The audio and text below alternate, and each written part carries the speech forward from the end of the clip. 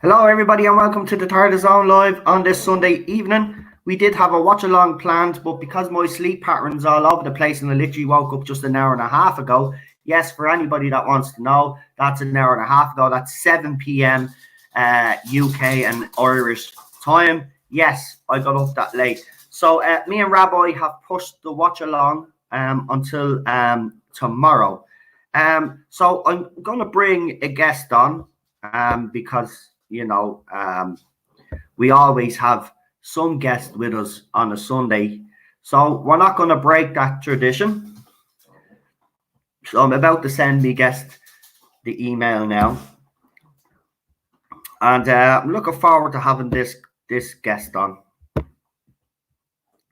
To be honest with you, it'll be a bit of fun. We're going to have a bit of fun on this stream after last night's doom and gloom.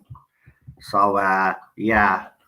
So I've sent the email anyway. We'll just wait for the guest, but we'll see who's in the chat right now. Colin, actually, if you would like to come on and talk about your big finish tonight, we can actually get that done tonight. If you want to send me an email on Messenger, I will send you a link and you can join us. Hello, Garbage. Nice to see you tonight. Problem Being is here as well. Who else have we? Problem Being says he could kill for chocolate. Listen, mate, we're eating too much fucking chocolate in this bleeding house. Well, I am. Seriously, I have this thing for chocolate. And then I eat too much of it. Then I get a bit pissed off for a couple of days and then back to more chocolate. Yeah, I've been eating a lot of Mars bars lately. Stuart is here as well. Welcome. Charlotte is here. Who else have we got? I won't mention because he's coming on. He's coming on, so there's no point in mentioning his name. But listen, as you all know, it's Daniel's birthday today. He's the big 25, 25 years of age. So as promised, Daniel, as promised, I'll bring you on first. As promised, though, because I did promise everybody. Are you ready, guys? Happy birthday to you. Happy birthday to you. Happy birthday to that Scottish Davros. Happy birthday to you. Hip hip. Hooray. Hip hip. Hooray. Hip hip. Hooray. Happy birthday, Daniel. Thanks very much. How are you anyway? What did you do? Not too bad.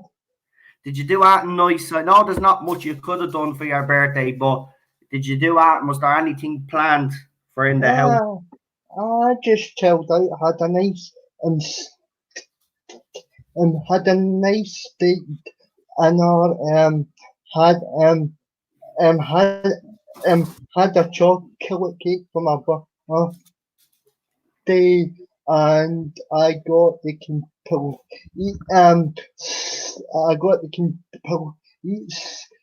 Jane adventures on EV. So, because I know that you yourself have been keen to actually get involved with the Sarah Jane Adventures and use that as a watch along. So, like, if ever you need a guest for that stream, I've got the complete EV set here anyway. Oh, Cheryl is just different. That's funny. You're funny. But yeah, I actually seen something interesting because I know you're a big Finnish. You're a big Finnish fan. Because you love this, you will. So Carol Ann Ford, you know the way she's doing. What's a Susan's War? She just thanked everybody. Apparently, it's gone down very well. Have you actually heard about it? And if you have you got it? I've not actually got it as of yet, but I do actually plan on getting it. See, the problem is, though, like, I prefer to get the physical copy, But as you've seen right now, they've kind of stopped actually commissioning the physical copies due to the current situation, which we won't mention by name. Yeah, we better not. Yeah, Yeah, because enough drama now. yeah. But yeah. I mean, I don't know, man. What did you? I mean, look, I know how you feel about. We'll just briefly touch on it because of last night. I know you are very animated in the chat last night over this subject, but the whole Paul Cornell situation. I mean, it. I think the thing that makes me mad more is the fact that, Yeah, as I said, he asked people's opinions on a certain thing, and when he didn't like the answer, he went on a blocking spree. Now, I have a video tonight that I yeah, haven't thrown up, but some of you may have already seen it on Facebook and Twitter. But basically, I show, right, there's a couple of tweets from, I think it's early in it's back in the day anyway. This is not new with Mr. Cornell. This seems to be an actual trait that this guy has. He's been doing it all the way since back in the day, and I'm going to show two tweets. One of them actually says he's being rude to them and then blocks them. And then I also show some of the tweets that you've already seen on the live stream of some of the things that he has said. So I haven't thrown that video up, but I have thrown it up on Twitter and I have thrown it up on some groups on Facebook. But I'm going to throw it up on YouTube. I was debating whether to put it on YouTube or not because I've actually used the song called You're an Idiot. Yeah, I found a song called You're an Idiot. And I use that soundtrack for the video. Now, it's a bit of a rave tune, so if you're not into rave, you're not going to like it. But it just got all the way through the song, it goes, you are an idiot, you are an idiot, you are an idiot. I think it's appropriate for him. So, oh, by the way, I've been getting a little bit of stick. I want to just address it, right? Because last night I got a little bit testy. Someone made a bit of a song and dance about leaving the classic group, and I said, listen, don't be making the song and dance about, don't let the door hit you on the way out, blah, blah, blah, blah, blah, blah. I went off on one, right? Yeah. Now, listen, whether you like it or not, right, I'm going to post stuff that's probably not going to appeal to everybody. That's what happens, right? Not everybody likes everything or be bored in the world. Now, I don't care what your political alliances are to Donald Trump, right? I put up a post because two former classic cast members, said something about that president, right? Now, whether you agree with Donald Trump or not, right? I just put up the post to ask people's opinions, what they thought about what Colin Baker had to say and what Janet Fielding had to say. And it caused a bit of an uproar, people saying it's a political post. No, it's not a political post. It was written by two members. They were getting political, all right. But I wasn't asking you to be political about it. I was just asking you what your opinion of it was. But it caused a bit of upset with people. Listen, as I said, and I'll say it again, I'm going to post things that some of you won't like. So what you do is you move on. You skip that post and you go on to a post that you do like. I am not going to stop posting stuff because people all of a sudden think I shouldn't be posting. Right? It's my group. I will post whatever I want on it.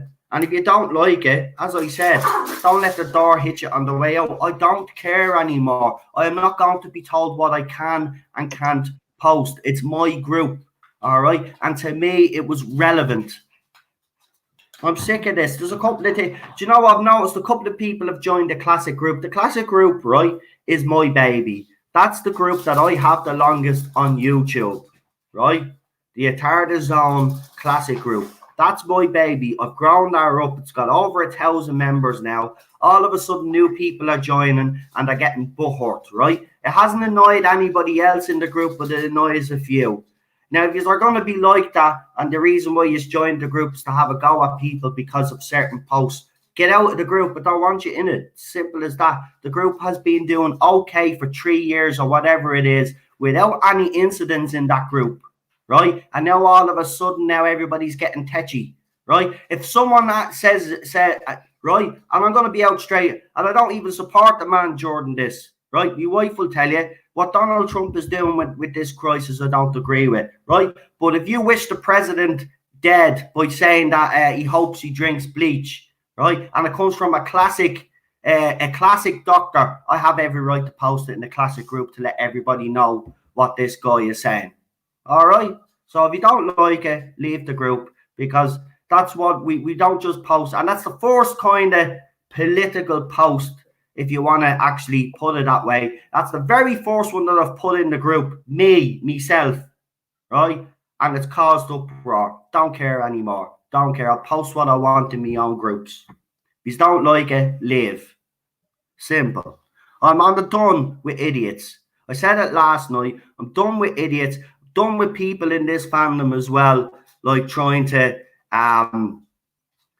tell us how we should think and feel about this era. I'm sick of it, right? Sick of it. And Paul Cornell is a sly little dirty little dog. That's what he is. He's a disgrace. He said, he turned around and said that this was for all fans. It's not for all fans. It's for fans that think like you twat. Go ahead. And to be honest, if you can, I just interject here for a minute, right? I mean, like, he actually blocked me on before all this carry on with the chain block with the watch along. And do you know what the funny thing is? No, I've never actually interacted with the guy in my off. Do you know what I mean? Like, I mean, I was yeah, I mean, I've always respected his storytelling. I mean, the episode for others day especially is one of my one of my favourite episodes from the from the 2005 era. So for me to actually be built, for me to actually be built, up by that guy is a huge silver up in the face. To be honest with you. Listen, I was told, I've seen posts all night on Twitter. This guy has blocked people that he has known for years as well. He's not just blocking fans, right? Apparently what he's doing is he's blocking anybody associated with Garrett Roberts, and he's blocking people that don't like this current era of Doctor Who. That's what he's doing. But the interesting thing was 45 minutes, and we showed it on this channel, 45 minutes before the whole thing kicked off with that tweet along, what does he do? He mass unblocks people because they're the big, they're the Twitter accounts that are actually of influence on Twitter. So he knew what he was doing. He unblocked these Twitter accounts because they knew they would spread the word. They would have positive things to say about massage his ego, you know. And then this is the very same guy that says, and Cheryl, you probably didn't hear this. I'll give you a laugh, right?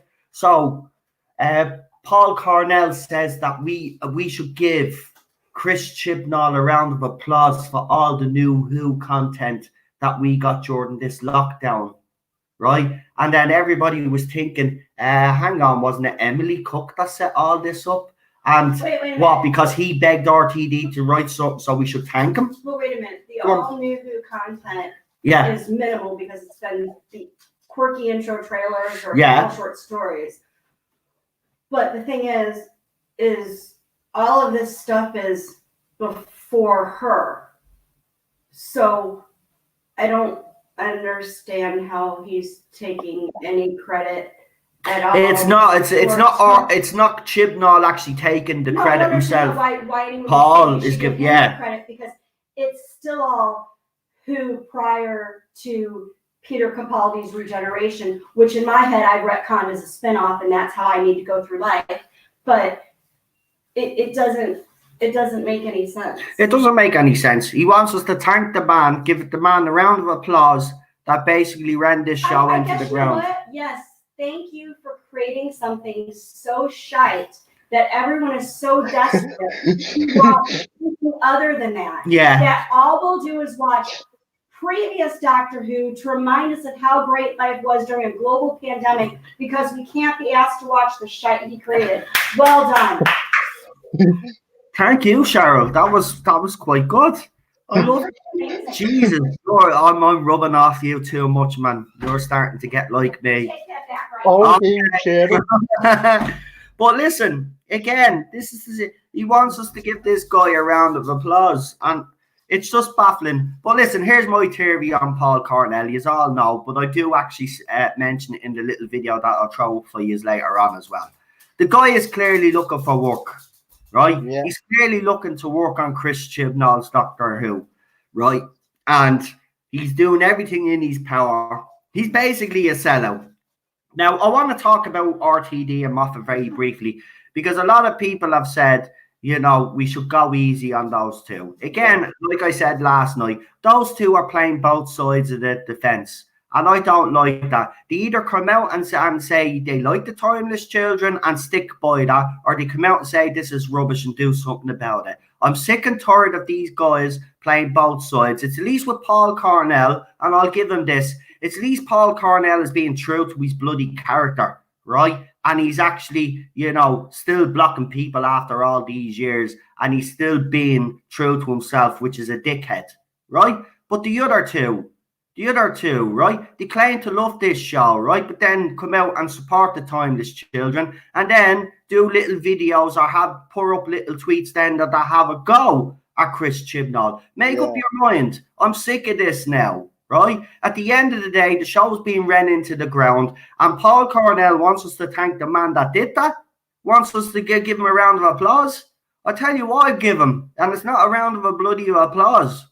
Give him a piece of me mind. How bloody dare that Paul Cornell? He's a shill. He's a fake. And not one of them would come on and defend our side. Not one of them would be able to justify the Time Lords Foundation, right? So what do? They mass block people. Do you know what? I've just realised, I'm blocked by a lot of the Twitter accounts on Twitter that actually count.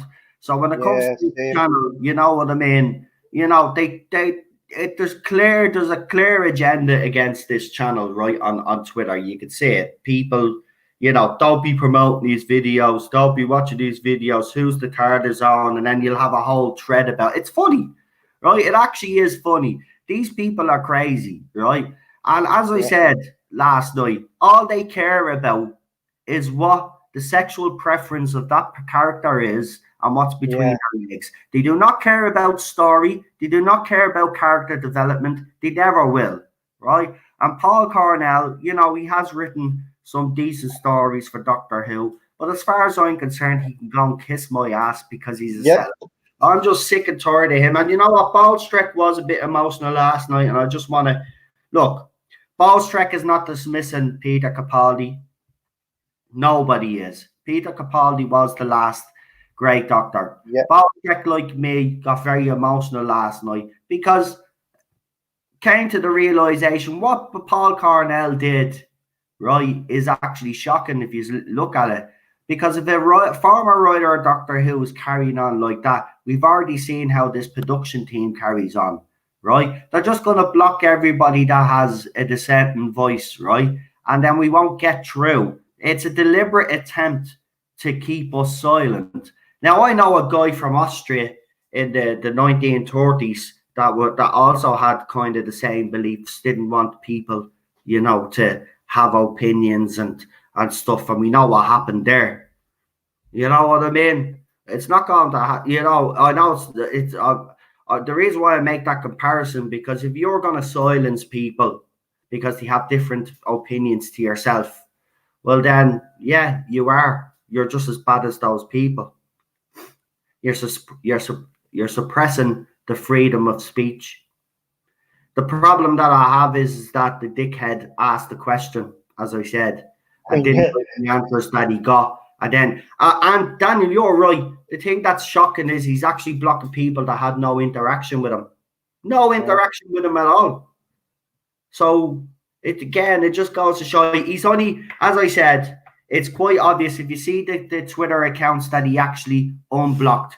Hoovy and Leap, Doctor Who Production News. These guys' Twitter accounts are featured in Radio Times articles when they do them, when they show Twitter accounts, right? All the Twitter accounts that actually mean something, that actually get mentioned on different articles, were the ones that he actually unblocked last tweet along. So he knew exactly what he was going to do, because he knew then those Twitter accounts were going to talk about the watch along, and then they'd feature in the Radio Times article. He is a sly snake, and he thinks that fans like me can't see through what he's doing. That's exactly what he's doing, and that's exactly what Moffat is doing and RTD are doing, because they're playing both sides of the fence. You either come out on one side or you come out on the other side. You cannot play both sides.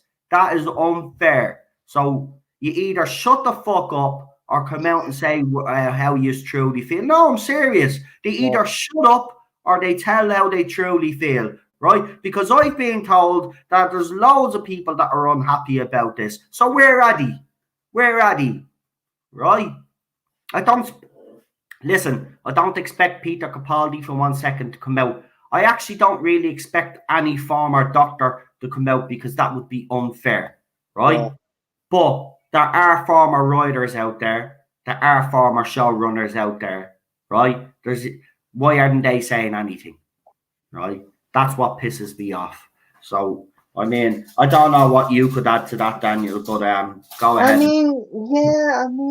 I'm just annoyed though, because you can see the guy has talent, right?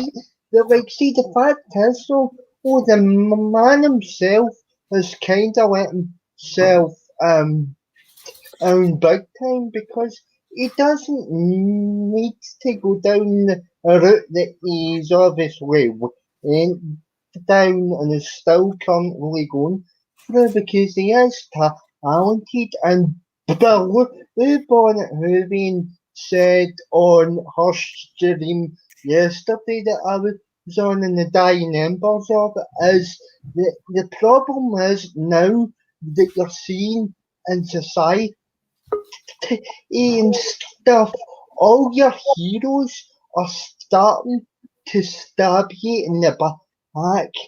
I mean, it's absolutely shocking. I know. We have another guest with us, because, as you know yourselves, Colin, who's been in the chat, wants to talk a little bit Big Finish. So I said I'd get one with Daniel, because Daniel likes talking about Big Finish as well, but it's something got to do with the logo or something. He got a response or something. So welcome. What's his name? Now he has a name there, so we'll see what it says. He's the English Longbowman. Welcome. Hi guys, can you hear me? I can indeed. We can hear you. I'm just trying out a new set of headphones, which has got a built-in mic. No problem. Okay. You're grand. Glad you got the email anyway. So go on, fill us in with this, because it's actually very fascinating. So fill us in with this Big Finish. Well, like a lot of people, I'm not a fan of the new era, as you probably know. Yeah. And I noticed, I don't know if Daniel's noticed or not, but when you get stuff from Big Finish, if you get the main range stuff, it comes with 2 covers. I mean, you only get you get the physical, don't you, Daniel? If you download it, you get 2 JPEG covers. One of which is with what I would say is the era appropriate logo. So the diamond logo for Tom Baker, for example, and the other one has got the new logo on it. Now, just popping on. Now, I actually don't even bother downloading if I can help it. The older ones, I only go for the original ones. But everything else now has got the new logo on it. And I recently downloaded, I bought the spin-off series Countermeasures, which, if no one knows it, is almost a precursor to Unit, because if you remember way back in Resurrection of the Daleks,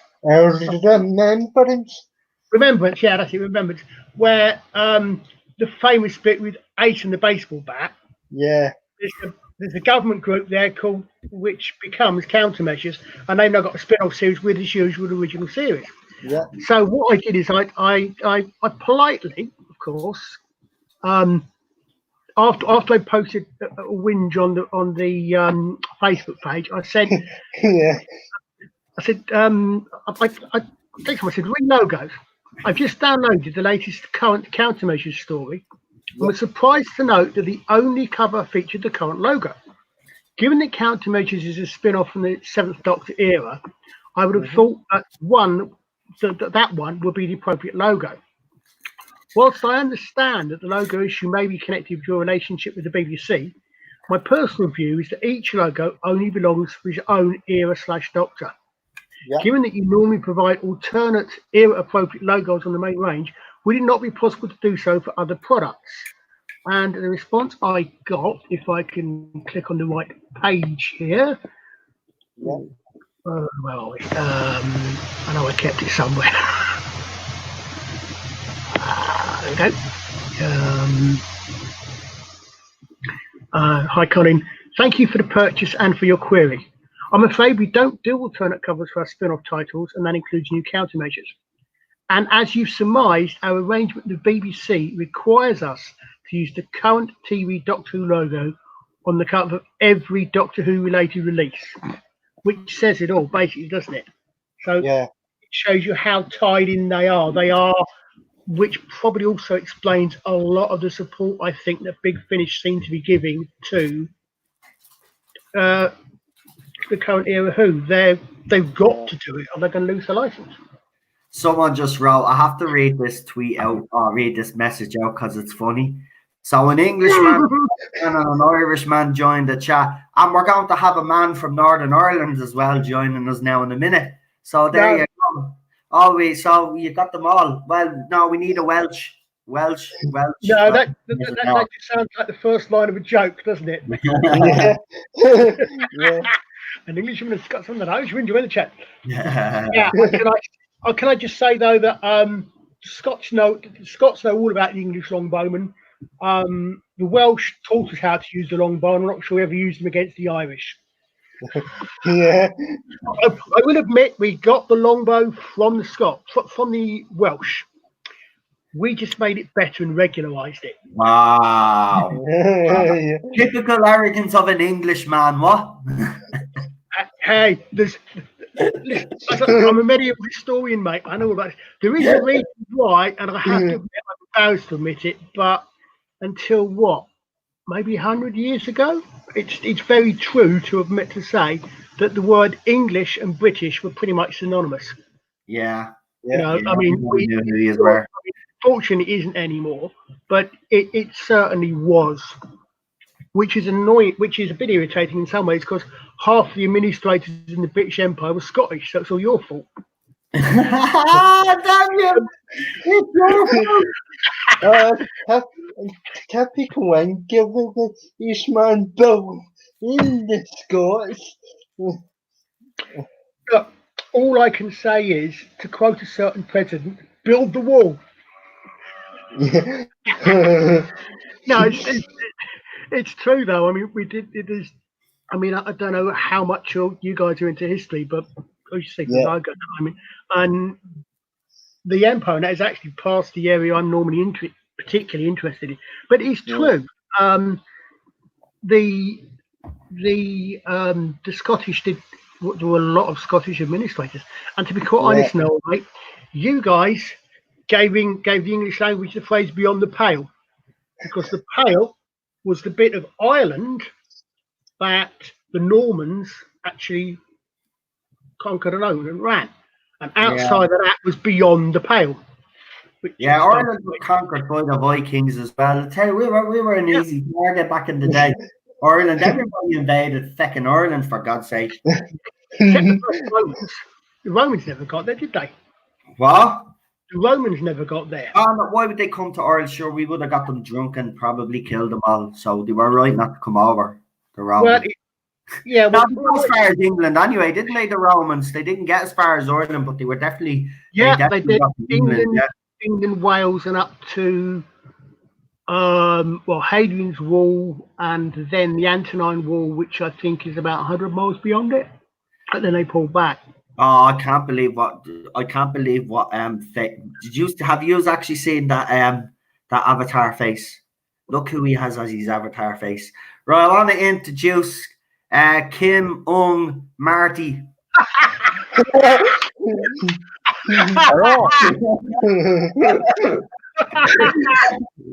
the way, there is rumours that he has passed away, right? Now, I seen the photograph on Facebook, which is actually quite, if it's real, then it confirms that he actually has died.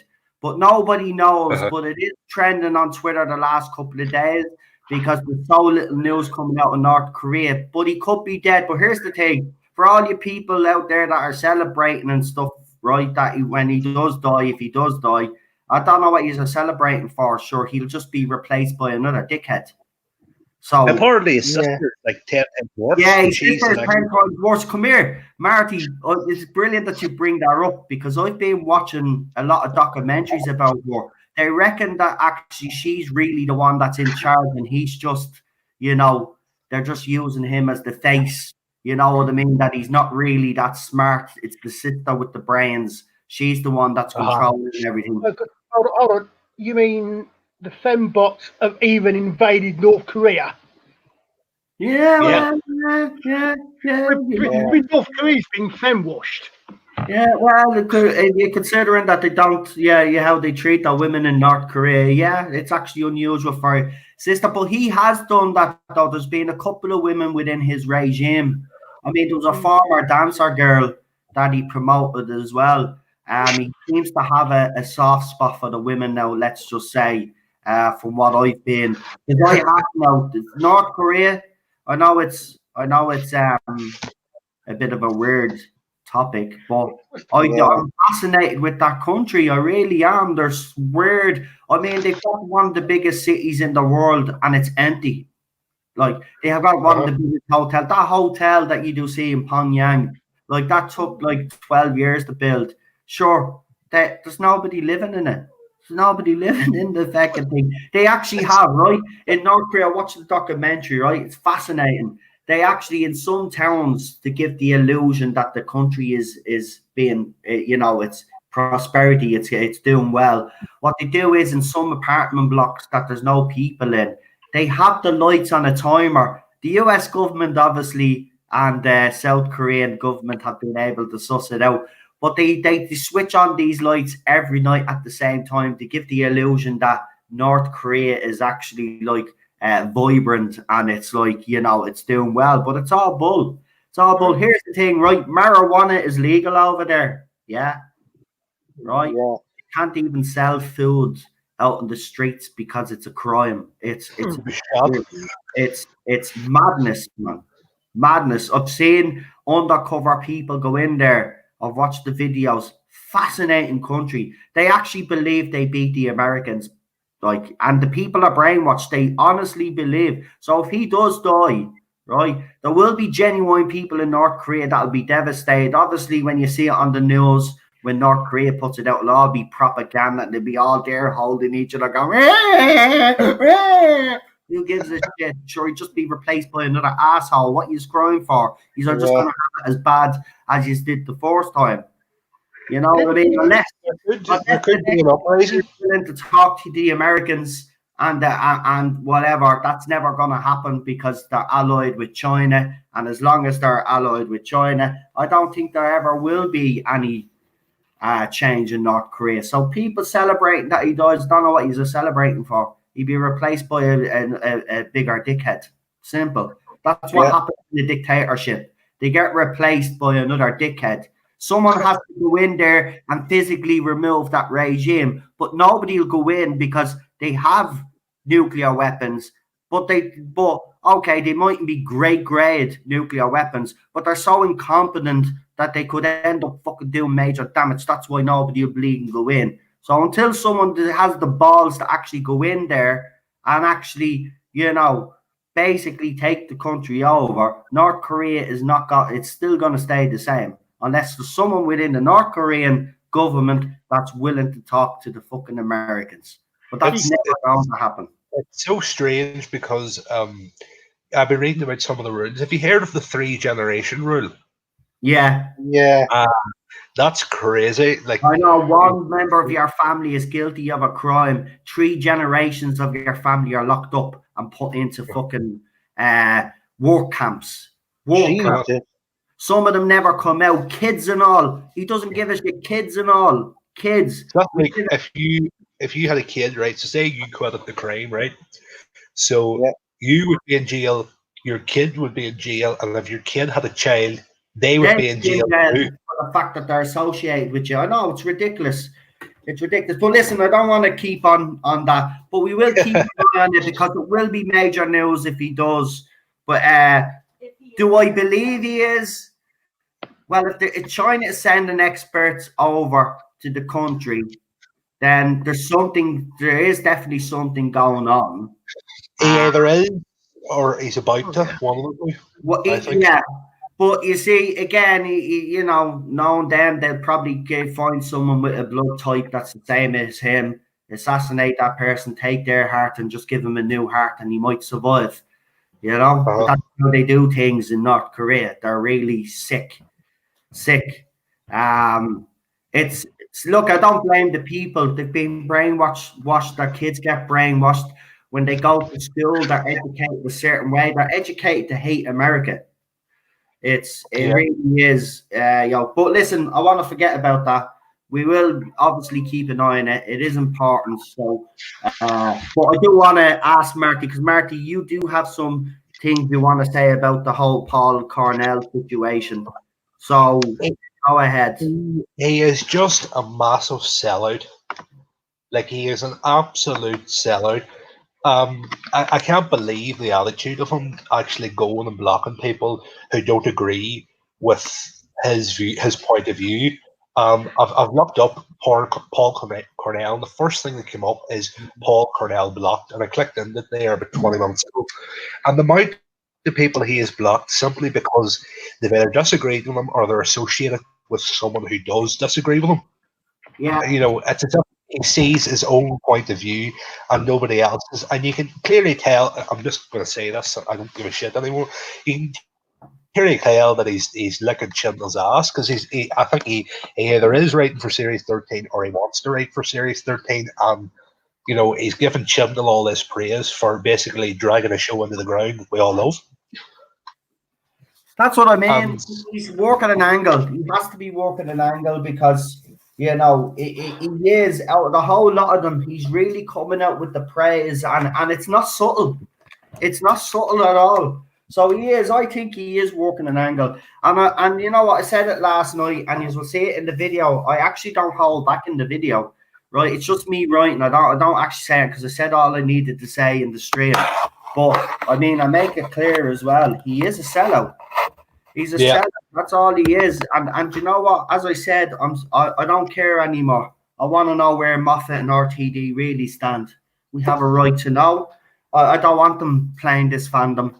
I think Moffat doesn't want to say something. I think RTD actually is fuming. I do think he is fuming because he has enough respect for that show to actually. I think he does, but he doesn't want to say anything in case. Well, you know what? I'm sorry, Marty. I'm not accepting that anymore. Yeah. Someone has to come out and say so. Look, they know it's dying. All of this tweet along. Right, listen. I knew there was something behind this whole tweet along. I'm not getting involved in anymore. So we will still do. Look, I'm not going to stop doing the new Who watch alongs. We're going to do that tomorrow. It hasn't been cancelled. We're still going to do them, right? But I'm not doing any more of the tweet alongs. There's just too many slimy snakes around it. And I've just got a funny feeling that Paul Cornell is just the beginning. And And I think these were designed. And maybe, listen, maybe Paul Cornell has let the cat out of the bag. Maybe Emily Cook has been used as the figurehead for this, and she hasn't been really behind it. And maybe Chibnall has been really behind all of this of a way to get us all back in the fold, in a way. You know, get us all to love Doctor Who again, in a certain way, even though, you know, they're only short little stories. Let's be honest, it has caused, you know, a lot of happiness within the fandom, these little short stories and little videos that we've gotten. We can't lie about that. It has really, like, shown 5 million tweets says it all, to be honest with you. But if this is all down to Chris Chibnall, well, then that even makes it worse, because it just goes to show you that he'll use other people to try get us on board. And he doesn't really care about us. He's only doing this because, as people have been saying for weeks, damage control. Damage control. Well, I'm sorry, mate. You're not going to trick us this time, right? All your little tricks, right? They're done. We're done. Yeah? So, you know, stuff your tweet along. And I'm sorry, Emily, if you have come up with this and then Chibnall or Paul Cornell has basically given Chibnall the credit unjustly. I'm sorry, but I'm not supporting it anymore. I can't, because there's too many sly little snakes involved in it. So I'm done. I'm done. Too many sly snakes part of it. So I'm done. I'll let RTD and Stephen Moffat, in my opinion, need to stop playing both sides of the fandom as well. Yeah, and just come out and say what side you are on. It's not rocket science.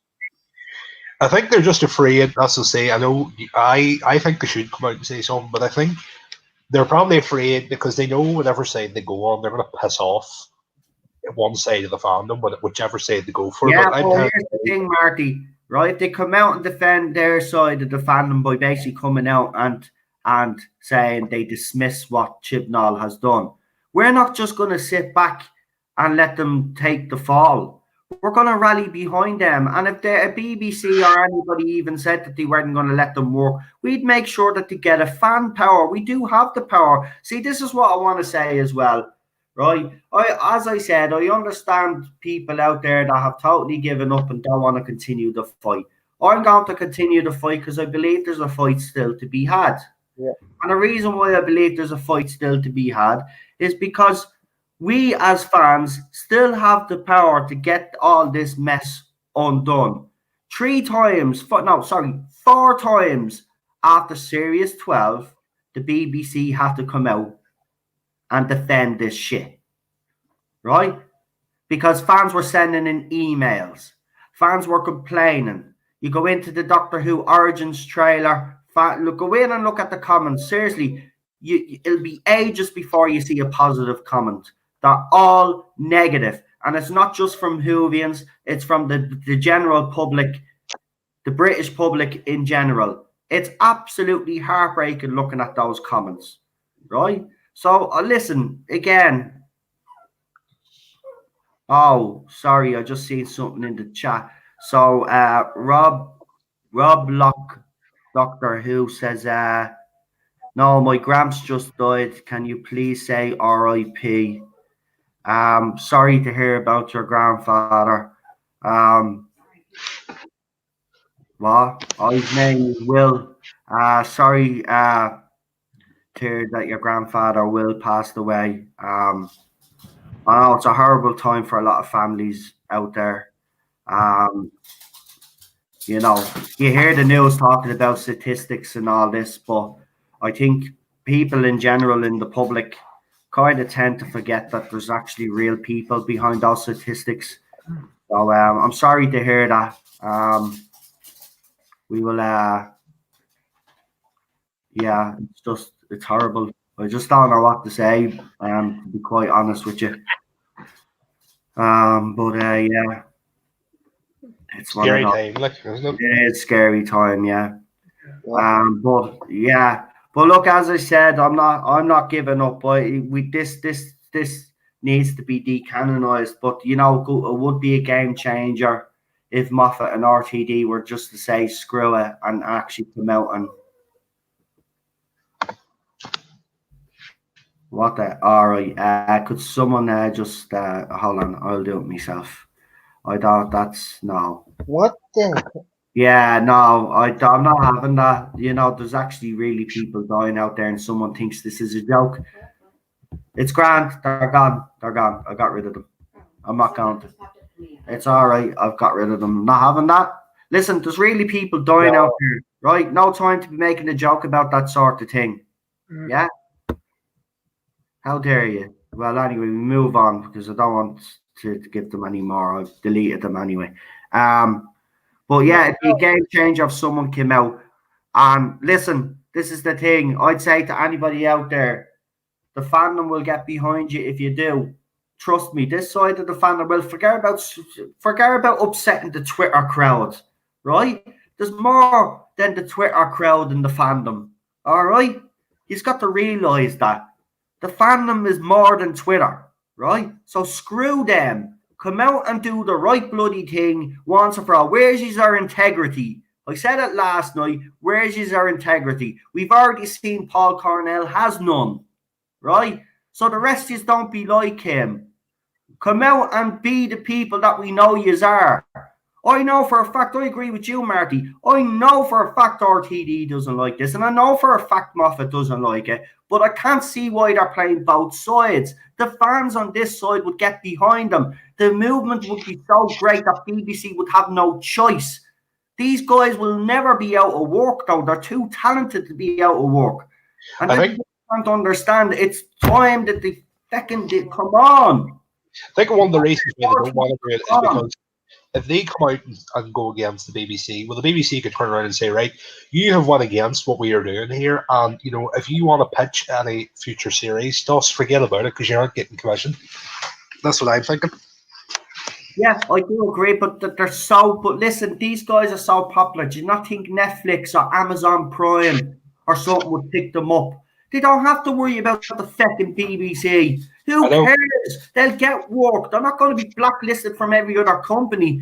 They've stood up. They've had integrity. They've stood up for what they believe, like us as fans.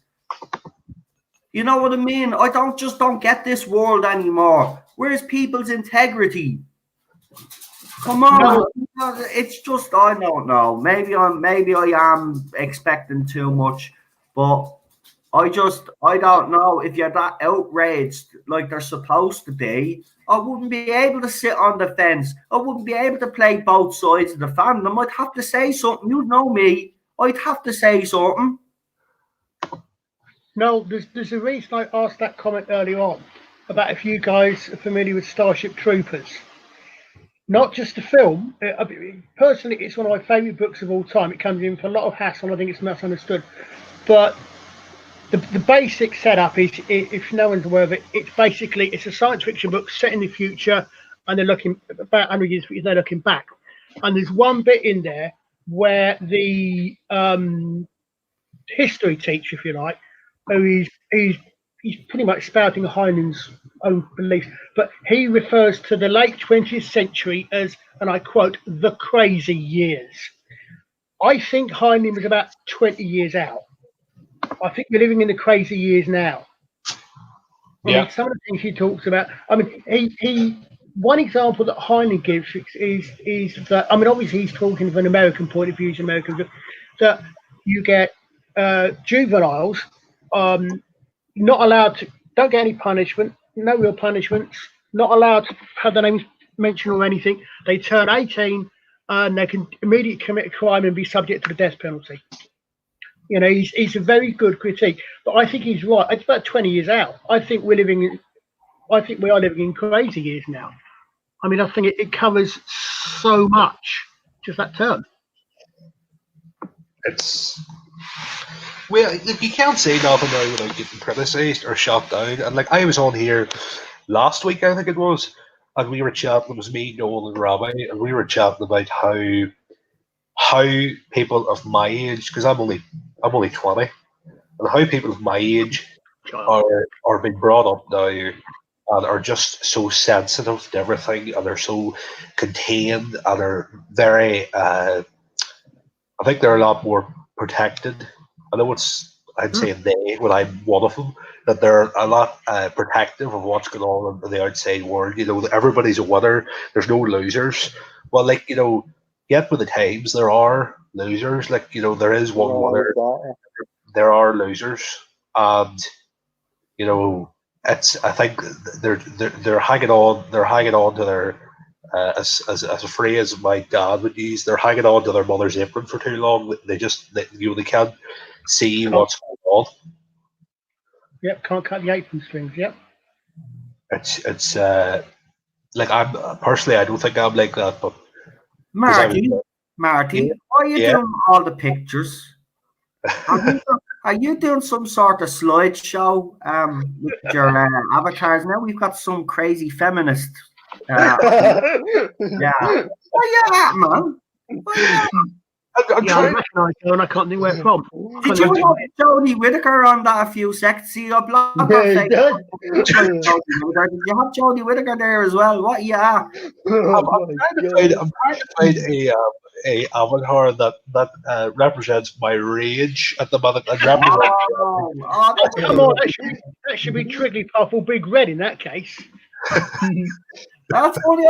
Because now look, I'm looking at the screen, but I'm looking at the screen and I'm looking at the chat and the avatars at the same time, and I just see Marty's one blinking in the background every few minutes or so. I think I clicked on the computer, and then I look. Oh no, the avatar's changed again. Oh God! Well, continue your point, Marty. Sorry. What was I saying there? I think I forgot. It was about it was what I was basically saying was like people that are just too soft. too soft, and they're brought up to believe a certain thing, and they're not really used to the outside world because their mum and dad don't want. I don't think they want them experiencing the pressures of everything that's going on, and they're trying to, keep them contained and all. Whereas I'm somebody who was brought up in a house of, I'm one of 5, I'm the youngest, but I was brought up in a very mature household with not with this whole modern thing of everybody's whether I was brought up where there are losers in the world.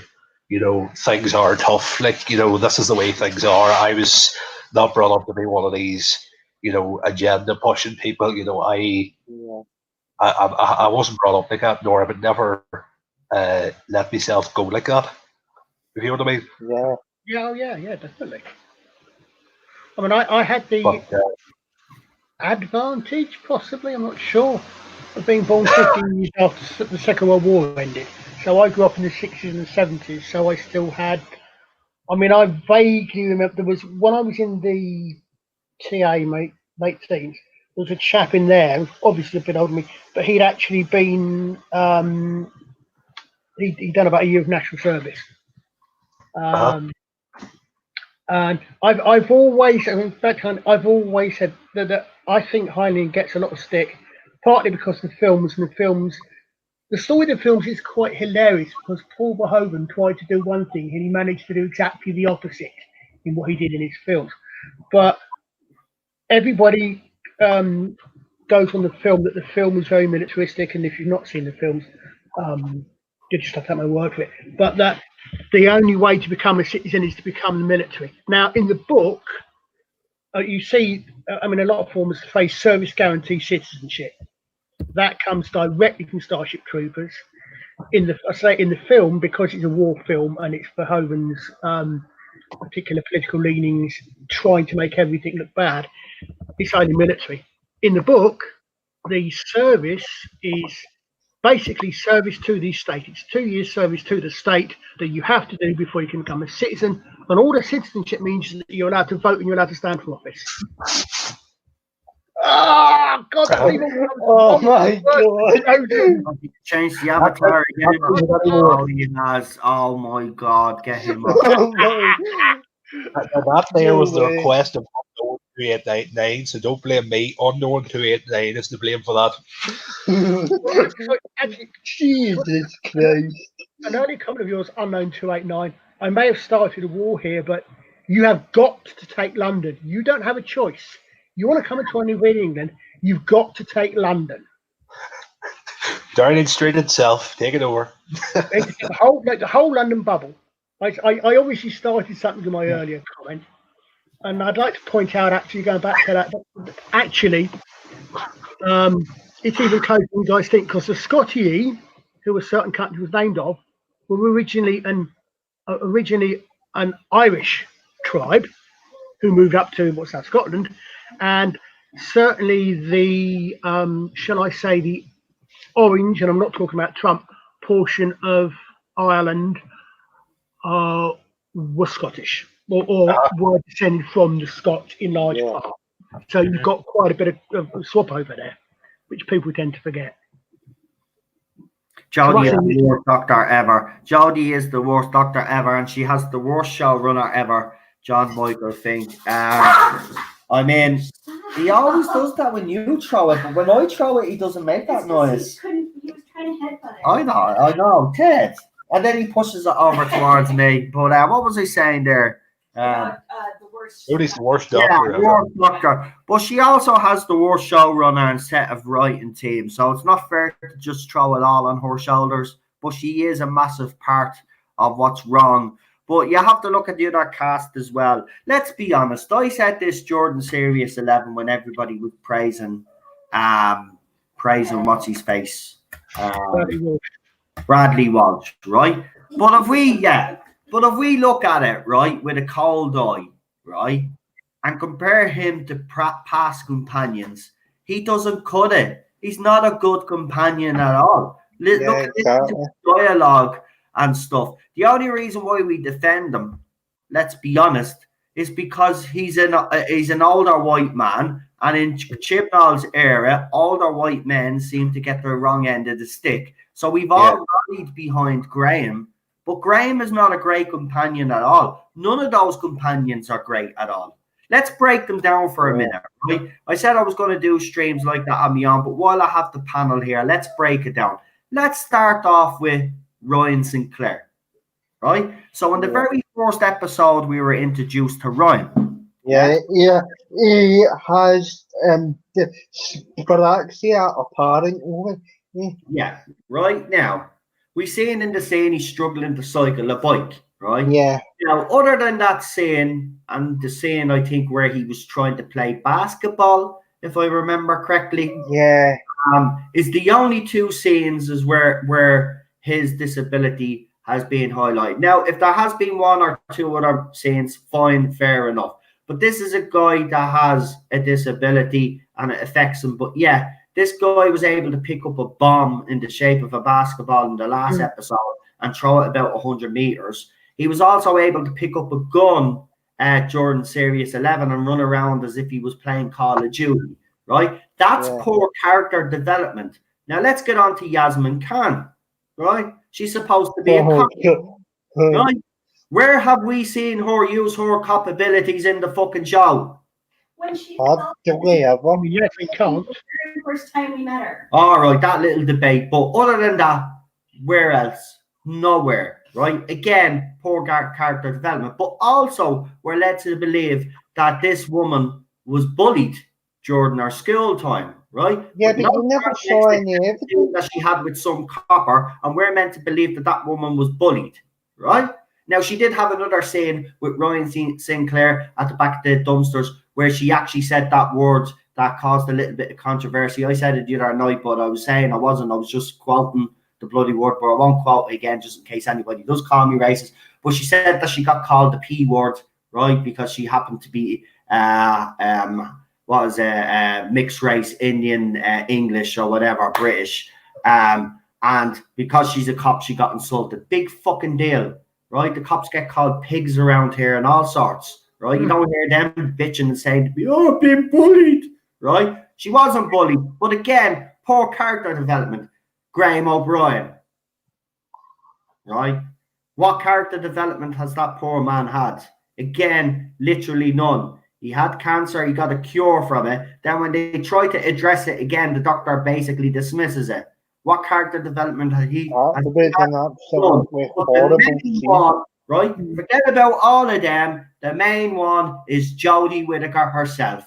You watch The Woman Who Fell to Earth and you watch The Timeless Children, right? Watch them side by side. Yes, you might end up jumping out a window after watching them, but if you did and you had the actual nerve to do it, you will see that there's absolutely no character development with her character.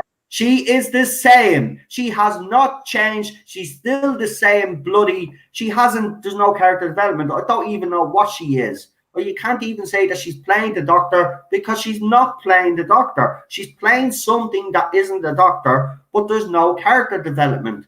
Absolutely none. Right? She's had no character development. And these fans, oh, she's great. She's great. She's the best Doctor ever. Oh, look at her eyes. She's beautiful. Do you see the way the camera hit off her face there? Her chin looked amazing. Shut up, you bleeding fucking idiots, right? She's She's always been shit, and she'll always be shit as the Doctor because she's not the fucking Doctor. She can't play it because she's incompetent, just like the showrunner is incompetent, just like the team of these writers are incompetent.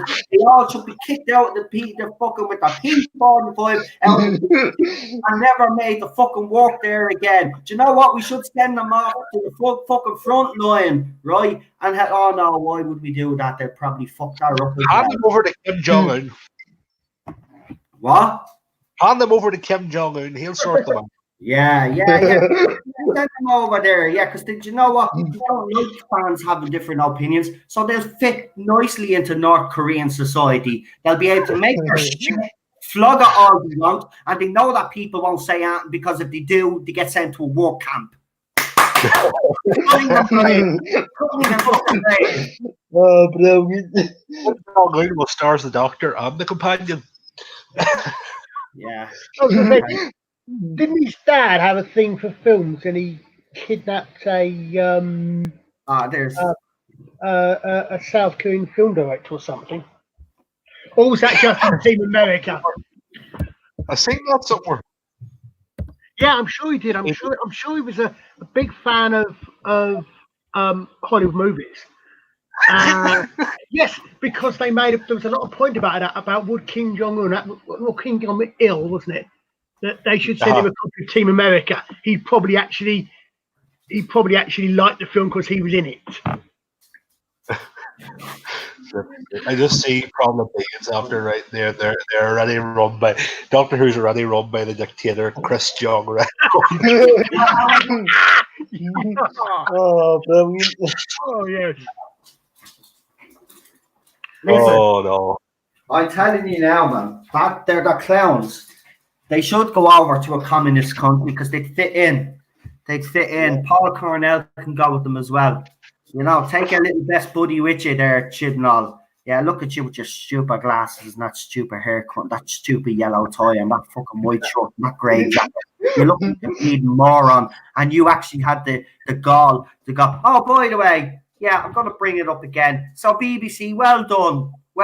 Congratulations. I have to say to you, you've actually shown how much you love Classic Who.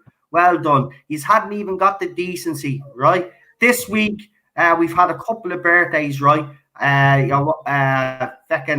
What's her name? Jenna Jameson. Obviously, there's been a couple of other birthdays, Peter Capaldi and stuff. But all the way through that, all through that, Pip Baker died, as you all know. Yeah. BBC still haven't acknowledged the fact that he's died even after all this time. They're disgusting, vile pieces of shit. Right? They won't even acknowledge, and that gobshite there, that you have there as your avatar there. Paul Cornell wants us to give him a round of applause. I know what I'll give him. I know what I'll give the two of them, to be honest with you. Tell you something, those two men. And anybody, you just need to stop. You just need to stop. Right? Doctor Who is dead now. You've killed it anyway. You've killed the fandom. You've got what you've wanted, but can you now fuck off and let us pick up the pieces? Please. Yep, exactly. Now, you did what you wanted. You achieved your goal. You destroyed the fandom. You destroyed the show. We all remember that famous tweet where your woman says, we'll take our Ghostbusters, we'll take our Doctor Who, we'll take our Star Wars, and we'll run them into the ground. Well, fucking congratulations, you did. Now, fuck off. Fuck off somewhere else now, right? You did use our damage. Fuck off. Let us pick up the pieces and see if we can actually fucking rescue this shit. But no, I think that Doctor Who has gone too far now. But go on, just piss off now. You did use our damage, right? It's done. You destroyed a fandom. You destroyed a fandom that's been around for decades, all because of your personal ideology and your own selfishness, and because you were told that you were great people, great little kids when you were growing up. You were handed fucking everything, silver spoon in your mouth. Never had to work for anything in your lives, right? Didn't earn anything in your lives, and you are still going on like that. And there's a couple of few gobshites in this fandom that are privileged enough to actually get exclusives and then have the cheek then to go and slay half of the fandom and then ask that same fandom for money when you can go and fuck yourself, right? Fuck off out of this fandom. You're not a fan. These are all mid-20 fucking, what you call a millennial fucking snowflake safe space fucking twats. Get out of our fandom. Our time is up. Sorry. It's game over. Like it's they just think it's fun. They just think it's funny now. They think they've won, and they think they just laugh on the fan. You know, at the end of the day, if people like us hadn't watched the show, you would have no show to bloody take over and convert into whatever the hell you want. Like exactly. That's you know what? That's what upsets me the most out of all of this is that fans, not even like me, there's been fans that have been watching this show longer than me, but without those fans, that you're right, they wouldn't even have a show or a fandom to destroy. And it's sad because for 2 years they have been telling us to leave. Well, you got your wish, don't worry. The show is now going to nosedive in the ratings, which it already has, but it's going to continue. So you have won your victory, and as someone has said, you have actually won. What have you won? A broken show? A failed show? Yeah. Congratulations. Well done. Well done. If you had actually listened to us in the first place, you wouldn't be in this situation. The show would actually be doing very well right now if Chibnall and his writers actually understood the show, and if you guys had have actually listened to us when we seen this shit unfold. But you didn't. You told us that we were toxic and that we weren't true fans. Considering that most of you are in these mid-20s and we're older and we've been watching the show longer, but apparently we're not the real fans. It's a joke. It's a joke. It's clear. It's clear to see who the real fans are, and it's clear to see who the fakes are. Yous are only in it because there's personal gain, right? And we have seen, because some of yous are very blatant and posting up all the little free little gifts that you get. You know, you get exclusives, right? As a Doctor Who fan, right, that runs a YouTube channel, right? I would buy someone's right arm to be in that privileged position, but I wouldn't abuse it, and I wouldn't be going after fans because they don't like my opinions, right? Even though your opinions are a load of bullshit, and the article that some of you have written are absolute jokes. You can't defend this, right? There is no defense for this. And as I said, and I said it, I put a challenge up to any of you. If any of you can justify the foundation of the Time Lords, go ahead. Go ahead, please do. Please do. Because you know what? You won't yourselves for individual. And that is absolutely disgusting. And I think that basically that a lot more people have to start calling that scene and the timeless abomination out, because nobody has actually highlighted that scene apart from yourself. No, and if you and if people show that to their kids, I'm sorry, they should actually have their kids taken off them, because that was totally barbaric. But here's the thing. Paul Cornell actually put up a tweet. I'm not going to get into another big rant. I'm going to give everybody a chance to have a fucking chat. Sorry, I am gone on. No, but I know I've gone on off one tonight, but I'm still angry. But I will say this. Paul Cornell put out a tweet during the tweet along, and he says the reason why that they used scarecrows, right, was because they wouldn't have been able to show kids killing anything else. I'm not saying the tweet right, but they said they used scarecrows because it was better for tea time television, right? They didn't want the kids killing anything else other than scarecrows. That's why they did the whole saying, it's only a scarecrow, so they didn't really kill anybody, right? Yeah. But then we fast forward to this era of Doctor Who, but it's okay to show on screen a woman experiment and murder a child multiple times in a scene in The Timeless Children. But that's okay. See, it's hypocritical, you see. And he defends this. He defends The Timeless Children, so it means he defends this. Do you see how hypocritical he is? He put up a tweet, another hypocritical tweet as well, Marty, that he put up was that he wanted this tweet along to be for all the fandom. And obviously, as we have seen, mate, clearly that was a lie. Yeah. Can I show you something? I'm gonna share the screen here to show you something. Right, come on. Let me see. Oh God. I have to add the extension to Crow. John, yeah, we're well. Myself, Cheryl, and Ted are doing well. I hope you are all doing well. Yeah, we're safe and all. You know, we've got enough food to do us and stuff, and you know, we're doing grand. I hope everybody else out there is doing well as well. As you have seen, the governments are starting to lose control of the whole isolation thing. Yeah. The air downfall, to be quite honest with you. I have to be honest, it will. I just wish you would hold out for a few more weeks. Right, so Mark sharing this, so let me see what this is. Oh, I can't believe you did that. You see this, right? I have. So this here is the show. This here agenda. And this here is all us leaving. All the true fans, and what you see up there in first class are the feminist woke SJWs that are ready to go over this thing. And it pains me to say it, but that's where we are at the minute. This thing is a slow sinking ship, and it has hit the iceberg, and it is not going to stop. There is no. No, and that's the thing. These little fools don't realize what they've done by telling us to keep going constantly. You have actually like destroyed the show. That's what you have done. And you know what? The fact that you have come out and defended this for 2 years as well. I mean, look, even now, it's too late. It's too late. You should look. Series 11, some of you did criticize, but not as much as you should have. Again, to you guys, I would say you are part of the problem as well. You wouldn't go full in. You thought we were too toxic. We weren't. We were telling it as it is.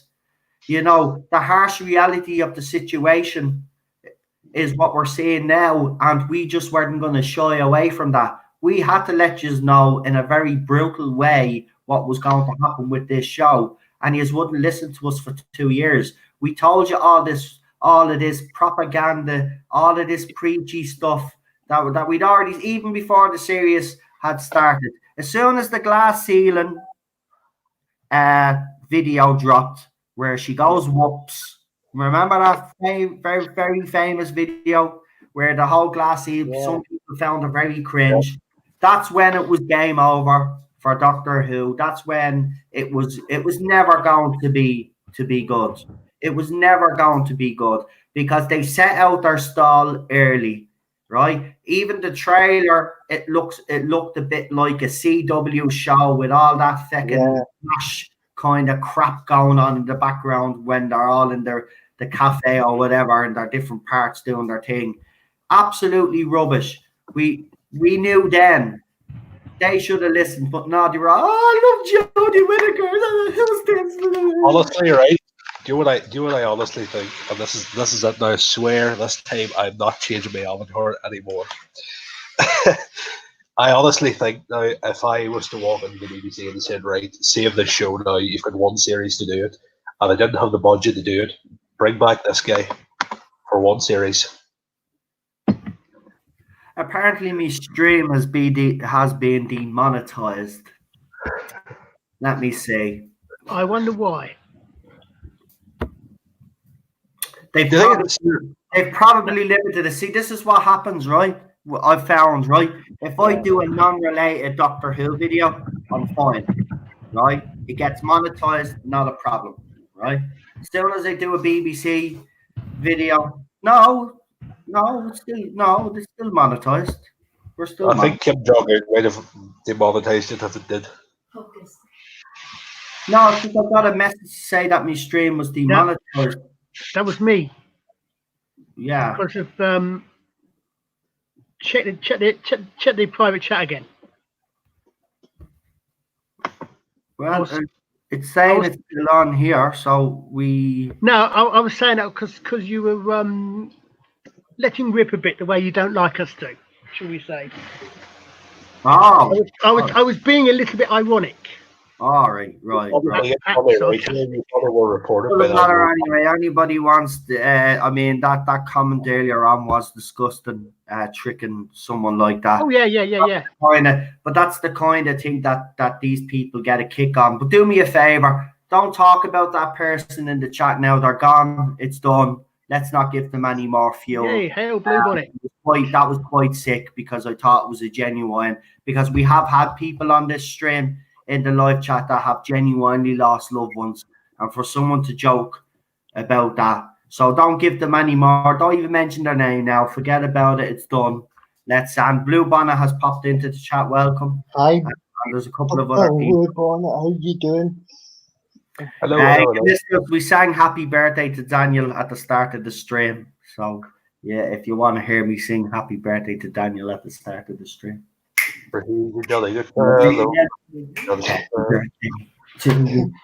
Happy birthday Need to see if we can see if we can clip Doomcock, because he has got a fantastic voice. If you ever listen to him, Christ, I love Doomcock. He has got a fantastic voice. It's good. It's so good. I know I actually laugh at it, but not like laughing as in he's stupid what he said. Laughing as in it's that brilliant. Yeah, I like Doomcock singing. It's very good. He just sing all real old tunes. I wish he'd actually sing a decent Irish song though. When he does an Irish song, he always sings the same, and I'm like, no, man, if you're gonna do an Irish song, do a proper Irish ballad or something. Come on. New York. Yeah. He'd do that well, actually. You think? I think he would. Yeah, that'd be a good. He has the voice for it. Yeah. I must admit, I don't know how you as an Irish person. I love Danny Boy, and he does a beautiful version of that. But I can understand if people don't like that one. I hate that song. We all hate that song. It doesn't surprise me, but this been outside rather than inside.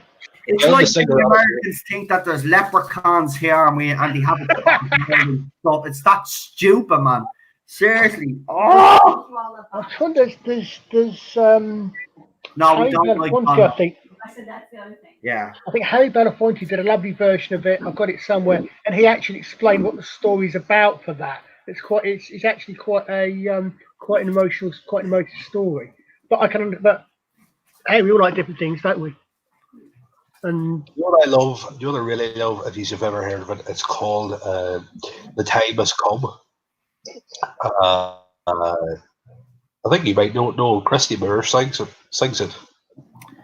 Yeah, I'm a huge Christy. Well, I've only listened to his live album. If it's on that, I've listened to it. But yeah, I am I'm not a huge Christy Moore fan, but there's about 20 of these songs that I like. I mean, he has about 500. You're like that man. That man's just a robot when it comes to writing songs. Do you remember the one that he had in the early days, like pick up your shovel? Yeah. Pick up your shovel and pick up your shovel and your I don't know, but anyway, he's not it's the video is cringy as crap. If you ever want to watch it, just put in Christy Moore, pick up your shovel. The name of the song will come up and watch the video. It's a proper Irish song. I'd play it on the channel, but you know, we can't because YouTube. Look at YouTube is waiting. They're waiting on an excuse to get this channel down. Trust me, every stream that I mentioned the BBC in, something happens. Christy Moore is a diamond, cracking stuff. Yeah, he's great. Demon, you said. Demon. All right, yeah. He's brilliant. I love Christy Moore, yeah. Prefer Luke Kelly, though. Luke Kelly is better. See, somebody mentioned Mary Black. I actually, I was down in November. I was actually at the Late Show in November to see Mary Black live. Mary Black. Me heart is low. Me heart is so low. Only a woman's heart can be. Oh, Can I a woman. Go ahead. Can I just show my name and say? Can I just show my age and say Dana? Oh, Jesus Christ. By the way, anybody who doesn't know who Dana is, Dana won the Eurovision Song Contest for Ireland. Didn't she go to clear politics? She represented the whole of Ireland in the Eurovision, and she won it with a song called, what was the song called again? All kinds of it. Was it all kinds of everything? All kinds of it. All kinds of everything. Like Remind me of you. Johnny Logan was good too. Yes, he was. He was. Johnny Logan. Yeah, what was his song again? Oh, flip! I can't think of it. Oh, what was it? Does anybody remember the Johnny Logan song? If anybody's a Eurovision fan, you know it. What was it? Hold me down. Hold me down. No, what's another year? Oh yeah, he did a McDonald's ad then a few years later. That's how you know that career is actually gone down the pan when they start using the song as part of ads. And he did one for McDonald's, and Jason Donovan actually did one for Cadbury's chocolate, where he used the line "especially for you." That's how you know their careers have gone down the pan when they start doing little shitty. Yeah, Ireland has the record though for the most Eurovision wins. This country is a rock because we are a talented country. But Ireland is probably famous for one thing that happened during the 90s during the Eurovision Song Contest, and that was the river dance. River dance, yeah. And that was seriously, nobody realised at the time how big that was going to be. But Ireland at that time was front and centre of the world. We had the fastest growing economy. We were actually one of the richest countries at that time. And then 6 years later, it went to shit. So yeah, Celtic Tiger years it was called. We all had money in their pockets. River dance was rocking around the world. It was everybody was proud to say they were Irish. Ireland was punching above its weight, and then it all came crashing down. And then and then there was Jedward, says garbage. Yeah. Yeah. Oh, by the way, we sent a fucking turkey. We sent a turkey to the Eurovision one year. Now a puppet turkey. Dustin we sent in a fucking shopping trolley, by the way. We just don't give a crap anymore. We just lost all interest. And anyway, I've noticed the European countries hate Ireland now because they don't want us to win it anymore, because we always seem to come, like England, we always seem to do very poor in the Eurovision. Even England don't give us any points really anymore. What's the point? Sure, we don't give them any points anyway. Anyway. You said about the going into adverts. I'll give you one in reverse. You guys may not be old enough to remember, but there was a group in the 70s called the New Seekers, and they're probably their biggest hit. And I've just had one of those horrible Gary Calls life-stream brain farts. I want to teach the world to sing. And that was actually originally an advert for Coca-Cola. And that became one of their biggest hits. Oh. Nice. And they were actually named after one of my all-time favourite groups, which was an Australian group called the Seekers, who had some fantastic. By the way, if you haven't listened to Dustin the Turkey's album, right? His very first album. I'm being honest with you. It is an actual good album. I'm not messing. It is actually a good album for a novelty album. Dustin's first album is actually quite good. I actually bought that album back in the day because Ireland, like, we've got talented singers, but during that time we had a lot of novelty acts come out. We had that our man as well. What was his name? Something Kavanagh. He did ale fuck a gal fuck a two fuck a lele. And I not no fuck a let all. Do fuck a lele. And I not no fuck a let all. What? Richie Kavanagh. Richie Kavanagh, that's the one. That's the way you're on. And what was the other one? Horse Outside, wasn't it? Oh, they're over band. Yeah, those two lads from wherever they are. Yeah, there's a song, an Irish song called Horse Outside. And yeah. My Lovely Horse, don't forget about it. Oh, yeah. And by the way, actually, if you just want to know RTE, problem being actually mentioned that RTE have tried hard over the years not to actually win it because it is very expensive to host. I mean, we won it 3 years in a row and we had to host it 3 years in a row. It is very expensive because there's other countries coming over. You have to deal with their TV crews. But, Father Ted actually take the piss out of it and do an episode called A Song for Europe. So check it out because they did change the voting system in Ireland that year, and this was Father Ted taking the piss out of it. But we didn't. Suffice it to say, that was the year that we actually had Riverdance, and we actually won it. We had a song called "We Were the Rock and Roll Kids." Now, it was a great song, but the reason why I think we won Eurovision that year wasn't because of the song, because there was better songs that year. It was because of Riverdance. Riverdance just, look at the time, nobody had seen Irish dancing like that. This was new. This was I was blown. I remember as a kid watching it, and I literally shivers going up my spine. I watched it only recently and I broke down crying because going back and watching it, I realised the significance of that moment then. As a kid, I didn't realise. But a couple of weeks back, I watched it and I was a blubbering mess. Seriously, I was all proud again to be Irish because it's fucked up now. But, it was just brilliant. Nobody had seen nothing like that. And that Riverdance, seriously, still to this day, is amazing. Even if you don't like Irish dancing, you watch that. If you're not moved by the song, there's something wrong with you. You don't have a heart.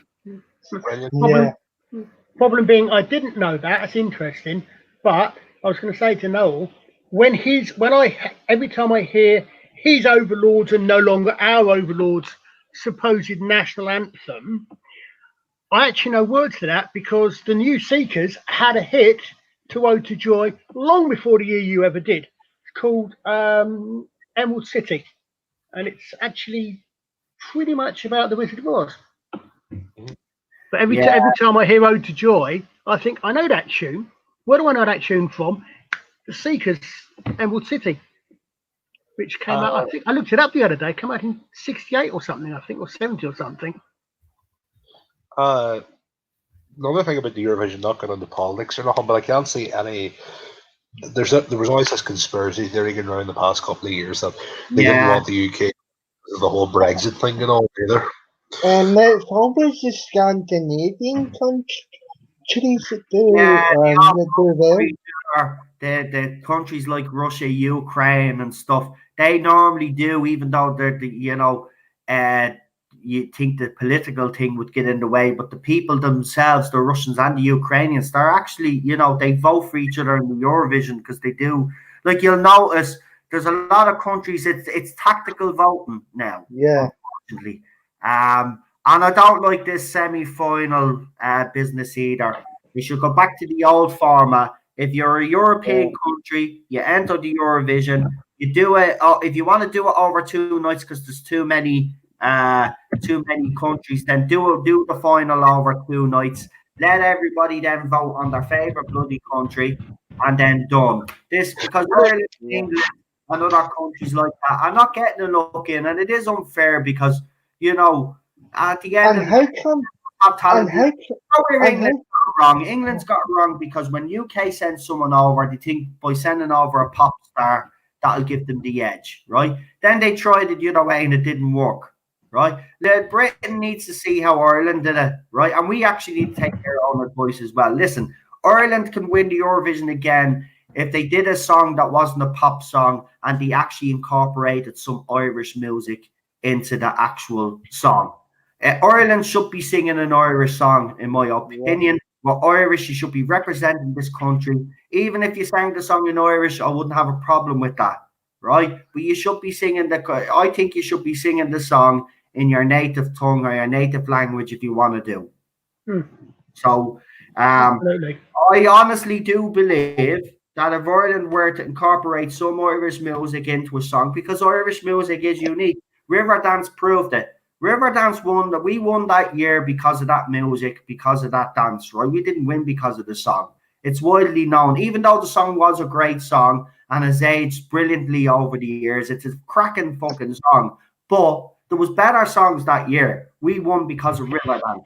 So here's the thing. Riverdance alone would have qualified for a song because a song only needs to have there's a certain amount of lyrics, and that had enough amount of lyrics. So even if Ireland didn't enter that song in, if they had entered Riverdance in, we would have won that year anyway. Because you've seen the reaction to the audience. Look at that standing ovation, right? Listen to the screams of the audience. That was never seen before. And problem being is, right, that will never be bettered. I'm sorry, but Ireland had the best interval act ever in Eurovision history. That will never be bettered. Nobody will ever better that. Nobody. The only one better that is us. That's why I hope one year we do. Ireland need to win the Eurovision again. We need to bring back some good feel to this country. Now, this Eurovision is obviously not going to go ahead this year because of the beer bug. But hopefully when things get back to normal, Ireland needs to win the Euro. We need a back here badly. We do. Irish people need something. And I tell you what I think's very stupid now is the fact that Australia is actually in the because I think they'll probably end up bringing in more countries. Like the Americans want to be part of it now. They're kicking up stink because if it's saying, well, if you're letting Australia in, you should let us in as well. I gave up when Israel came in personally. I thought, when was Israel in Europe? In 30 years' time, North Korea will be sending in their entry. You might bring Kim Jong-un, wherever his name is, and get him to represent. Yeah, just instead of North Korea won't follow the rules. They'll be told to vote. They'll be told to vote for North Korea. That's it. Yeah, that's it. They'll rig the vote to make sure North Korea wins. Yeah, but I do agree with you. I don't think Australia should be part of it. I don't think America should be part of it.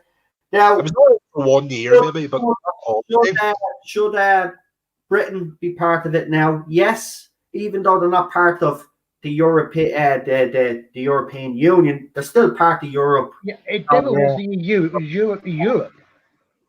But no. Yeah, exactly. You know, you guys weren't the first people to win because of a dance. Why do you think Bucks Fizz won the Eurovision Song Contest? Yeah, because of a dance. Because of about 5 seconds of that particular dance, to be quite honest. When those skirts got very short all of a sudden. Yeah. If you remember that one.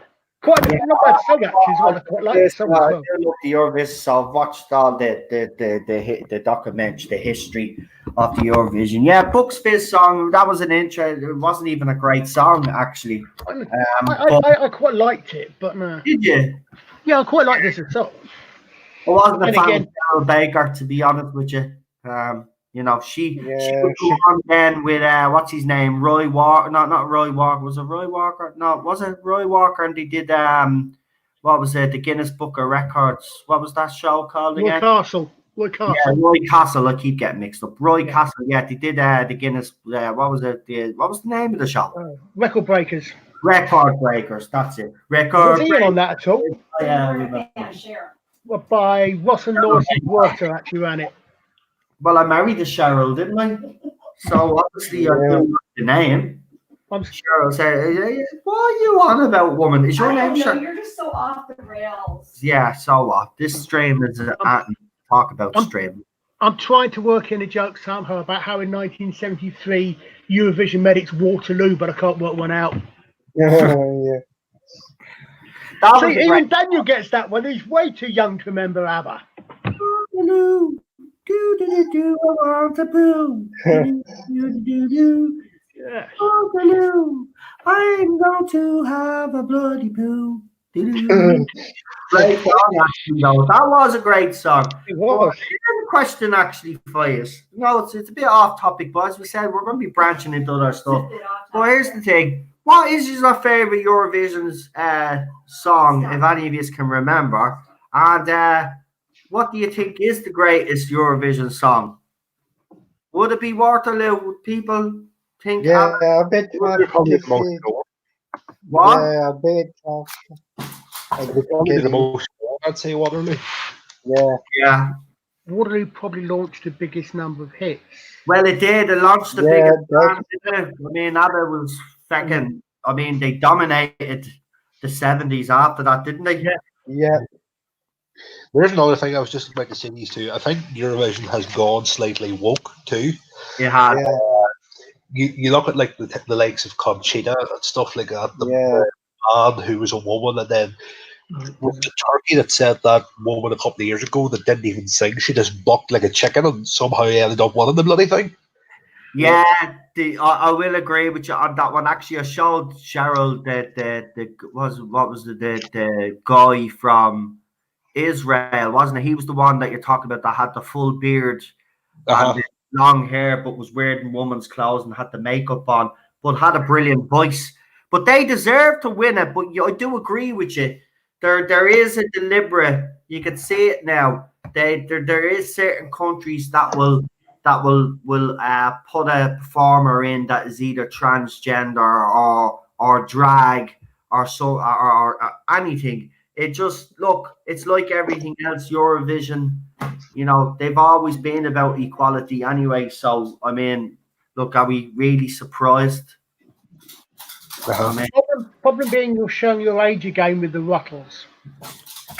Yeah, the only thing on weekend television, the best song should win, and it is political. The best song isn't winning now anymore. I mean, name a song in the Eurovision in the last couple of years that has won. I can't even remember some of the songs that have won over the last couple of years because they haven't been that great. Except Your Woman. She did that song. What was her name? Do you remember? It was a kind of like a dance tune, and it was actually a great song. She went on to win it, but she was tipped to win it. I forget the name of the song, but it was cracking tune. But that's the only one. What was that name? Euphoria, was it called? Oh, Euphoria, that's the one. That was a cracking tune, Euphoria. Euphoria is good. The 2000 Heroes, it was good too. But the same problem. They're Heroes. 2015, that was. Rosalina from the Ukraine was okay. She was decent in 2008. Yeah, the Ukrainian song wasn't a bad song either. Actually, that year there was some decent songs. It was very close, if I remember. A lot of people thought different songs would actually win. But Ireland, we don't even have expectations anymore now because nobody gives a shit. I don't think I've watched in 20 odd years, to be quite honest. No, I don't even watch the songs. I just watch the voting. Yeah, I'm the same. I just like I'm the same. I just jump in at the voting because there's always some controversy surrounding the voting. There's some fruitcakes as well. Yeah. There's plenty of fruitcakes about. Yeah. Right. Let's see what we got. There's a couple of good documentaries on the Eurovision one by BBC. The other out of Australia is Captain Robert April. Yeah, there is some interesting documentaries. There's also a documentary about the internal politics and stuff, and all the stuff that goes behind getting it done. I mean, look, Eurovision itself has come into question over the last couple of years of certain countries that have won it, ended up hosting it, that haven't had the greatest record in human rights. They probably have a year or two off now. Maybe they could go back and have a look and see if they can make it a fairer system, because I do think it's unfair. I don't think that'll ever happen, because like the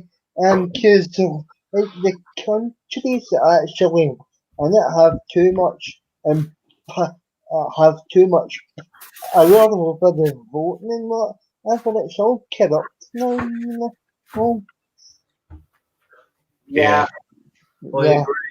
I agree. Right, listen, we'll move on from Eurovision anyway, because you know, it was nice to talk about that anyway, because it is something that was supposed to be on this month, and it's not going to happen. And I don't think is this the first Eurovision actually since it started that won't actually happen. I think you might be right now. So, we went a few times on. There have been a few big names in it. I mean, let's not forget that Dorian Gray. Sorry, not Dorian Gray. Cliff Richard. I think it was someone immortal. Won it back in the 60s. Yeah, Celine Dion. Yeah. She was in a Celine Dion represented. Who did she represent? France. France, is it not? Yeah, France, because she's French Canadian. Yeah, so she represented France. Who else at the start of the time? And we also had famous performances at the Eurovision. Most recently, because at the performance with on our ass. I have to be honest, right? I'll say this, right? Madonna in her time was probably one of the greatest female singers of all time. Eurovision sadly exposed that Madonna doesn't have the voice anymore. But also it shows how idiotic the woman is. I mean, listen, right? I've no problem with older women trying to keep themselves relevant, because it is harder for an older woman. It's all about the young girls, let's be honest. But, you know, dress your age, woman. You know, it's kind of becoming she's becoming an embarrassment, and there's no reason for her to be becoming an embarrassment, because, you know, let's be honest, no matter what we say about Madonna's big thing that she's always been able to do has been able to reinvent herself. So during the 80s, she had the whole pop thing going. Then 90s, she kind of tried to go a bit urban. You know, she's always reinvented herself. And that's what's made her good. But listen, love, you know, grow old gracefully, you know, because you are becoming a joke. None of your kids want to have anything to do with you. There has to be a reason for that. You know, stop going out with the 20-year-old toy boys, because, you know, you're not that impressive anymore. Deal with it. You know what I mean? These people, just their egos. I feel, you know, on one hand, I feel sorry for her because she is becoming a bit of a walking joke. But then I'm kind of thinking to myself, well, she's bringing it all on herself. Yeah. You know, some grace and dignity. We all grow old. Yes, we don't like it, but, you know, it's part of life. Accept it. I hate people like that. It's not just her. Men do it as well. There's this desperation. Look, you can't hang on to your looks. You can't change the fact that you're going to grow old, but you could do it gracefully. Yeah. Michael Jackson tried it another way. Yeah, he did as well. But in fairness to Cher still looks bleeding well, though. Even if she hadn't got that bleeding plastic surgery, I think Cher'd still be a cracking looking woman to this day, to be honest with you. Yeah. Dolly Parton too. If she hadn't got all the cosmetics done, I'd say she would have been a fine looking woman too. Yeah. So, I don't know. There's a couple of them out there. A couple of men as well that have got the old surgery, and you could just see it now. It just doesn't look right. Their faces just look, they've sunk. That's what happens with plastic surgery. eventually, see, they're all well and good. They think, oh, we get the surgery, we look great in our young day. But as soon as you get old, remember, you're still getting old, people. Your skin is going to sag. All that surgery is just going to go all off. And we've seen some people, how their faces have ended up like it. No. Do you think Michael Jackson, sure, he basically ended up like a skeleton? Like, there was a documentary on, I think it was a couple of years ago, that showed how over the years the amount of plastic surgery he had done. And then it showed at the end what he would have looked like if he hadn't have got the surgery done. And he would have looked far better if he had not got the surgery done. But he wanted to change himself and keep changing. And eventually, you were told when you were a kid by your dad and all that your nose was ugly, you know, that you were a person. You know, he was, let's be honest, Joe Jackson, you know, I know he's dead now, Joe Jackson, I think, isn't he? He passed away. Yeah. But Joe Jackson had a lot to answer for. I mean, you know, we've all seen the documentaries and heard the stories about Joe Jackson. Sure, I'll give you a particular one. I watched HBO, I think, had a movie out years ago about Michael Jackson. And there was a scene in this movie where if they got one of their dance steps wrong, Joe would actually get a box of matches, make them take their shoes and socks off, and he would put the matches in between their toes. He'd light the matches and actually burn their actual toes until they actually got the dance moves right. This is why Michael Jackson had such a fear with fire as well.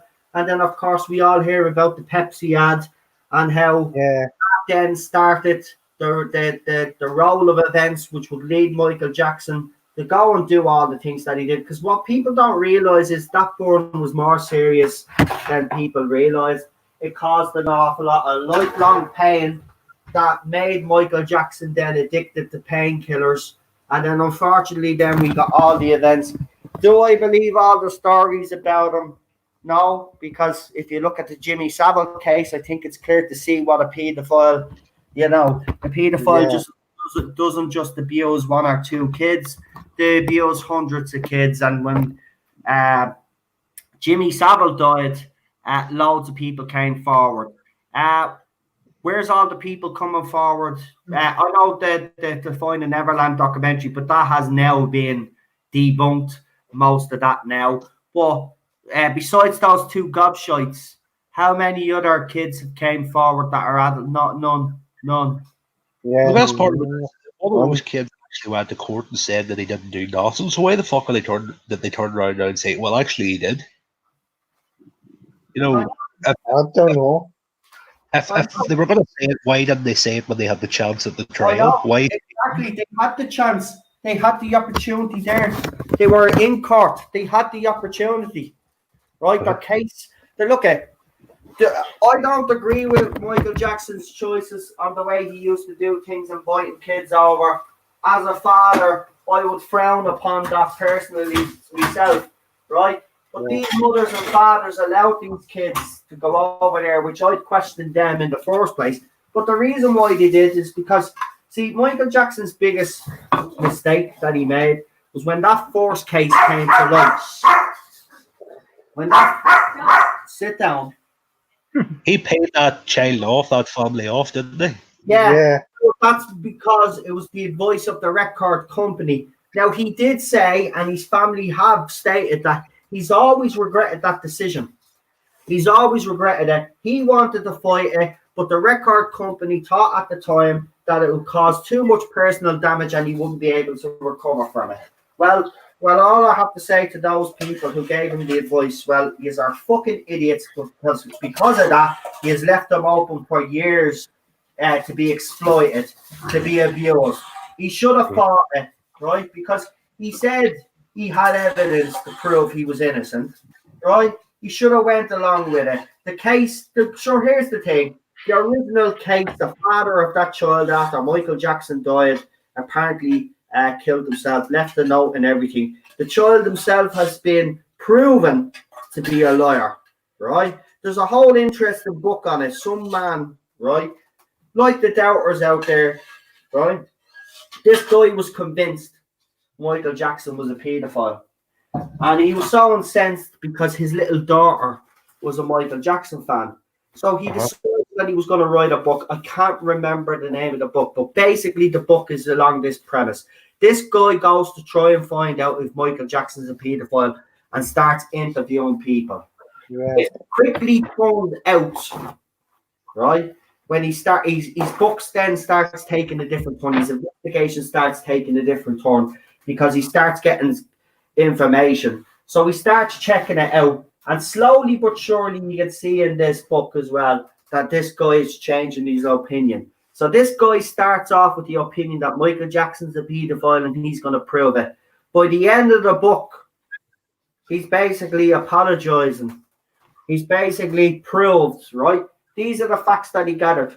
Michael Jackson might have liked women in the past, but Michael Jackson apparently was seeing a male waiter in New York months before his death. Michael Jackson was actually involved in a relationship with a waiter. He found no evidence of cover-up. Also, the latest case, he was able to actually prove that the father, because they get tapes anyway, they brought him to this. He was supposed to get dental work done, this kid. Now, there's this drug that they give that if you give the kid the drug, you can make suggestions to the child and it becomes kind of, they make suggestions. In the state that they're in, they make all these little suggestions, like when we seen in the Macro Terror, where they're lying on the table and there's a voice speaking to them, telling them that this place is a good place. Same kind of principle here, right? So the father, along with other people, were setting this child up. Sure, the child's come out and said that it's false. The father of that child committed suicide after Michael Jackson died. It's fucking, it's ridiculous. And then there's still people out there, even after he's dead, trying to make money off him. Sad, sick, pathetic little bat. I know there might be some people in the chat that probably think he's guilty, right? But show me the evidence.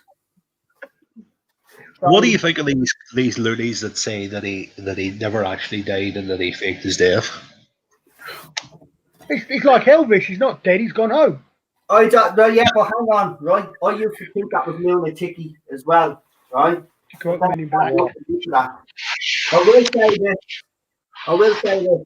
There is every possibility that Michael Jackson could be alive, but do I believe he's alive? No. I'd like to think he is, but there is certain videos out there on YouTube, and if you look at them, and you look when they're posted and the year they're posted, and he's supposed to be dead, and he's standing there, it's like it's very hard to kind of dispute that. I mean, Paris Jackson had a birthday party, and Michael Jackson is actually in the back of a car, and he's actually listening to his song. But the problem with the song is that the song was released after he was dead, a few years after he was dead. But he's in the back of the car dancing to this tune, and then he turns up at the birthday party. Listen, Michael Jackson was a master of disguise, whether he is like it or not. He really was. Could he fake his own death like Elvis Presley? Elvis never got away with it. Elvis never got away with it. Elvis died. Is there a possibility that Michael Jackson could fake his own death? Yes. Yeah, I can say it's possible. Do so. But do you think Elvis is alive? No. No, he's dead without a shadow of a doubt. Oh, come on. Kirsty McCall knew a guy down a chip shop that looked just like Elvis. Here's the thing, though. It's interesting about Elvis, though, because if you do look at his coffin photograph, though, if you do look at the official photograph, it looks nothing like the Elvis of the Vegas era. The Elvis of the Vegas era, people tend to forget, was actually overweight. But if you look at him, the picture of his coffin, he's actually very thin. He's actually doesn't look like he has aged since he's dead. So that's where the speculation has always came from. People that actually seen his open coffin questioned whether it was him because he just looked too young. He didn't look like the Elvis that they had interacted with. Sure, I see the thing too way back. Did Elvis fake his own death? Well, if he has, where has he been all this time? I think you can fake your own death, I think you can get away with it for a few years, but can you get away with it for the rest of your life?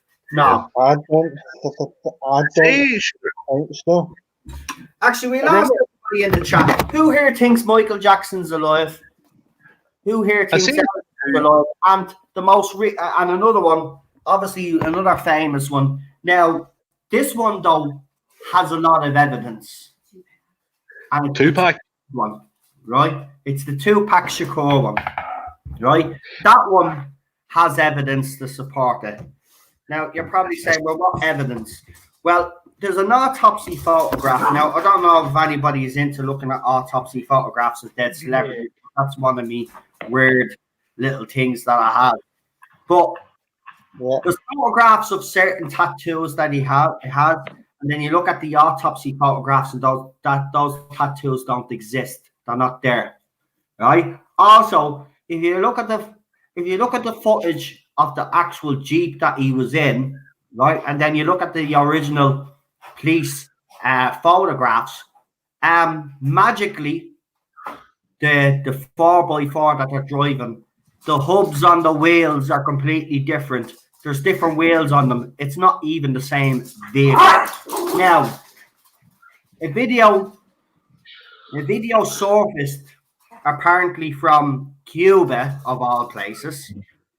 And now I shit you not, have looked at this video.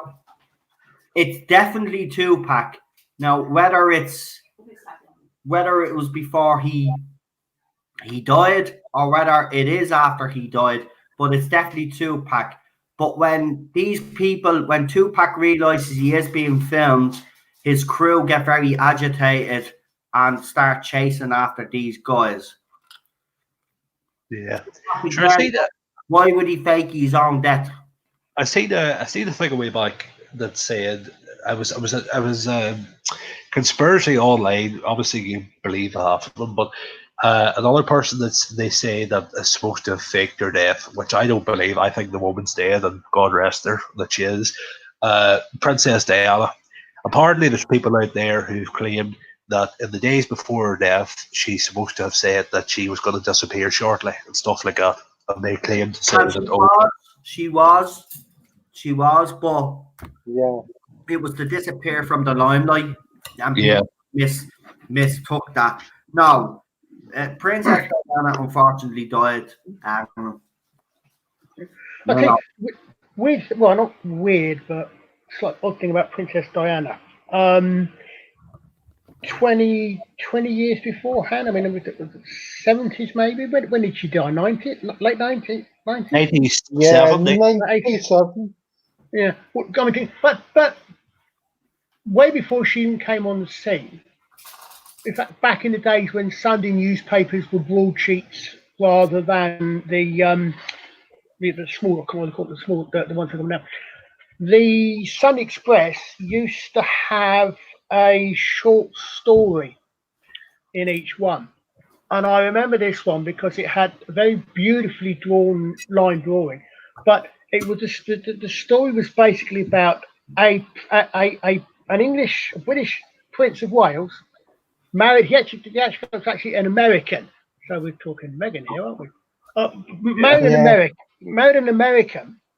I heard this is long before Diana came on the scene, and there were, I can't remember the details, but basically they faked her death. I say this was a short story, Sunday papers, long before Diana came on the scene, about a very similar situation, which I've always thought, whenever I remember that, I always find that quite interesting that someone had come up with this idea 20 years before Charles was even married. I think before Charles was even married. I see the problem being right here. She knew she was going to be bumped off. She said she was going to be killed in the car, and it was the Duke of Edinburgh behind it. Well, she actually did write a letter, didn't she, or something like that, saying that she. Yeah, and we have actually seen that letter, and you can see that on YouTube. You're actually spot on, but that doesn't look. Again, there's always been this conspiracy that she was taken out by MI6. Yeah, but again, it can never be proven. It's always got a bit of rumor and speculation. But again, there is some evidence though to support it. You know, why did it take the ambulance so long to get there, for starters? And why did it take them so long to move our body from the actual crash site? Why was the footage and the tunnels not working? Why were the cameras? On the day that the actual, believe it or not, because this is the biggest coincidence, but on the day that the accident happened, there were certain cameras within the tunnel that actually weren't working. Yeah. So the actual impact, the actual whatever happened before the impact, we don't know because the cameras weren't working. But they always, according to people that look after them, they always work. So again, there's always going to be conspiracies because Diana was loved. She was a rebel. You know, people rallied behind her because the royal family. Let's be honest. I know everybody loves the Queen and stuff now, but remember, she does have a past where she was a bit of a ball bag. Let's be honest. You know, but over the years, she has definitely changed, and I think she has made up for any misgivings. To be honest, yeah, people say she is a reptilian. We don't know about that one, but they did do an episode where she was a werewolf on Doctor Who. Well, Queen Victoria, so that means that her family would be werewolves now. So, can anybody else claim to have met the lady? Not the Queen, Diana. No. She was one over on you then. No. She actually came to where I was working back in. God, well, she'd been married, I think. She said hello, and that was about it. That was about it. But my claim to fame, I have to admit, though, I must admit, I was not one of those. I was obviously sad when she died, and I suspect she probably did personally. But I've got one of these really weird I remember because at the time there were about 4 channels, and there was absolutely nothing on TV on all 4 channels for about 2 days but Diana. And I don't know if anybody knows the musical Evita. Yeah. Well known song. Yeah. The big one from Evita that everyone knows is the one that Madonna did, and my brain's just completely switched off. There's one big one which is about Evita. Big hit, big song. Come on, someone remind me what it's called. Oh, I can't even. Don't quite me Argentina. Don't quite me Argentina. The flip side to that is a song. I think it's the same tune. It's called. The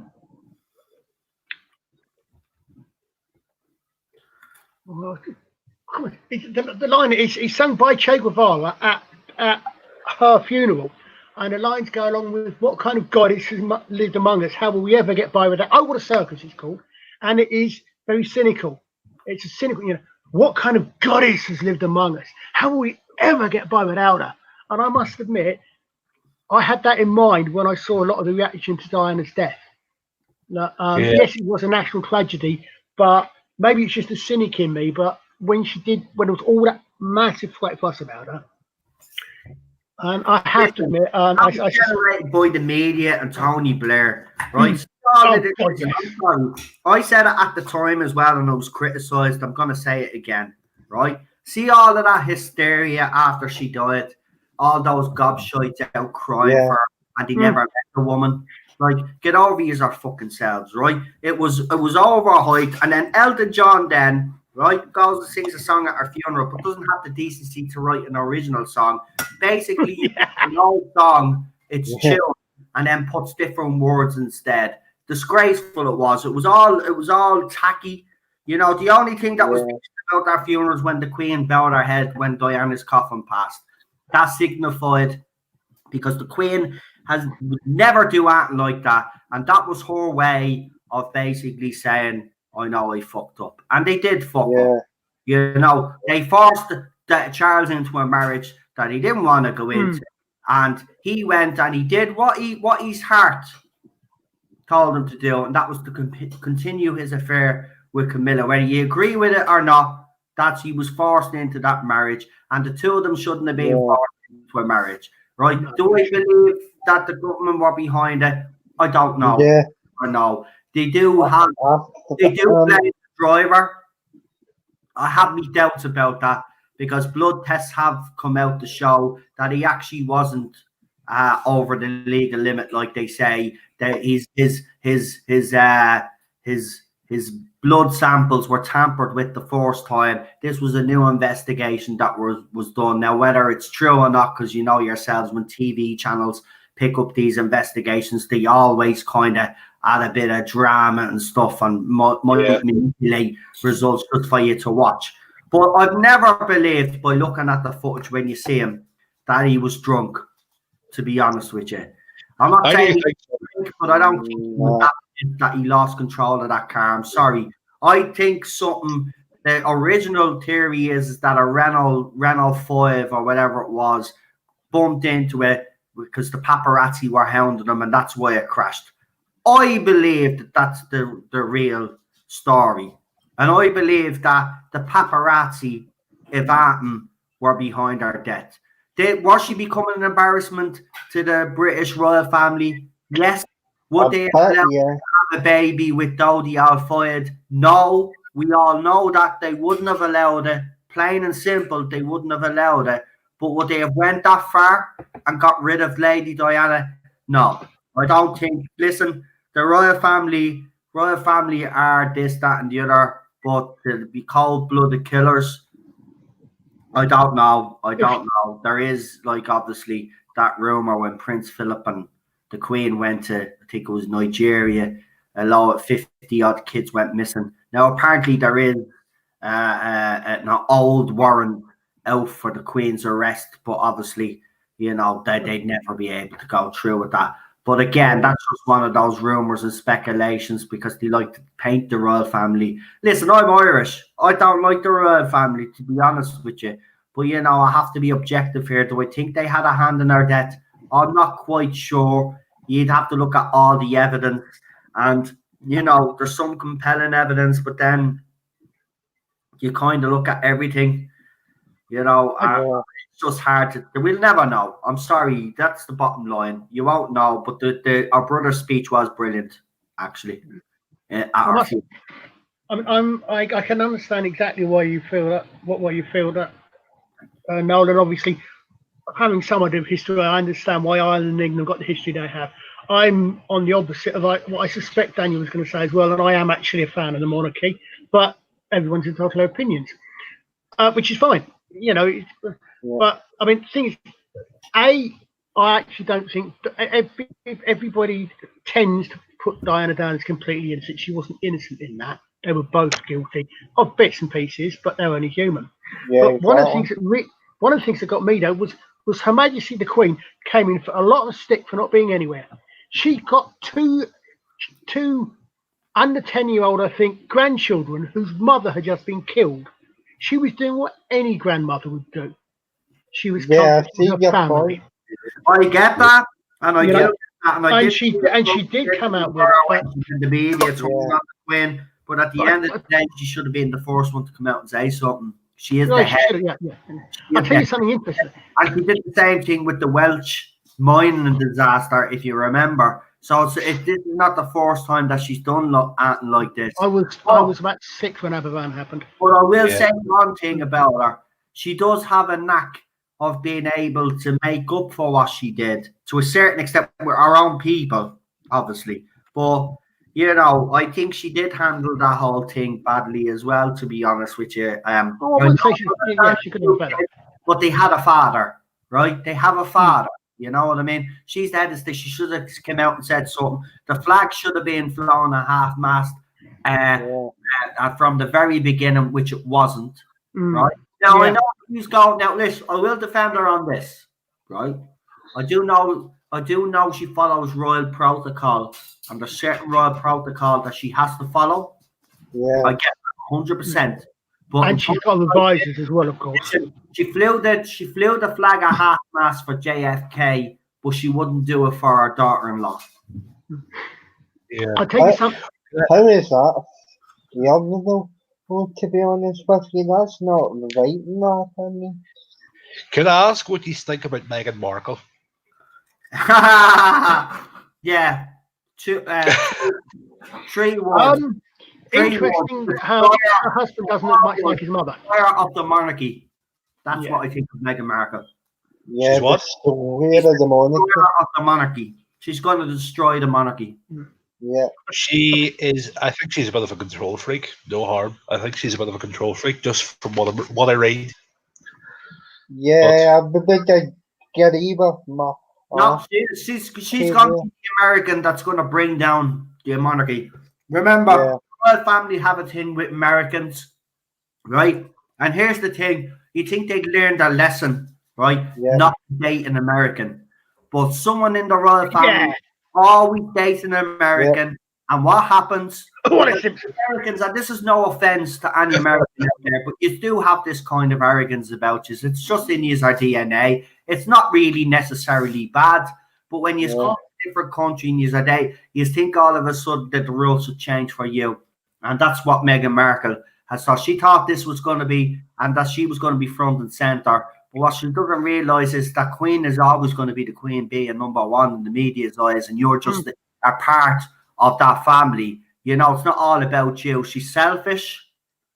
I think Harry is selfish himself. Listen, she gets criticized for turning Harry. She didn't turn Harry. Didn't take much to turn Harry. You know, she opened her legs and he was in. He has his own moment.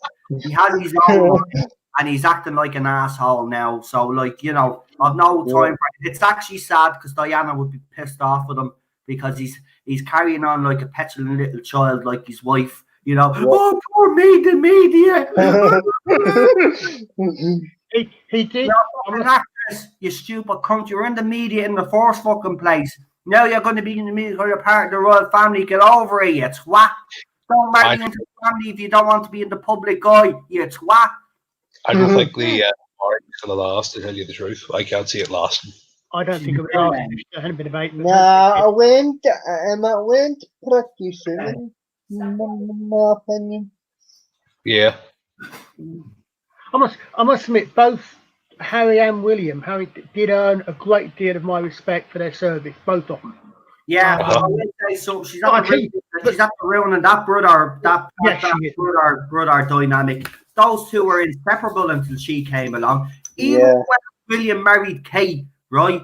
William made a clear attempt to make sure that Harry was part of it all and never made him feel left out, right? And then as soon as that thing comes along, and that's what she is, she's a thing. She comes in and she destroys stuff. As Morgan called her, all she is a social climber. She probably doesn't even love Harry at all. She's a princess now. That's what she wanted, because she said that when she was a kid, and when she was standing outside Buckingham Palace, that one day she was going to marry a prince and be a princess. That's all it is for her. She's a selfish piece of shit, and she's going to bring down the monarchy. Now, man, I should be celebrating and jumping up, but to be honest with you, I'm not, because it would be sad to see an institution like that just disappear because of an American idiot.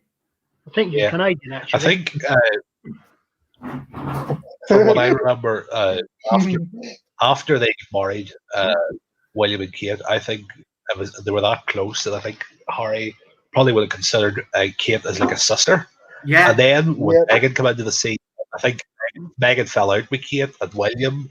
And even if you look at some of the clips where they were together recently, I think Meghan didn't even look near Kate or William when they walked in. I don't know what it was.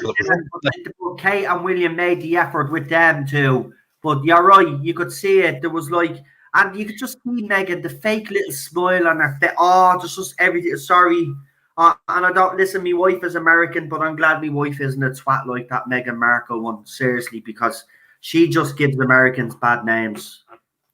You are glad you're talking to someone else? No, I said I'm glad you're not a twat. Like her, though.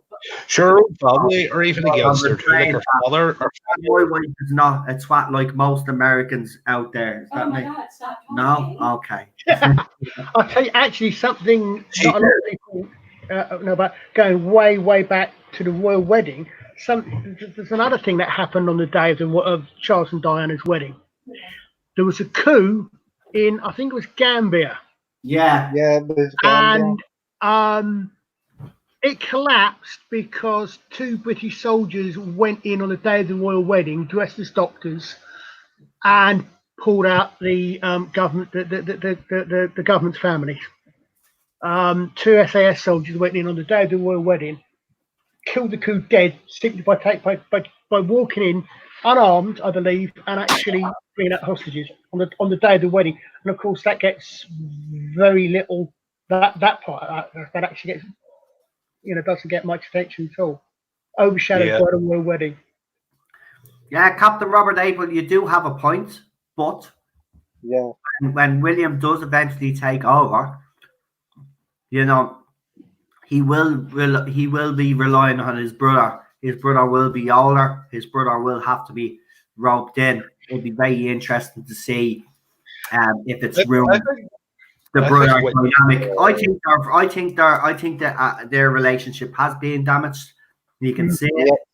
It's sad because when their mother died, they were there for each other. They've always been each other's rocks. They've been more than brothers. You could see it. I mean, they both used to talk fondly about each other. And now when you hear statements like, "Oh, well, my brother is taking a different path to me," it's sad. It is sad because, look at whatever you say about the royal family, I like the young royals are not that bad. They're not as bad as the old regime. They're trying, be a bit more, and to be connected out there with everybody. They're making a genuine effort, you know what I mean? But it is sad to see that the two brothers are no longer going to be side by side doing things, and they should be side by side with their wives doing things. This should have been Harry and William.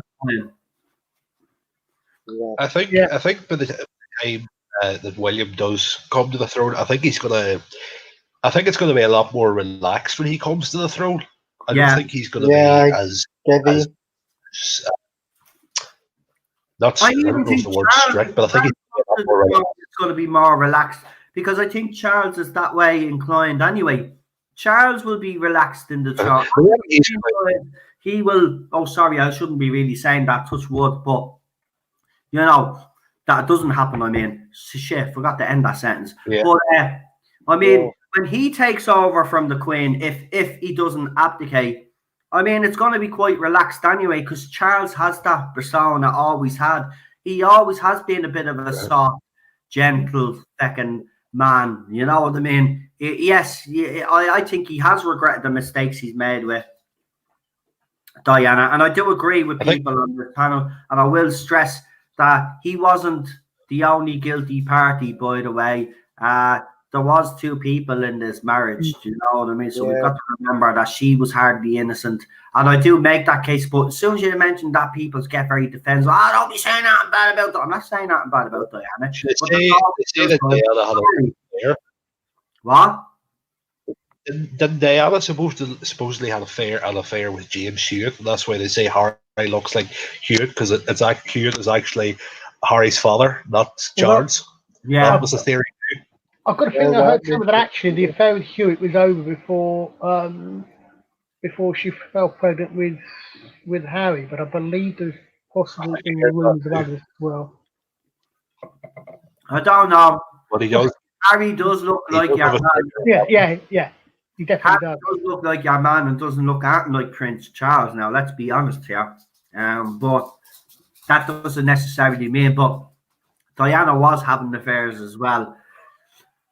So let's be honest here, right? Listen. We have to balance things out. Charles was having an affair with one woman. She was having an affair with multiple men, right? It wasn't just one bloke she was having an affair with. She was having affairs with other men as well, right? So, Charles was a prick because, he ran into Camilla's arms, right?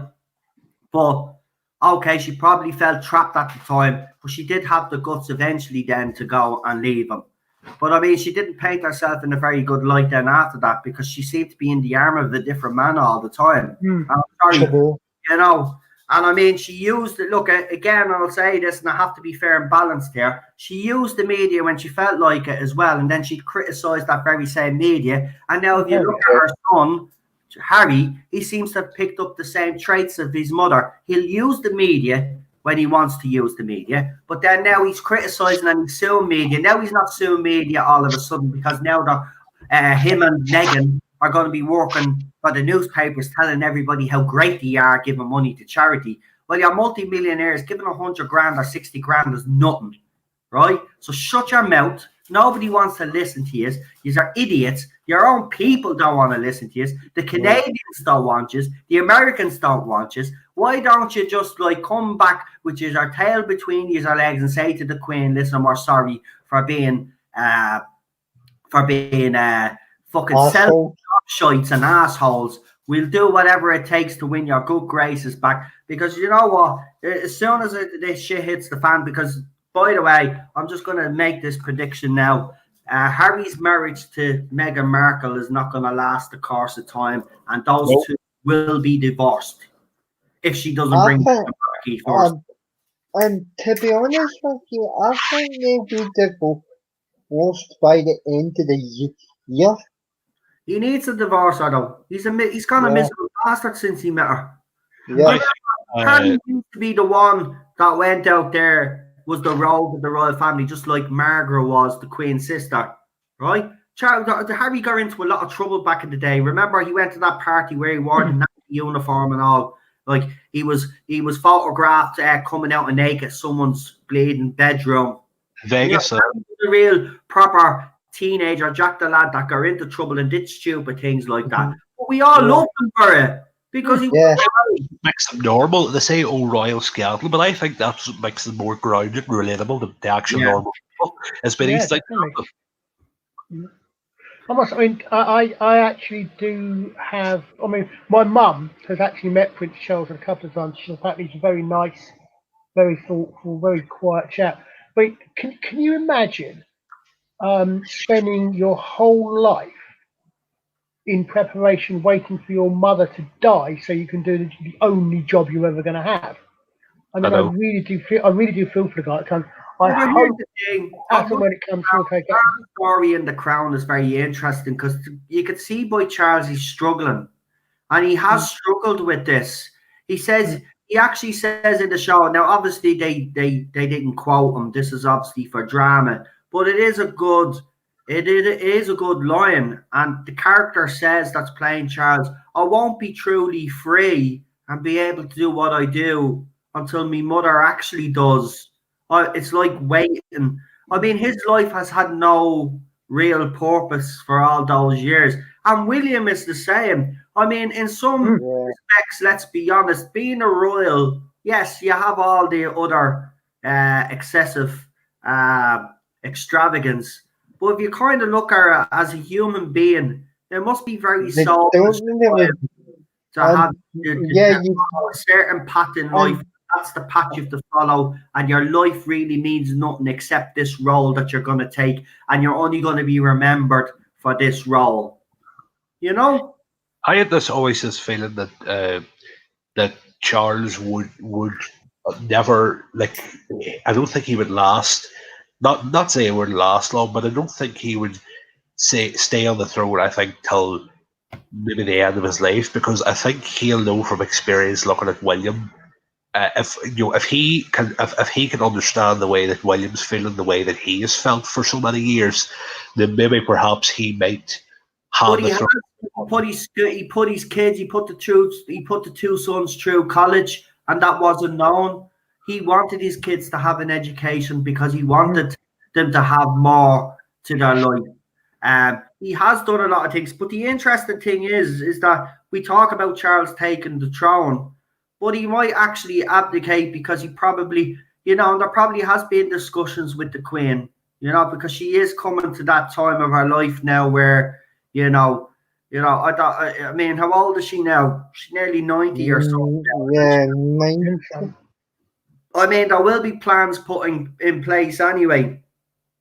So whether Charles decides to take the throne or just gives it to William because they're young royals and they're popular right now, because he might just enjoy his life the way he's enjoying his life right now, because he gets to do what he's getting to do, because he's been able, because the Queen obviously has given him more freedom, because she hasn't. Because let's be honest, by looking at the Crown, And we have seen pictures of Charles and video of Charles. Charles does seem to be quite a sensitive kind of man, and he seemed to be a sensitive kind of child. So the Queen, I think, has made an effort with Charles to kind of give him a bit more leeway than most royals, so he doesn't feel. But look, it could get to the stage where he says, "Well, let's just let William take it anyway. Why not? Everybody loves William and Kate." I mean, I don't think people would mind if Charles was to step aside for his son. I don't think anybody would have a problem if Charles stepped aside. And to be honest with you, though, I think that's what's going to happen. He's going to sacrifice it for William. Yeah, she's 90 bleeding 4. Jesus Christ. She's got a good 10 years left in her, I think. Come here for a minute. I seen a photograph recently. You wouldn't think she was 94. No, she's looking very well for her. 70s or something. Well, again, that goes to show you when you live a life like that, though, you've got the best doctors, you know, you're going to be well looked after. And it does go to show you, if you do actually look after yourself properly, you can actually live a good life. I mean, look at her husband. I mean, Philip is the biggest prick ever, let's be honest. But 7 years of age, and he was driving only up until last year. Like, I mean, he's always been a rebel, that Philip fella. Going back to the start there, you don't necessarily just because you're the leader of a country doesn't mean to say you're going to have the best medical experts. I mean, going back to the start of the show, here's Kim Jong-un. You have a point there, I suppose. But the Queen, though, I know, royalty. No, she definitely has another 10 years left there, anyway. Definitely, at least. Well, the Queen Mum died at age 102. I remember that problem being. So, yeah, I mean, look, there's still another decade left in this Queen anyway, at least.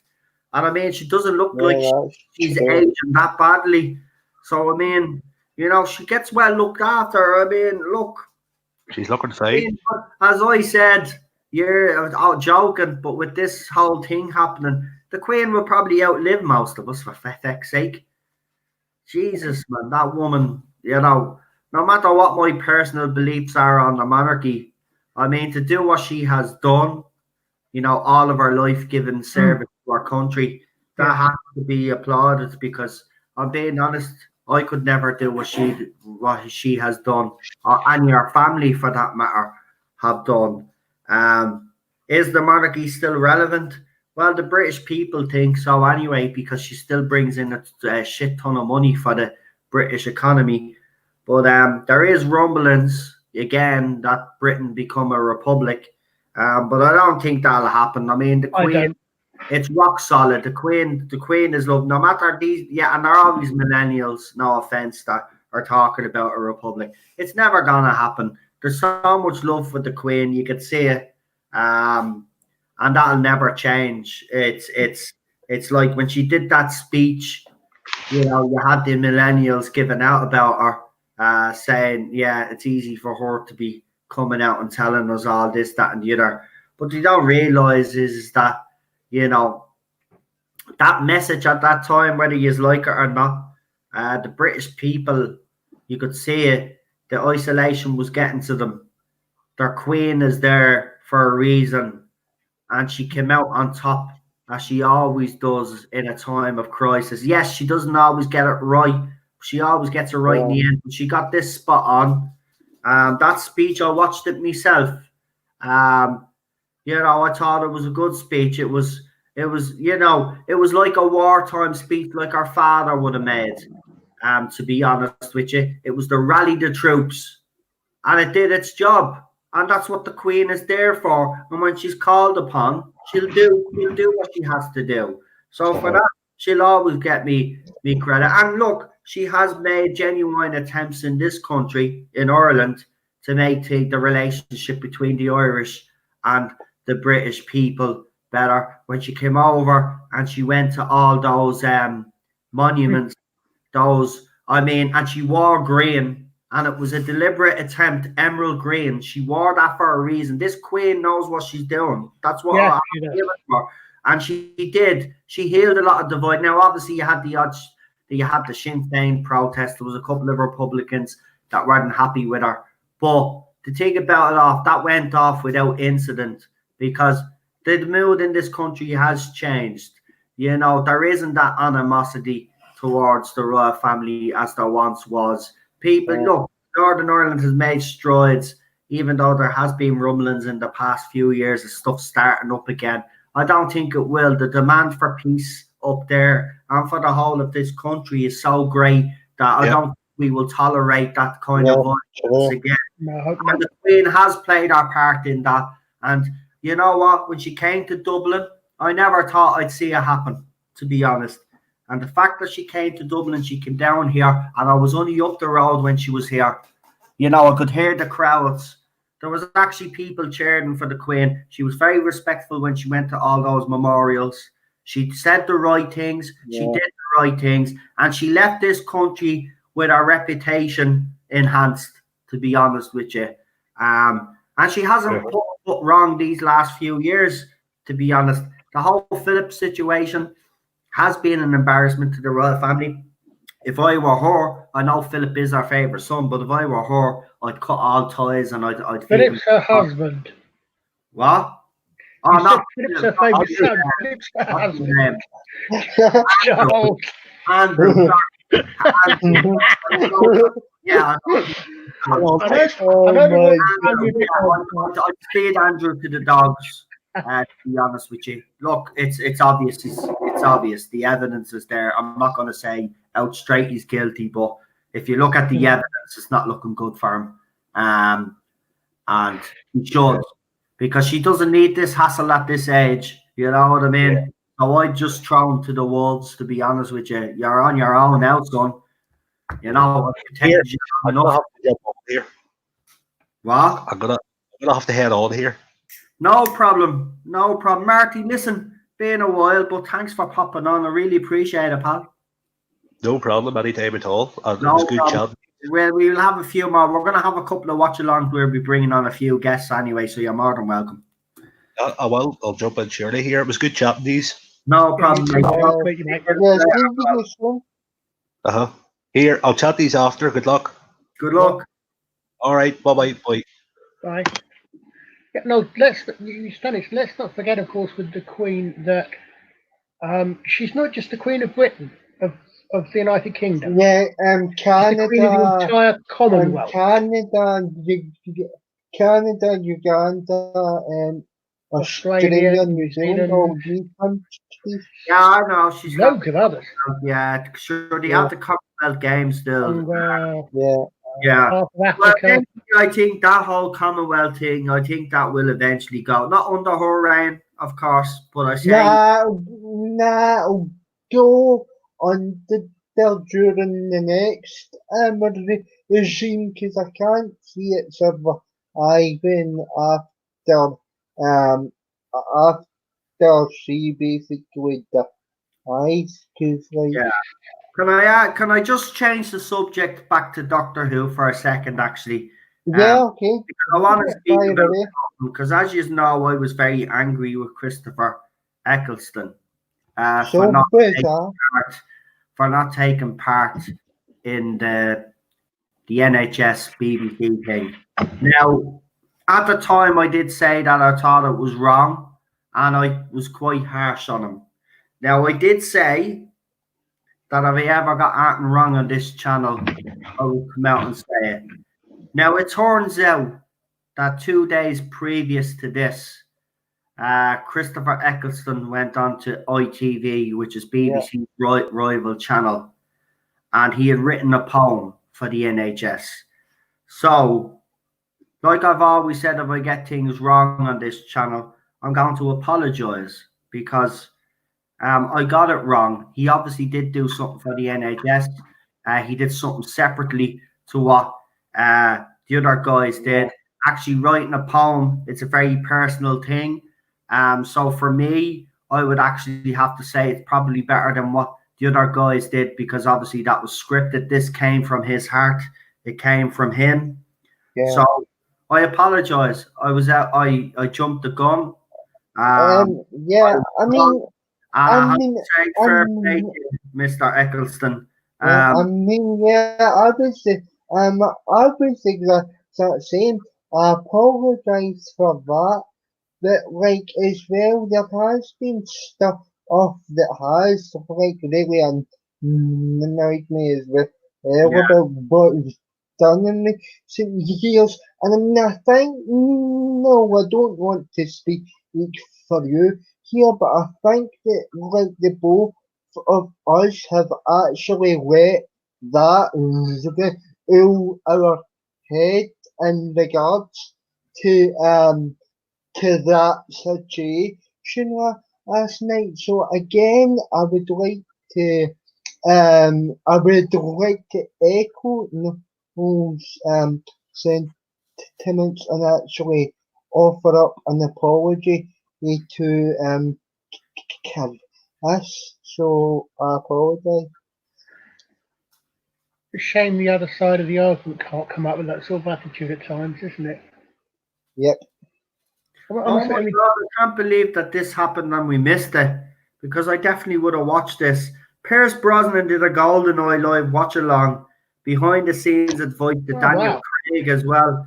Listen, I like Pierce Brosnan's Bond for me, right, is, right, personally speaking, it was nice to see a man from Ireland get the role. And no better man than Pierce Brosnan. GoldenEye, it started off brilliant with GoldenEye. Unfortunately, with his Bond, it became too cheesy. Now, that wasn't down to him; it's the way he was written. But I honestly do have a soft spot for Pierce Brosnan. But when he left, when he was sacked, by the way, because he was replaced by Daniel Craig, as you all remember. But it was in limbo at the time because he wasn't sure whether he was going to be called back, and then it all came about then that Daniel Craig, they were going to reboot the whole series, and he was leaving. So in response to that, Pierce Brosnan did a little movie called The Matador with Greg Kinnear. And in that movie, Pierce Brosnan plays an assassin, right? So he's basically taking the piss out of James Bond. But this movie is him basically playing an assassin that's having a nervous breakdown that basically screws Thai prostitutes and everything, right? And then he becomes friendly with this American that he meets in Mexico on one of his missions where he has his blackout, right? And he has a drink with this fella, but then he ends up going back to America to meet this. It's brilliant. He wants him to help him with a job and all this crap. If you haven't seen The Matador, I'm not doing it justice. If you haven't seen the movie The Matador with Pierce Brosnan, this was the kid directly after playing James Bond. Check it out. He's brilliant. I've always had the soft spot for Pierce Brosnan. I actually think his career, I need to say this without being disrespectful, but I always thought his career, he would be a bigger star, you know what I mean? Like James Bond was the biggest step in his career. I just thought he would go on to do better things, but he did stuff like Mamma Mia and stuff. But he did do this little gem in The Matador. So if you haven't seen it, can I ask a question in relation to James Bond? What do you think of Timothy Dalton? Right, Timothy Dalton's Bond for me is underrated. I actually love his two stories. To be quite honest with you, I think they're probably two of the best James Bond stories out there. But the thing about Timothy Dalton's Bond is they wanted to go down that route with the Bond series. It was a bit more. It's like what they're doing with Daniel Craig's Bond now. Yeah. With Timothy Dalton, and it was too soon. Do I believe he should have continued on? I do. I would have loved to see another movie. Yeah, I'm the same. I love his Bond. Listen, I loved him in Hot Fuzz. Obviously, I loved him when he turned up in Doctor Who. Timothy Dalton, yeah, he's always ranked in my best Bonds when anybody asks me who my favorite actor. He's in my top 3. Everybody forgets another Bond in George Lazenby, or Lazenby. I can't say his name properly. Lazenby, I think it is. He did on Her Majesty's Secret Service. He obviously did the one. Yeah. I think that was in between Connery and Moore, when wasn't it? I think it was between Connery and Moore. I think it was when Connery left, but they didn't know who they were going to kind of replace him with. They did on Her Majesty. Now, listen, that's a great Bond movie, in my opinion. Again, I would have loved to see him do a few more movies, but then we did get Roger Moore. And Roger Moore seems to be everybody's favorite Bond, because that's the Bond him and Connery. Yeah. But for me, there's only 3 of Roger Moore's movies that I like. And again, Bond a bit too cheesy in my opinion. Definitely. So I wasn't a huge fan of Roger Moore. So shock horror. My favorite Bond is obviously Sean Connery. Second to that would be Timothy Dalton. Third then would probably be Pierce Brosnan. Fourth, Daniel Craig. I could go through them all, but I'm not. In fairness, I just look. He has 3 great movies, and the rest I just don't like. They're too cheesy. I'm sorry, I don't like all that cheesy crap with cars cutting in half and everything. And John Mills a bit ridiculous, man. Make a James Bond movie. He's an assassin, right? I want to see him kill people and shag a woman, right? That's the 2 requirements to be James Bond, right? And an alcoholic, right? So an alcoholic, right? Shagging women and just killing everybody. That's what James Bond is, right? And of course, even with Daniel Craig's Bond, they tried to kind of change that, make him care about women and all this crap. James Bond only cared about one woman, right? And if you watch Her Majesty's Secret Service, you'll see who that woman is. Yep. Right? Yeah. The rest of the women that he shags in is because he doesn't want emotional attachment. But he even did it in Casino Royale with Vespa. Now, don't get me wrong, Vespa was nice. Vespa was nice. In saying that, though, that's not what James Bond is about. Like, get away. You know what I mean? Feck that shit. He's a cold-blooded killer, and he uses women. Whether people like that or not, that's what he does. Yeah, exactly. Like that. Who else is James Bond going to marry but Emma freaking Peel? Oh. Yeah. Come on. Married Emma Peel. Well, I'm not a Roger Moore. Look, Roger Moore is still a good Bond. It's just some of these stuff. Personally, he's a great Bond. Yeah, I think he's overrated. Like some of them are just too fucking cheesy. For example, that Moonraker. Oh God, yeah. Like, come on. He went downhill. However, Roger Moore does have one thing in his favour. What's that? Yeah. Live and Let Die had Jane Seymour in it. Live and Let Die had Jane Seymour. Hold on, you brought that up. I want to mention. Anybody going to ask me what my favorite Roger Moore movie is? That is it. Yep. Live and Let Die. The soundtrack to that bleeding movie is absolutely brilliant. Everything about that movie is brilliant. I love that movie. That's my favorite Roger Moore movie. Second to that would be A View to a Kill. The one with Christopher Walken. And I've read a couple. I have read a couple. Leslie Jones, the one about the fecking horses. Oh yeah, that one. Yeah, that was good. I'll give us George. I have read a couple of the original novels. They're very good. The Bond novels are good. I did quite like. Wait, my brain is switching off again tonight. Your guy, Pierce Brosnan. The only thing was I had a slight problem with the fact of Remington Steele joining the British Secret Service. Because he came out of that Remington Steele.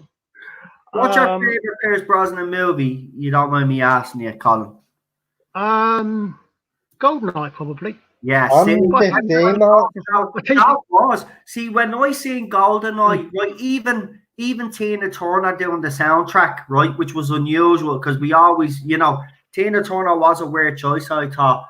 But when you hear the song, right, you know you're watching the James Bond. The whole feel of that movie is a James Bond movie. There was just something great. But by the second movie, then the whole tone changed. If they had stuck with the tone of GoldenEye, that kind of cold, that dark, and continued with that tone, it would have Pierce Brosnan. We'd be sitting here now saying Pierce Brosnan is probably one of the best James Bonds that ever lived. But unfortunately, by the second, third, and fourth one, and then it ended with Day. And but Tommy killed it. Die Another Day killed it. Now I'm gonna confess something here again, right? I'm gonna confess something here again. Even though that movie is a stinker, and it is a stinker, there's just something about that movie that I love, and it is one of my favorite. Oh no way! Yeah, we know. Really, right? Invisible Cars, right? Invisible Cars. And I thought you had standards. Right? It's ridiculous. It's absolutely, the premise of this movie is ridiculous, but it does have Halle Berry coming out of that ocean. What you mean, pretending to be Ursula Andress? Yeah, I know it was a cheap thing, but still, come on. You have to admit that was. Yes, this is true. Oddly enough, actually, Undercover Trooper, you are absolutely correct, and I bet 90% of the people don't realise. I bet 90% of the people don't actually realise that Chitty Chitty Bang Bang was written by the same guy that gave us James Bond. The weird thing was, you're talking about Connery. I saw Never Say Never Again at the cinema. Yeah, I came back home, however, and guess what was halfway through on the telly? The movie. Thunderball. Yes, the movie. God, yeah, Never Say Never Again was Thunderball.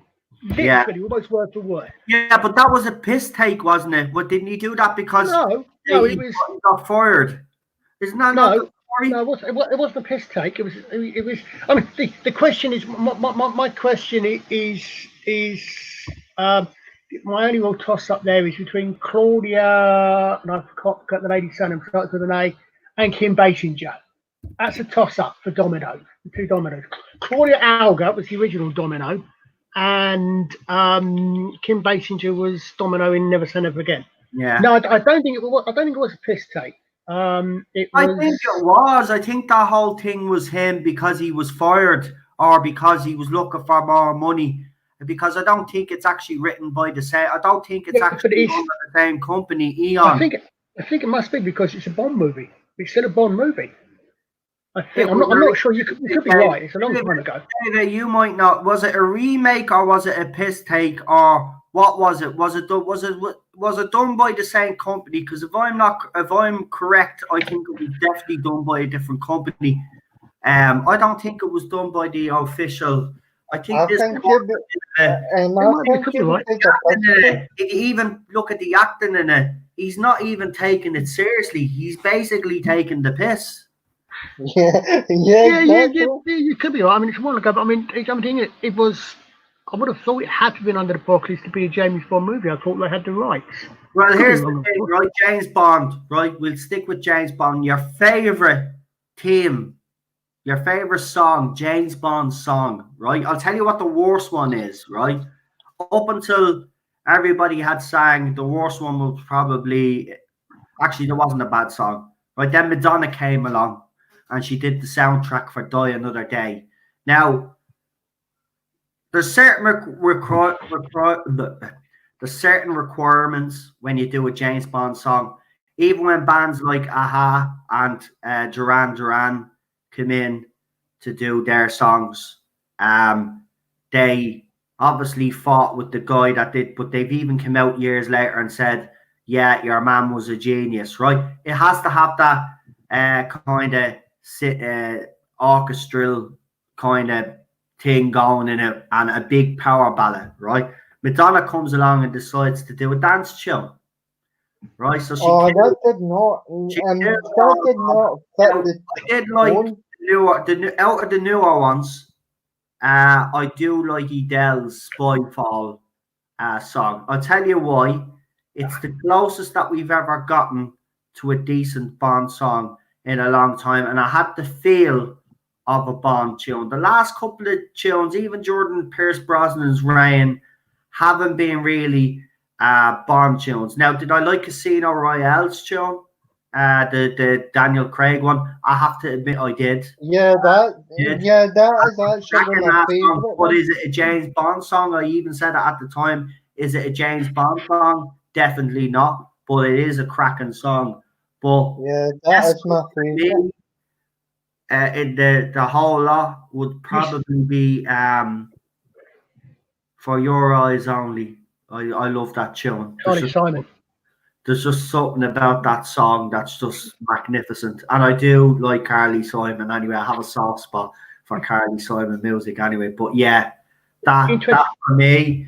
And listen, I know there's been brilliant singers, but it's just that's the song that makes me if I wanna watch a Bond movie, I'll put that song on and then I know what movie I wanna, you know what I mean? It's just yeah, that's the song that for me. And I do like Live and Let Die. That'd be second on my list. That's a cracking tune.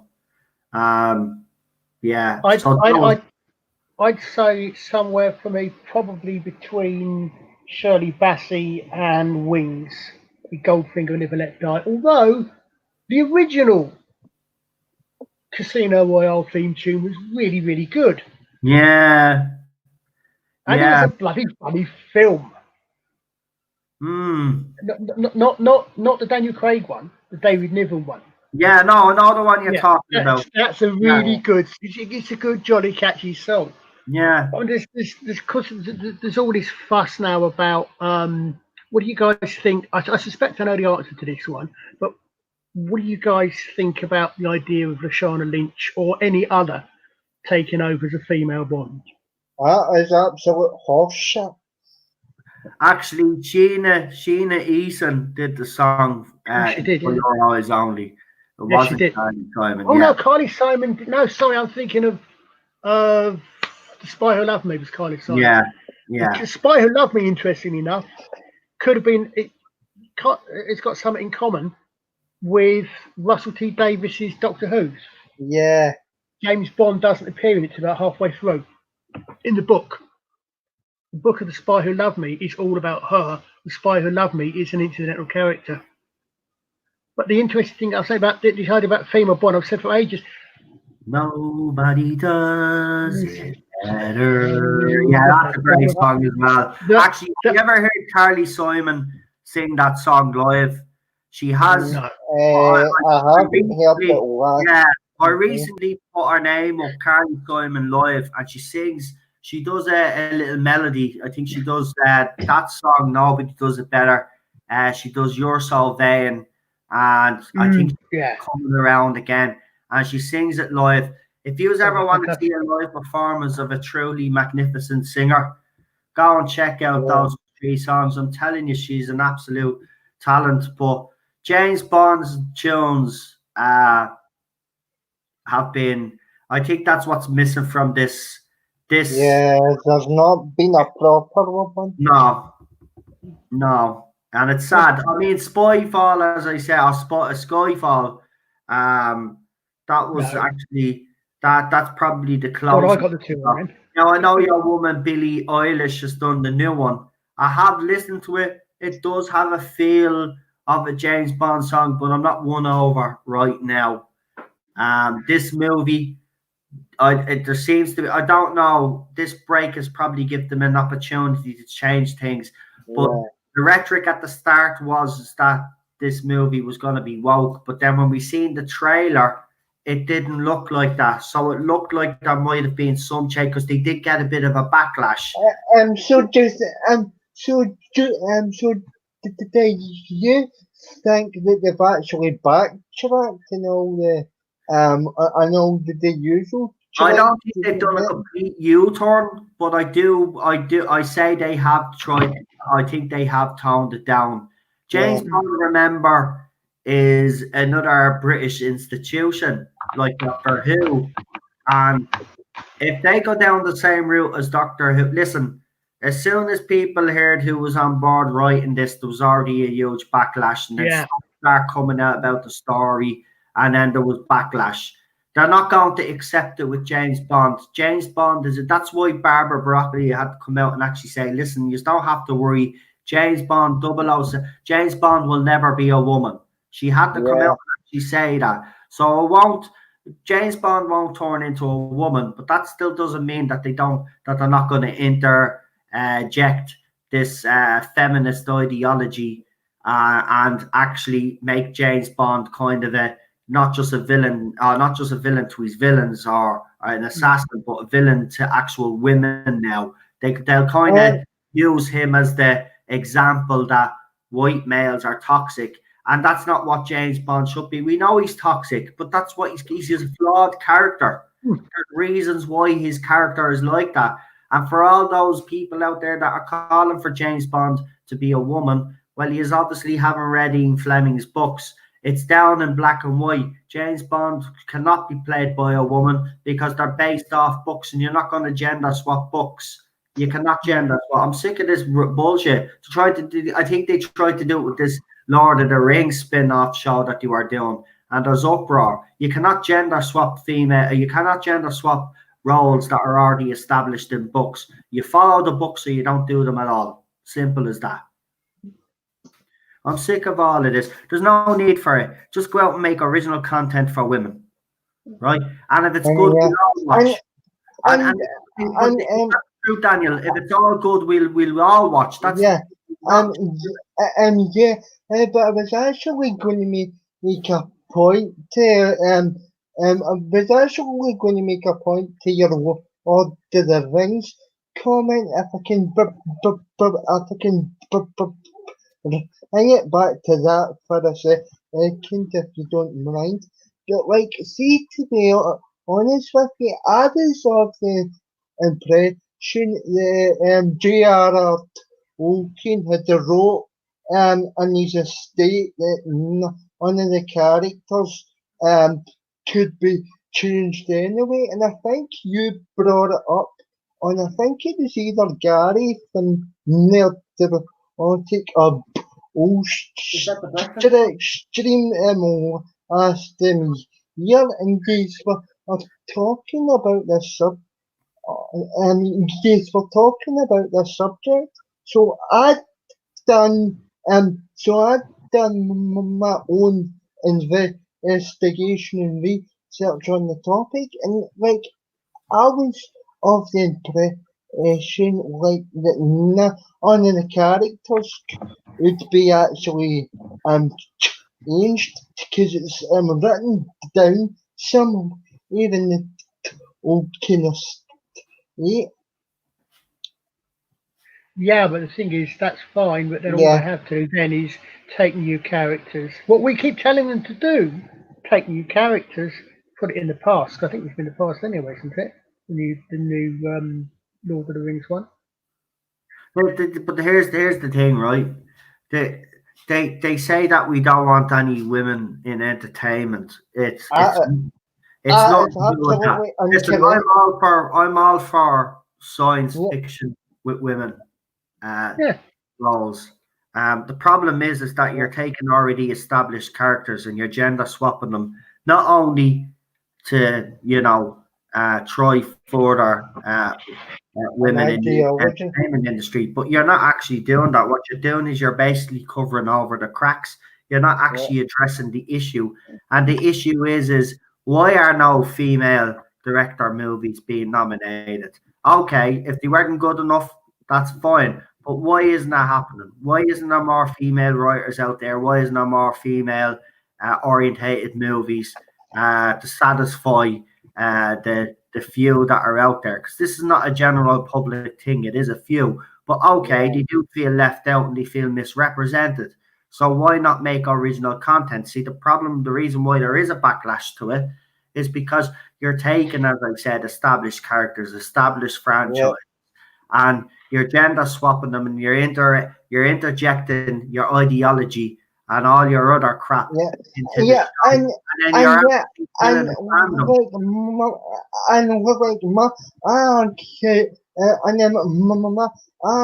Human as create original female characters and just tell interesting stories with original female characters and concepts. Don't be hijacking and changing everything under the sun just to suit a political stance. You're not here to indoctrinate them.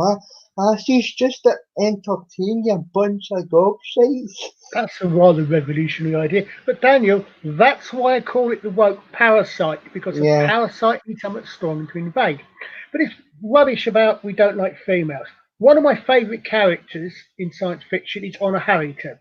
Yeah. She's a bloody female. One of my favourite authors is Lois McMaster Buchholz. Now, really, her main character is a male, but point's still there. But you're right. I mean, the reason I asked about the Bond is that, and I'm actually going to see if I can string this out a little bit. So I'm just wondering if one or two people in the chat are going to catch where I'm going with this. Yeah. But I can think of at least, I mean, what they should, if they want to spin off, fine, put Lashana Lynch's character in it, and the next film, they give her a film of her own. Maybe two if they give her a film of her own.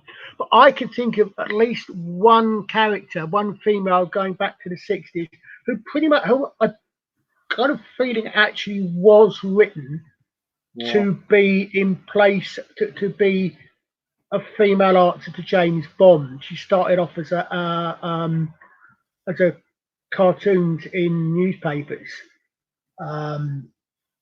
And I'm watching you in the chat, Bob and Bing in particular, seeing if you're going to pick up on this one. But she even had her own version of a Bond, was Modesty Blaze. And there was a quite good film of her in the 60s. They remade it a few years ago, and unfortunately it didn't go down that well. But I think she would be an ideal character. You've got females out there that you could do it.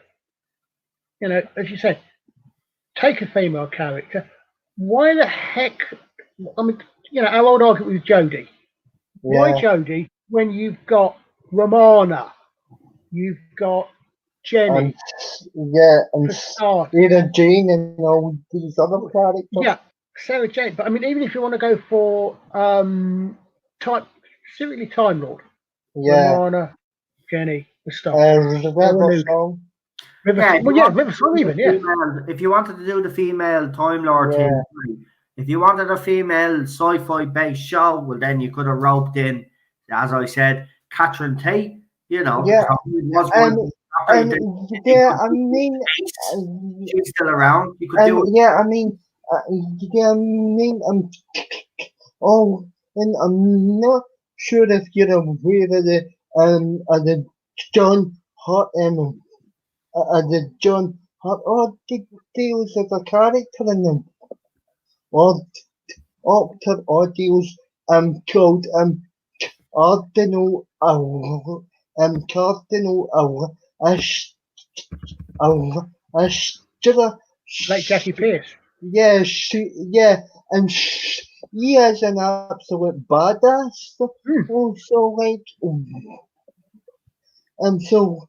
Here's my point. I not create an original Time Lord or like that again. You don't actually, because it's too much hard work, Daniel. Yeah. Because they'd actually have to invest some time in it. And as we've seen with society now, we've become a lazy society.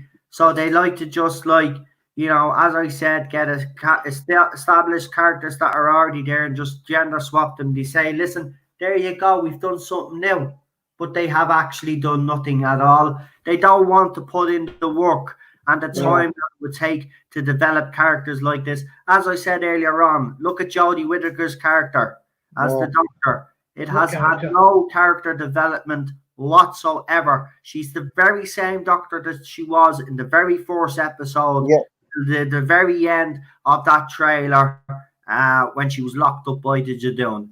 The very same. She has not developed at all, just like all the other characters. And as I said, we all give Bradley Walsh credit, but if we were actually look at this with a cold heart and with a proper with logic, he's still a bad companion, and his character development, like the rest of them, are all poor. So this is what it is. It's just laziness. They don't know how to, so they get already established characters in, or they gender swap them. But then you see what happens then, right? Yep.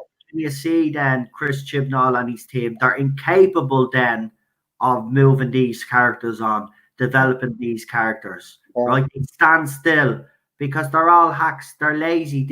Some of them that have no talent and just because they're popular either on Twitter or they're popular on some sort of social media. That's what we've seen now, and it's sad. It's sad that it's got this way because there's talented writers out there, there's talented producers out there that are being ignored for these idiots. And as long as these idiots keep getting employed, we're going to get this sort of entertainment. We're going to get this sort of warped vision from them all. James Bond will fall. You mark my words. James Bond will fall. It won't fall in probably in this story, but there is Daniel Craig. Here, listen, there is rumor already, and I just have to throw that out there. There is rumor already that because this movie has went so well, that Daniel Craig might be convinced to do another movie. He's not going to cut his wrist again. I thought he was off screen after this movie. He was supposed to be off after Spectre. Yeah. But they convinced him to do this movie, and now apparently because this one has went so well, they convinced him to do another one. And there's a possibility that he might be given another movie. But here's the catcher: he'll be paid. He will be paid. He's already being paid the most that any actor is paid, but apparently he'll be double. He'll be the highest paid actor ever. Nobody will be paid this money to play Bond ever again, in my opinion. They're basically throwing the money at him to keep him because they're not ready to reboot yet. See, this is what happens when they bring in a new Bond. They kind of don't follow on. They seem to reboot every time. And I don't reboot it yet, so they're trying to hold him. And listen, he was the one that spoke about going. They never wanted him to go in the first place.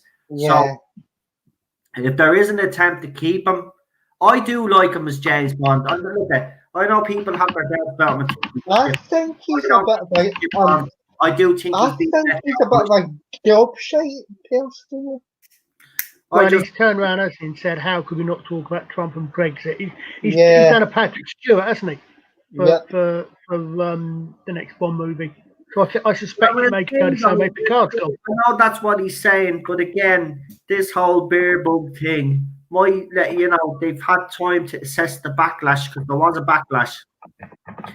Barbara Broccoli is not stupid. There's one thing I will say about her: she's ruthless. And if she thinks this is not going the way that it should, she will pull the plug because as far as she's concerned, these movies have to be a success. She's carrying on her father's legacy.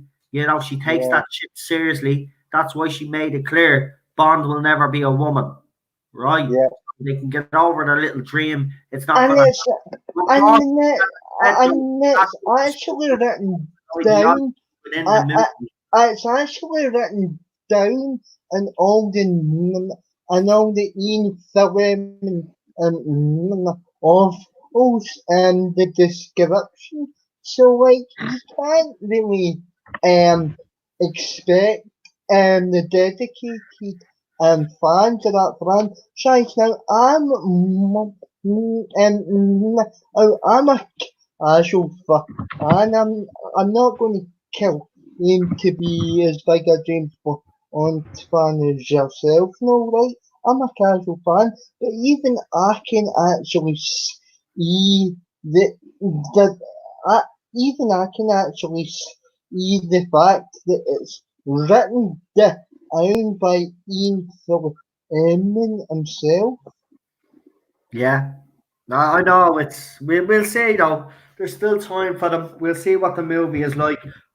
Will I watch it? Of course I'll watch it because it's a James Bond movie. I want to see. I won't know until I actually watch it. That's the thing. Um, I mean, I'm a James Bond fan, so I have to watch it. I've watched them all, and I'm not going to miss this one.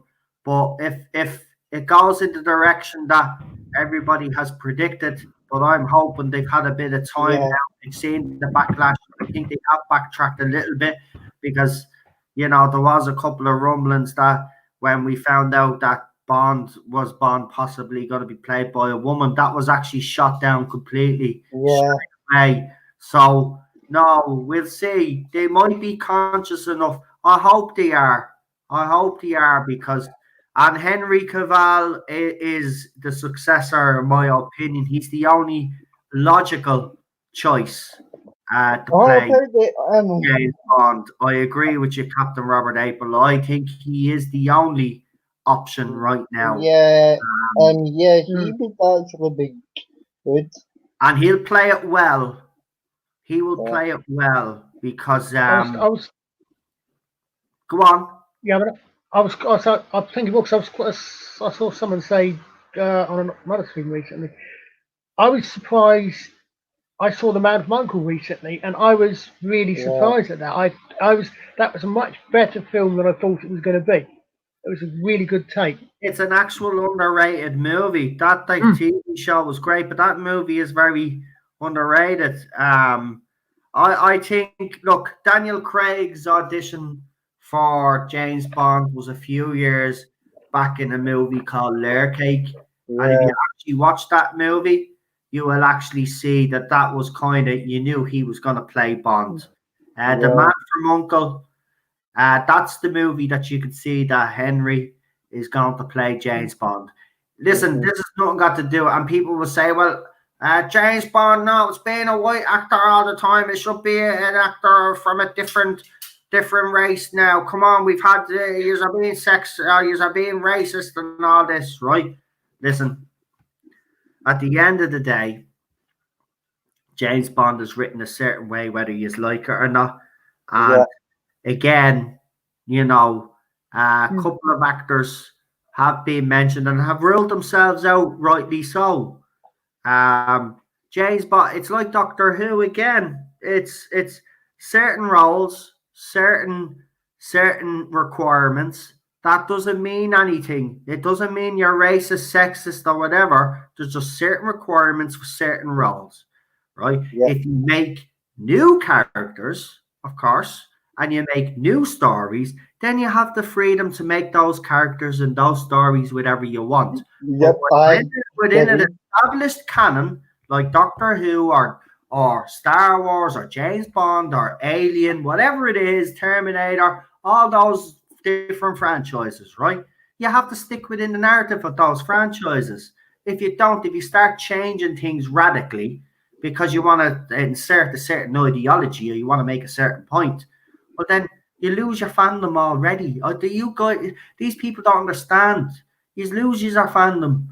Right, so in all this talk, we will Yeah. have to see now what happens with the next James Bond movie. We will have It's to. going to be an absolute. It's going to be an absolute crap fest, and I mean, it's still going to be shit. We'll see. We'll see. Yeah, At the same time, though, it is fair to give the until we know, until we yeah, actually see it. Let's see what this movie can do. But I will say this for one thing, one time. yeah, This is the first time that a James Bond movie is coming out that I am seriously worried about, right? yeah, Because the rest, the name even, have carried some of the bad movies, let's be honest. yeah, But we're living in a different society now, and we're living in a time now where people have gotten sick and tired of all this bull now. Mm. So it's going to be interesting to see how this movie performs because you know, it's where, as I said, it's a tedious time now. Fans have just had enough now, and all franchise, and it doesn't matter whether fans like James Bond or not. They're coming out and Yeah. defending James Bond, saying this is bull, and you will see it. This could be as bad. It could go straight to DV bleeding D, man. Oh, Um, Jesus. Yeah, I I'm can worried. see that happening. Or screaming. I mean, yeah, I think you're. I mean, it's something like that. You just look at Yeah, I'm ready to get it. Yeah, I'm ready to get it. I mean, you look at the fuss that's going on over there with. I mean, especially this thing that's coming. I don't know if you've been. I presume you've been at least following part of it. This fuss with what's her name, Mrs. Meatloaf lookalike. What's her name? Harvey Weinstein's girl. That's come out and that now seems to have has done an end run and has seriously pissed off Bob Foot 1 and 2 at Disney. Yeah, The thing is, the current situation could be the death of this because Disney, at the end of the day, no matter how woke they are, Disney is a company and they've still got to answer to their shareholders. yep, They've got to know at least what some of this is going on. They've got the perfect excuse. If they're now talking about, you got people like Clownfish TV who are well plugged into this, obviously, yeah, that's a talking about great channel, force majeure, that. active Yep. God clause. They can do capture nearly anything. Mhm. They've got to have seen exactly how badly all of these identity infested things have gone down. Yep. I mean, even Captain Marvel, and they have got to know the only reason Captain Marvel made as much as it did is because it was stuck between an end game. They've got to know it's only reason. Yeah. So the BBC, of course, don't have to worry about making a profit. So with Doctor Who, but everything else, they've now got a reason to put these things back and cancel these things and put these things on hold. They've already said they're not actually going to go forward with anything. They're not going to go forward. They're not going to try anything out. They're not going to go full hog on. So I think, as you're saying, especially if someone like Bond really doesn't do well, we might be coming out of this. There might possibly be a light at the end of the tunnel, and hopefully it's not the 450 from Paddington to make an Agatha Christie reference. Well, let's hope though that James Bond, if James Bond is the beginning of the end of all of this, that James Bond's franchise is not taken down with it though, and it can survive after this. I honestly do believe it can because the franchise does rebuild itself. So I mean, they can correct any mistakes very easily with the Bond franchise. It's not the end of the world if they did go full woke with this next film. Let's be honest, because in a few years' time, but we would still rather that they shy away from it. No, some people would, but I mean, listen, at the end of the day, if say 2 years from now they brought out another movie, or say 3 years from now they brought out another Bond movie, different direction, different Bond, and they go back to say its roots. I think you would get back that audience. They would very soon forget the shit that came before. James Bond, remember, hasn't always got a spot on. There has been some rotten movies out there, but the next movie has always been a huge improvement, and it's always kept. Look, we've always heard in the James Bond franchise, especially in later years, a lot depends on this movie. We've heard that for the rhetoric for the last few. Even Jordan Pierce Brosnan's run, it was the same thing. We were hearing this lately, and it's always managed to survive. And it hasn't limped. It hasn't limped. It's done well. There has been a few gem movies within there. As I said, Pierce Brosnan has a few, one or two, and Daniel Craig certainly has one or two. No, I mean Spyfall and Casino Royale. Skyfall. I keep saying Skyfall. Skyfall and Casino Royale are the two. Skyfall was movies. Yes, Skyfall and Casino Royale are good. I mean, those two were good, but I felt Kill on to my soul is a pile of crap, basically. Well, Skyfall, of course, brought it back. The best scene in Skyfall was the last scene. Yeah. When you get when you actually get an end come back. And am I wrong, or did someone actually not actually throw a hat or something in? Or am I getting confused? I haven't seen it in a while. But yeah, bring it back almost to Bernard Lee as M. Yeah. And actually, you say that. Talking of which, you say that. Say Henry Cavill for Bond. How about Bernard Lee's grandson? I've forgotten the guy that plays Sherlock in Elementary. Oh, I can't remember. Johnny Lee Miller. Johnny Lee Miller. Yeah. No, not for me. I would say, I would say maybe.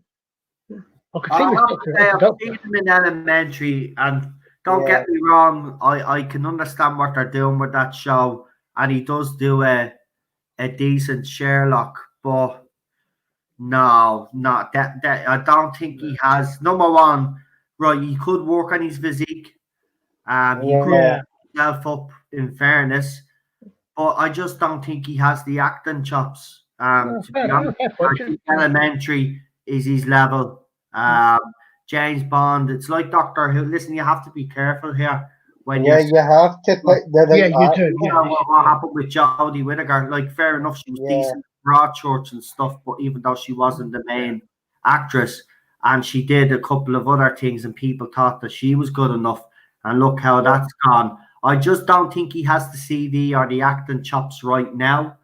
Maybe in 4 or 5 years, he could do anything other than Elementary. If I seen him in other stuff, if I seen him playing a bad guy or something. Yeah, I think I've got a feeling he was actually in that early unit. Was it Trainspotting?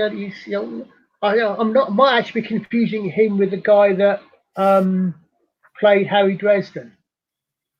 He was a very similar looking chap. But I tell you what, talking about, someone pointed out also, Elementary, that is an example of how you can gender swap a major character and do it well. I thought Joan Watson worked very well indeed. I agree. Well done. Yeah. And look, again, when it's done like that, it can work. And that show has been around. I have to admit, the show's been around a good few years now, and it's obviously got its audience. It's just not my cup of tea. I like the Cumberbatch version, to be honest, but I don't. I mean, I watched an episode with the two of them, and they interact well with each other. She's very good character. She has her flaws as well. But it works. It does work. I don't think he's good enough for James Bond. To be honest with you, if I had my own personal choice for James Bond, it would probably be.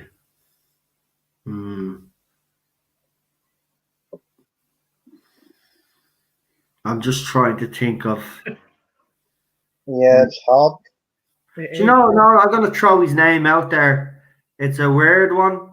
Like me, Marty and others will probably find this one, and Colin and Daniel will probably find this one a bit out there. But how about, I'll just throw the name out there because we would like him to be the Doctor. But what about Michael Sheen? Yes. Bond. Yes, I agree. That's a good choice. It'll be different. Yeah.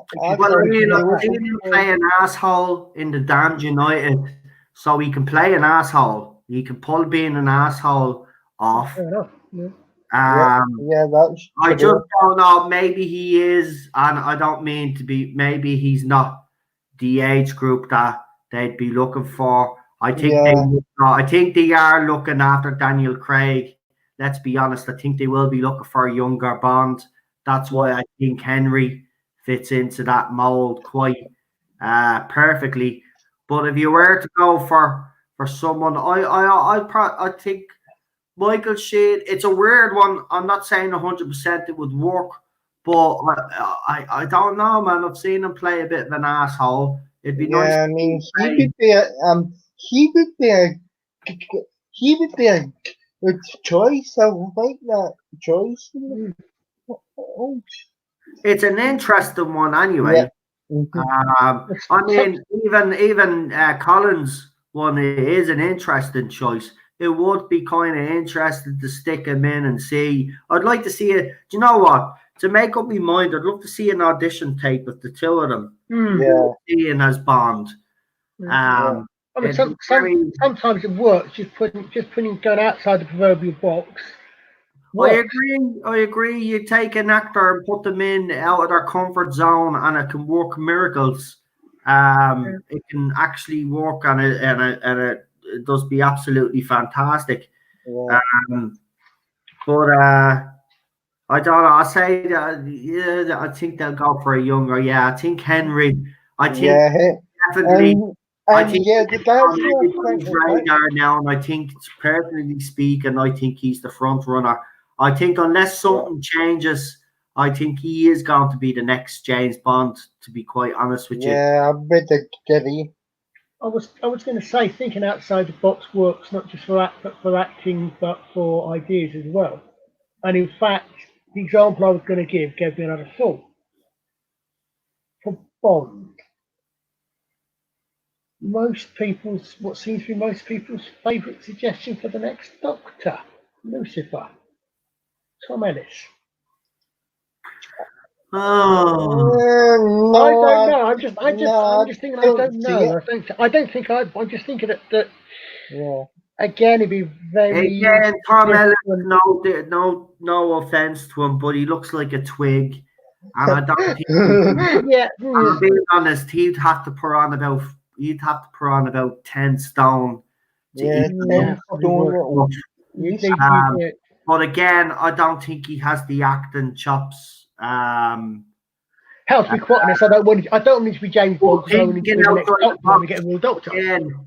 outside the box, but this is brilliant. I like this, because thinking again outside the box, that wouldn't be an actor that would be on everybody's radar. But again, it is an interesting choice. I'm actually liking this. We should do a stream on this. Actors that we would like to see in roles, but that would never get them. I mean, that brings me on to some famous roles out there that we already know. Apparently, Sylvester Stallone was originally considered, I think, for the Terminator. Honestly? Yeah, well, they take the piss out of it in The Last Action Hero. Yeah. Where Sylvester Stallone plays the Terminator. Yeah, that's common knowledge.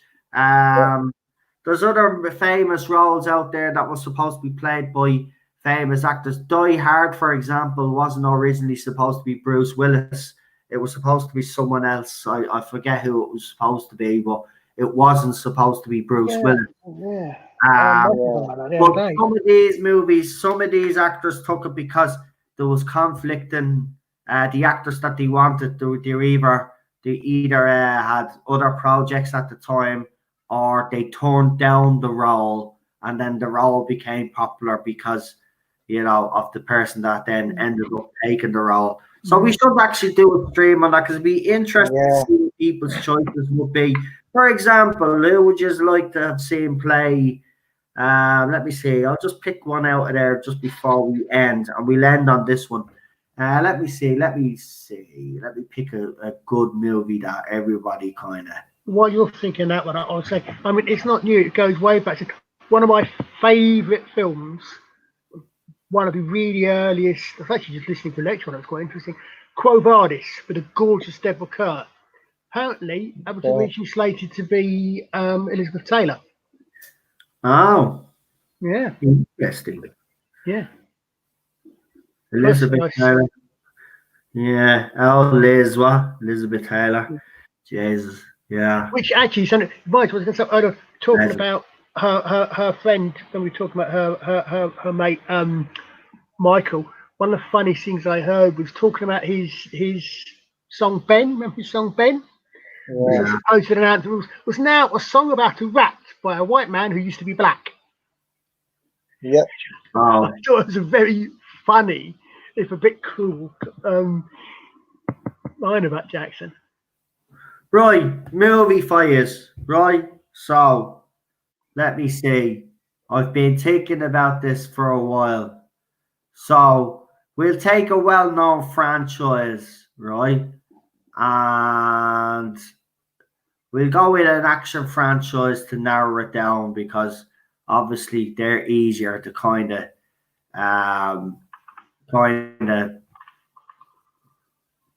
it's easier to pick your choices. So we spoke about earlier Terminator, right? So I told you already that Sylvester Stallone apparently was rumored to play that famous role as the Terminator. Now, if it wasn't Arnold and you had your choice, someone that nobody would think of right now, who would you like to see in that role?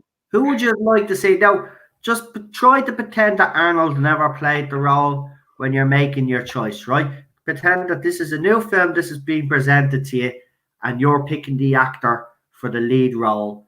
Who would you choose? We'll start off with the Scottish Davros, as it's your birthday. Well, you're 2 minutes past now, 12 o'clock, so your birthday's officially over, but we'll just say happy birthday again. And go ahead. Well, who would you have picked in that lead role? This is the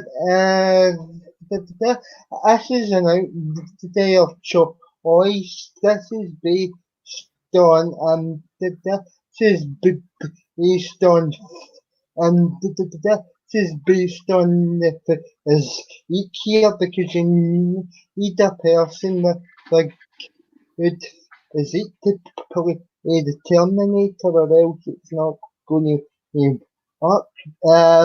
So my outside choice would be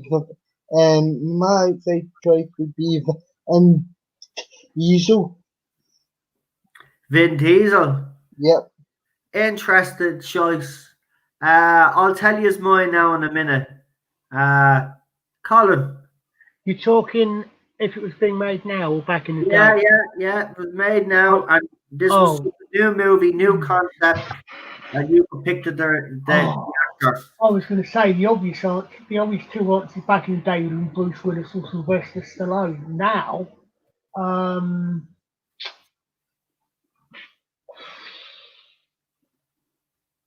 actually, Henry Cavill. Not a bad choice, actually. Do you know who my choice is? Tom Hardy.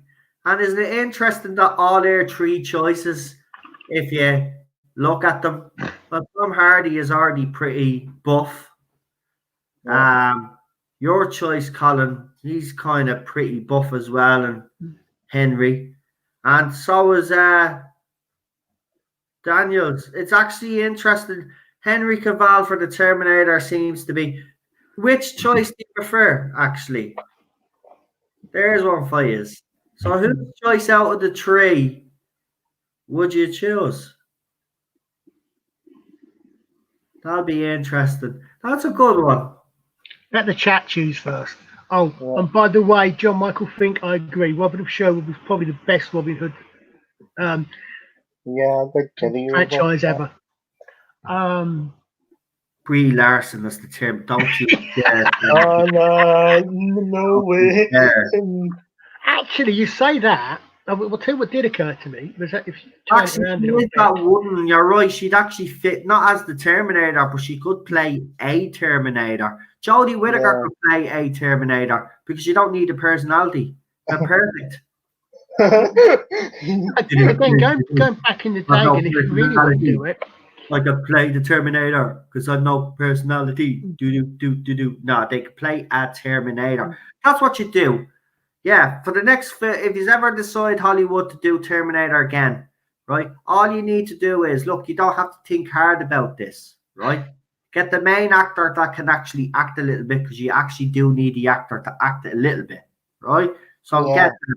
But for if you're introducing new Terminators, All you have to do is get the planks that can't act the one personality, put a bit of makeup on them, right, and say, listen, just act all wooden like you normally do, except put on a armed Terminator voice, and you're cool. Away you go, you'll be a hit. People will buy your merch. You'll be fine. You'll live off that for the rest of your life.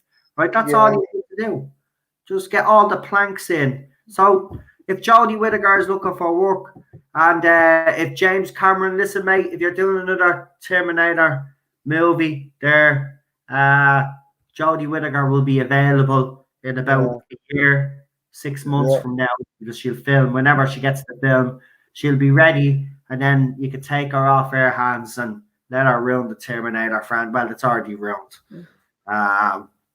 Yeah, so... Actually, if I was Skynet now going back, tell you what would occur to me to be completely different and really, really blend in and actually a really effective Terminator. The Aliens 2 era Sigourney Weaver, a Ripley Terminator. Female wouldn't be noticed, she's tough enough, but a female would fit in, would go on, you know, female will be a much better idea than hulking great Arnold Schwarzenegger look alike. That reminds me of movies that you would like to see do a movie like a crossover. So for me growing up, I've always we got the Alien versus Predator movie, fair enough. I actually have a soft spot for that movie. I know a lot of people The first one wasn't bad, but the very first one is actually decent, right? But the crossover that I always wanted was an Alien versus Terminator franchise. That's what I wanted, to be honest. I'm trying to think. Obviously, it wouldn't have worked because the Alien against metal. But in fairness, though, the Alien has acid for blood. So, you know, they could have kamikazes over the Terminators and killed themselves. And trying to think the Terminators, you know. But, yeah, that's a franchise I wanted to see happen in our crossover. Trying to think if either Judge Dredd or Batman did something. I know Judge Dredd has done Aliens. I think I'm not sure if he's done Aliens and Terminator, and I'm pretty sure Batman's done one, but I'm not sure if Terminator's in there or not. A live action Ulysses 31. Problem being you are showing your age again, my friend. Yeah, RoboCop versus Terminator. Oh, that's that's it. Daleks. Here now you are spoiling us for choice. I liked it, the RoboCop versus Terminator, and Aliens versus Daleks one actually is a good one as well. Well done. Actually, we should do a stream on that one sometime as well. Do use our favorite watches our fantasy crossovers of TV and movies are. Batman versus Alien was pretty good. There's the undercover trooper. What? Batman versus Alien. Is that a comic or is that an actual movie? It was a comic. I think it was in the comics. Another Judge Dredd one, so I'm sure. But favourite fantasies. Sorry, this isn't X-rated, is it? So you're talking. No, not talking that sort of fantasy. We'll leave JT more out of this then. Right, what time are we at? We've gone over 3.5 hours. So we'll give it another 5 minutes and then we're going to call it a night. The Borg versus the Cybermen, or the Cybermen versus the Borg. Sorry, there's a difference. That's a good choice. Forrest Gump versus Rain Man is another one. That's really they're two of my favorite movies of all time, believe it or not. Rain Man is just epic. But did you know what? It's weird that you put those two up because that would actually work. But that could actually work. That's the thing. That movie could actually work. Tootsie versus Mrs. Doubtfire. I don't know about that one, but that is another outside the box choice. Aliens and Daleks both have face huggers. Good one, yeah. What about Batman and Bill? Oh, that'd be a good one. Batman versus Blade. Yeah. Mrs. Captain April, I was thinking off the top of my head, but you've certainly beat me out there. Lou Ferrigno is the Terminator. Absolutely. Actually, that wouldn't be a bad choice. Yeah. And then we'd have to have Bill Bixby as what was the Michael Biehn character? The guy that came back.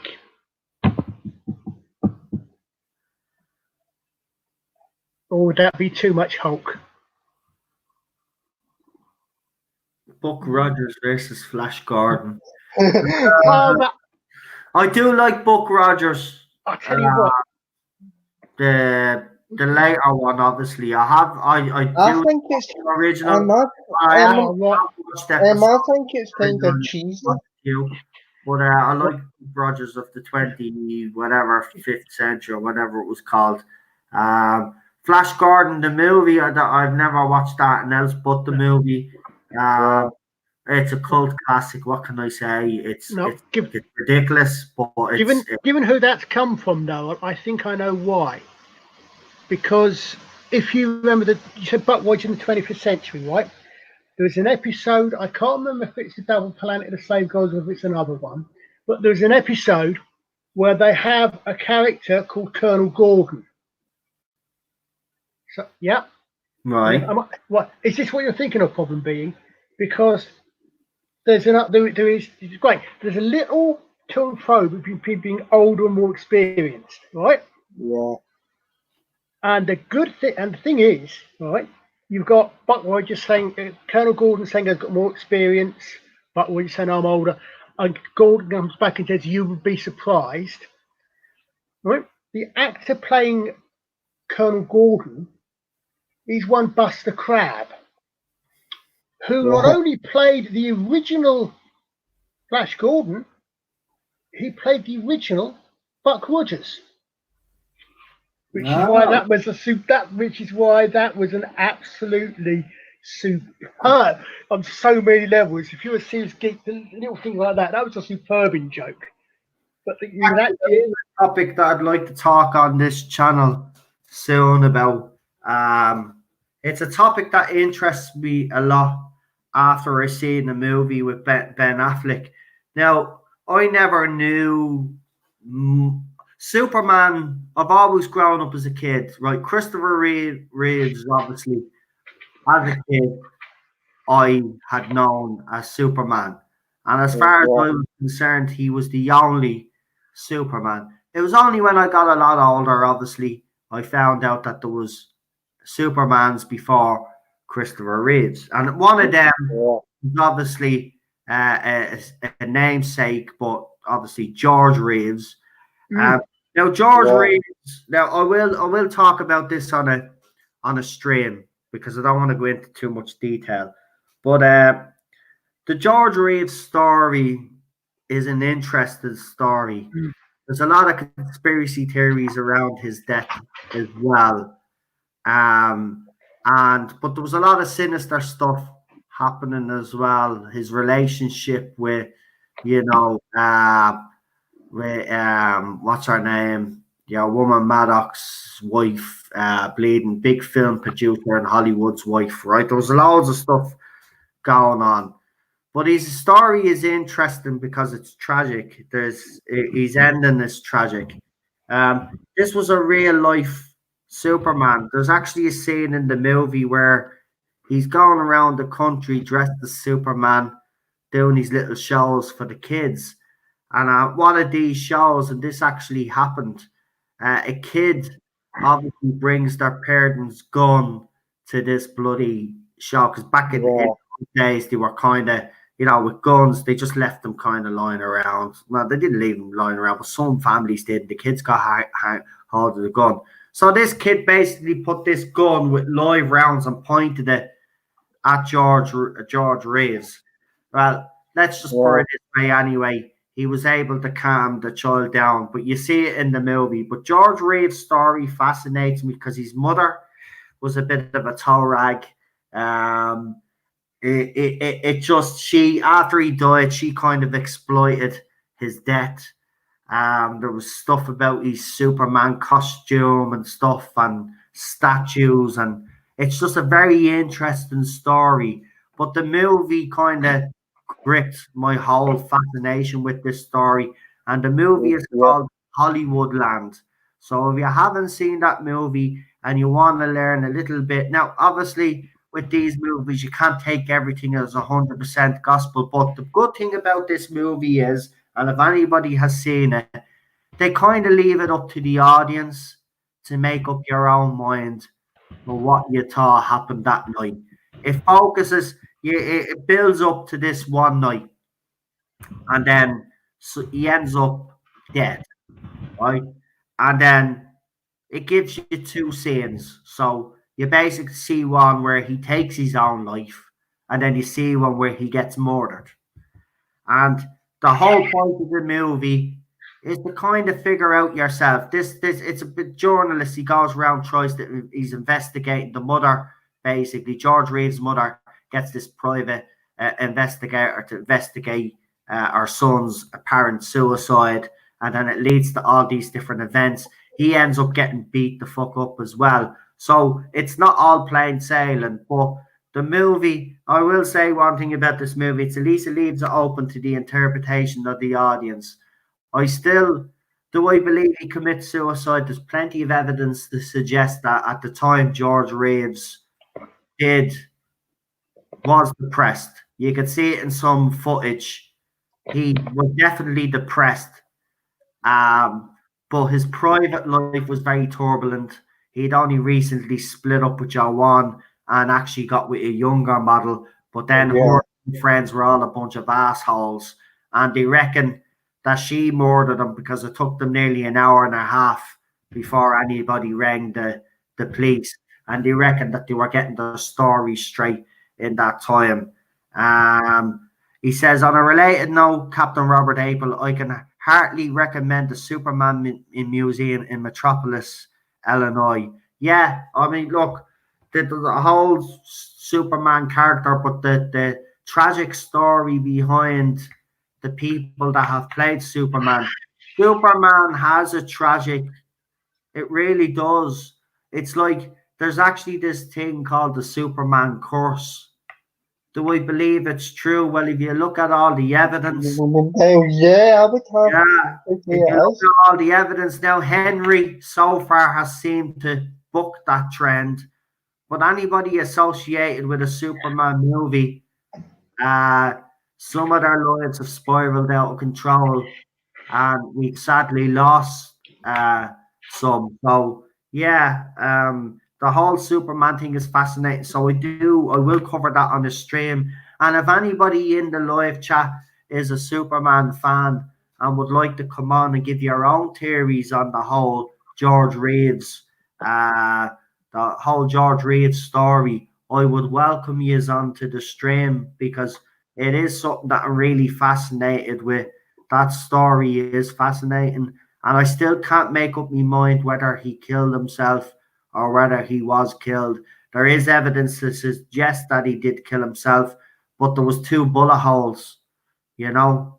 It was like as if he shot the gun up in the air and shot one down on the ground. It just didn't make sense. But then you look at footage and he does look depressed, but then you question why it took them an hour and a half or wherever it was to ring the police to report that he had killed himself. There's just so many dodgy stuff going on. Captain Robert Apple thinks he was murdered. Well, listen, Captain, if you want to come on with me, when will you do it? Hold on. I don't want to make promises yet because we've got so many streams to go through. But if you're available sometime next week, let me know what day suits you best, and we try to see if we can work it in, because I definitely would love to do a whole stream on that, because it is. Now, listen, guys, go and watch the documentaries on YouTube. There's plenty on both sides of the argument, right? So you can get up to date on what we're talking about, so you can join in and then watch the movie with yourselves and tell me what you think. Then you'll be able to come to your own conclusion. But I do firmly believe there is some sort of a Superman curse, or Go ahead. You said that about curse reminds me. What was it? I'm sure someone can make. When it was the Carnarvon and Co opened Tutankhamun's tomb was what, the 20s or the 30s or something. Apparently, there was someone in the 70s, I think it was, one of the last people who'd actually been involved in the excavation of Tutankhamun died of old age, obviously. And apparently, the headline in one of the papers was King Tut's curse claims last victim. Yeah. About 50 years old, we've been open. Captain Robert April brings up another couple of points, but I will read his first one. Right? He says, playing Superman is kind of like playing Jesus. Tough act to follow. I agree on that one. Yeah. But his next one is the one that I like because I agree. And if you've looked into the story, you will see that there is a lot of inconsistencies, like the Tupac one, I have to say. But the forensics don't match up for the self-inflicted wound, and that is true. There's a lot. Listen, back in those days, whether you believe it or not, some actors have, older actors have openly spoke about this in later years when they're kind of on the verge of dying. But it is common knowledge that apparently in Hollywood around those times there was a Hollywood hit squad. And any actor or actress that didn't step in line or there was too much scandal around them, it was taken care of. Now, this brings me to another case as well that happened in Hollywood where a young actress, I think she was called the Black Alien.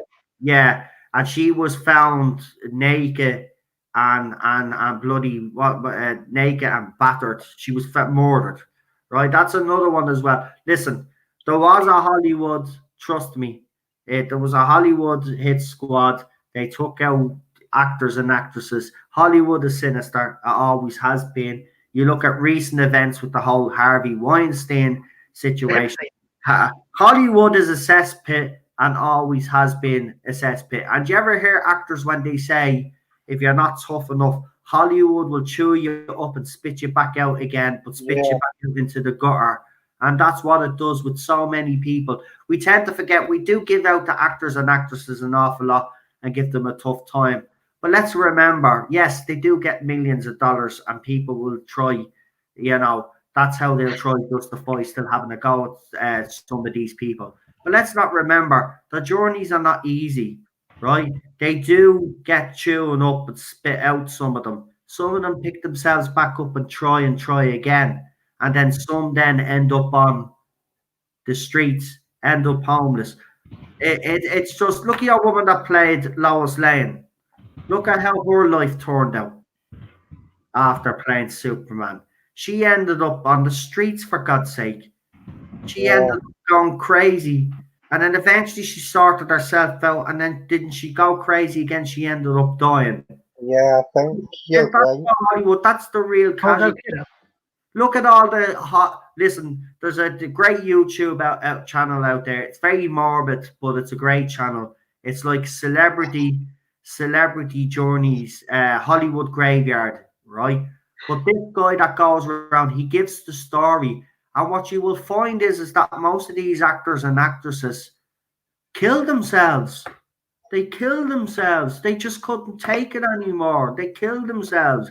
It's not all that easy. Yes, we can give out about people like Brie Larson and stuff, right? And saying, yeah, she's this, that, and the other. But she does have a point in a way. She has had a struggle, and this is why she feels like she has to say what she says. I don't agree with what she has to say. She still does have a warped ideology, but she is right about one thing. Hollywood is fucking tough. There is people basically telling you that you're no good, and you are chewed up, spit out there. And George Reeves is a perfect example. He was having an affair and all, and because he split up with your woman, there was supposed to be rumors that he had a movie that he was trying to flog, and nobody'd pick it up because once you get a bad name in Hollywood, that's it. And then some people then make the conclusion that's what drove him to suicide. But Captain Robert April and me are on the same side here, where I believe he was murdered, and I think it was revenge for the fact that he broke up with your woman. I don't think she was too happy with it. It became an embarrassment. He became a bit of an embarrassment to them, so he needed to be taken out. And I think those people that were there, including his girlfriend, because even when you watch the movie, you can see she's all about the money. That's all she just wants. She just wants to further herself. So it would have been very easy to go to her because there was no loyalty back in those days. Money spoke. So your man could have went to her and said, listen, I will give you 100,000 back in those days. Well, it probably wouldn't have been even that. I don't know what amount he would have offered her, but it would have been very easy to keep her mouth closed because they would have gave her everything that she wanted. You know what I mean? So they could have covered up. It would listen. Marilyn Monroe is another one that I do believe was murdered. There's just too many inconsistencies with her case, and this just goes to show you that they can get away with it. They can get away with it, and they have. We could speculate all we want. The official cause of death for George Reeves and the official cause of death for Marilyn Monroe is Marilyn Monroe took an accidental overdose, or they reckon she killed herself. I don't know. I think it's an accidental overdose. I'm not sure, or whether she tried to take her own life. It's always suicide, right? You always notice when they take out a celebrity, it's always suicide. And for those that think that Robin Williams killed himself, I honestly don't believe that man killed himself either. It just doesn't make sense to me. Listen, I'm not going to sit here and say I know what the man was going through. I suffered with depression. I know what it does to you, right? He's a comedian. He puts smiles on, but yeah, it would chew you up. It kill you. But he was a grown-ass man. He was going through this for a long time in his life. And it looked like to me that his comedy was his relief, was his way of getting through all his like he had his addictions. He beat them. Yeah. You know, his suicide, along with your man from Kung Fu, what's his name? I can never think of his name. Yeah, the way he was found. Yeah, I mean, no, there's definitely still you step out the line in Hollywood, it doesn't matter who you are. I remember seeing a while ago a documentary that I can't remember if it was Pope John Paul or the Pope before him. There was one that was Pope for about 6 weeks. Very interesting. Yeah, he was murdered. He was murdered because he was going to listen. I watched the whole thing on. Listen, I love me conspiracy theories. People probably hate me for this, but seriously, I do love conspiracy theory channel at the moment. This Pope apparently was going to actually expose all of the stuff that was going on behind the scenes, and he also wanted to reform the whole institution. Yeah. And of course, then we all hear the story. Apparently, he sat up and died in his bed. But there's always been a long-held belief that he was actually assassinated within the Vatican walls. And then Pope John Paul II, who did absolutely nothing to change the institution. Now, don't get me wrong. He was my Pope. I'm not religious anymore, but I was at one time. He was my Pope. I wasn't going to ask. He did reach out to the younger generation. I will give him that. He did reach out to my generation, and we did appreciate that. But he did let a lot of things slide on. He just let a lot of things slide. There was a lot of dirty, corrupt things going on within the church, and he did nothing. But if you assassinate a Pope, do you blame him? No. You're gonna step in line, aren't you? You're not gonna do that. And listen, Pope was thinking about angels and demons. He was healthy, that Pope, and he died sitting up in his bed. No, sorry, he was taken out. He was taken out. Yeah, but the weird thing, I'm not sure I'd even realised David Carradine was dead. Yeah, he did do that thing, but I don't know, Captain Robert Apple, if you've actually seen, like me, you've actually seen those photos, because all of those photos, I've actually seen the actual photo of where he was found. I don't know if you've actually seen that photo. I don't know. There's just something about it that just doesn't look right. And I know it is a thing, but I think they only say that as I think they use that as a cover up attempt, to be quite honest with you. That's what I think, to be honest. Because Robin Williams was supposed to kind of die in the same sort of way.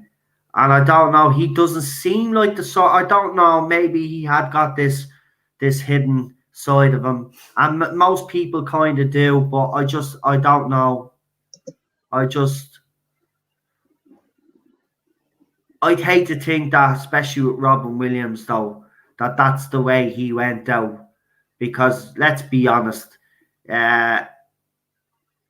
wouldn't have wanted to go out that way, and I don't believe it was suicide with him. I maybe in his case, I think he might have went a little bit too far, but I don't think he actually wanted to kill himself. I could be wrong. He just didn't seem.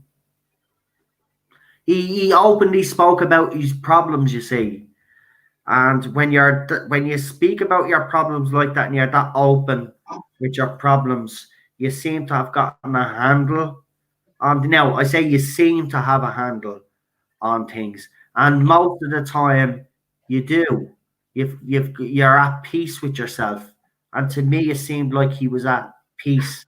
Yeah. Again, I could be wrong, but when he died, it was actually gas, because that night, BBC Three, and this is where the conspiracy comes along about Robin Williams' death.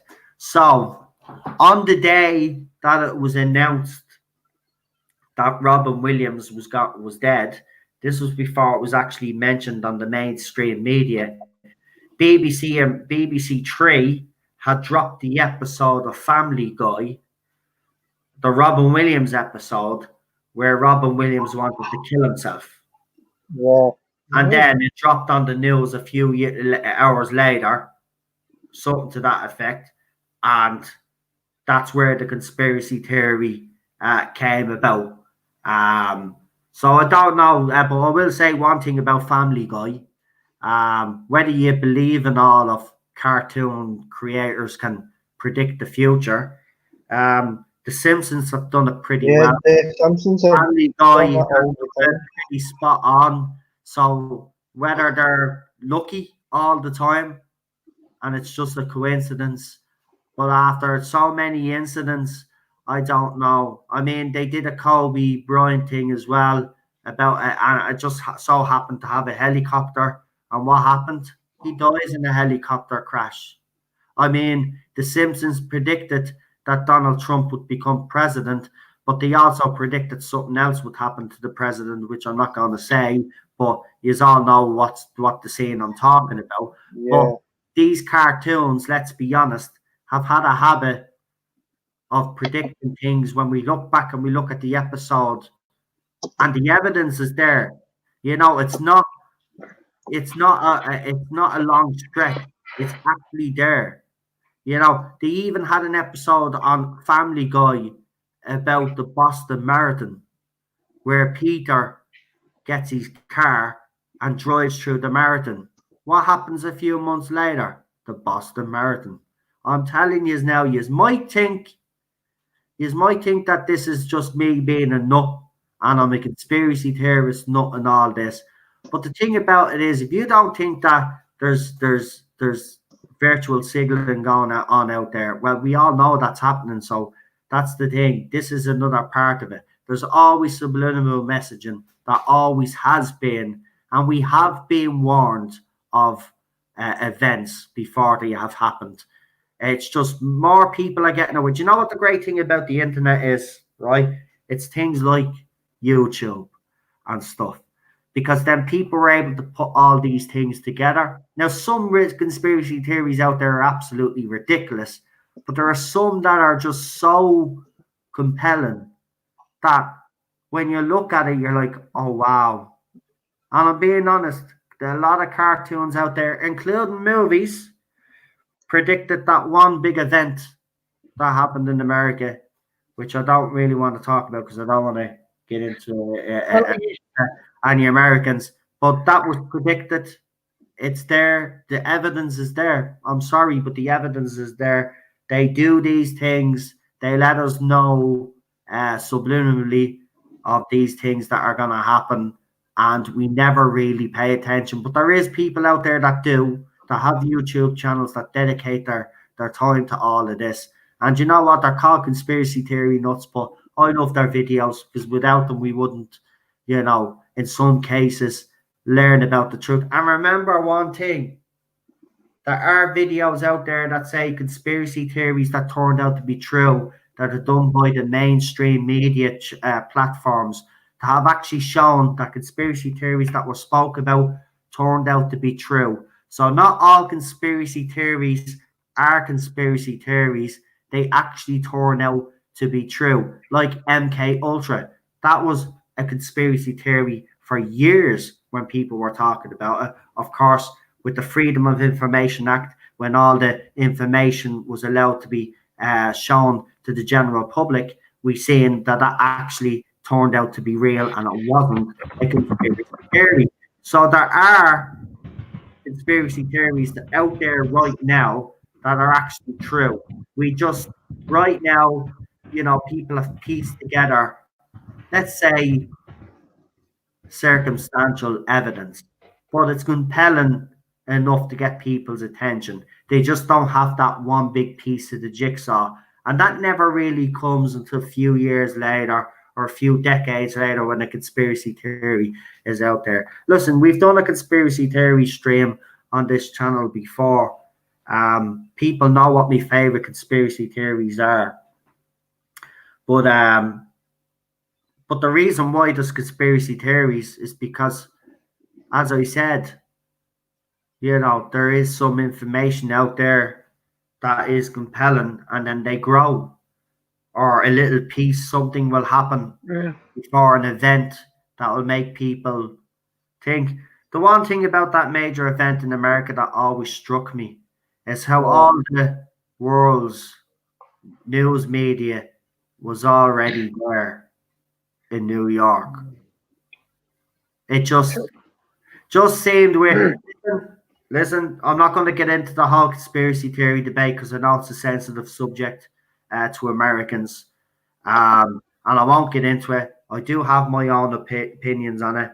I don't believe the official story. I'm sorry, but I won't get into why I don't because it has been covered over and over again. I do believe that the people responsible are still alive and still walking around.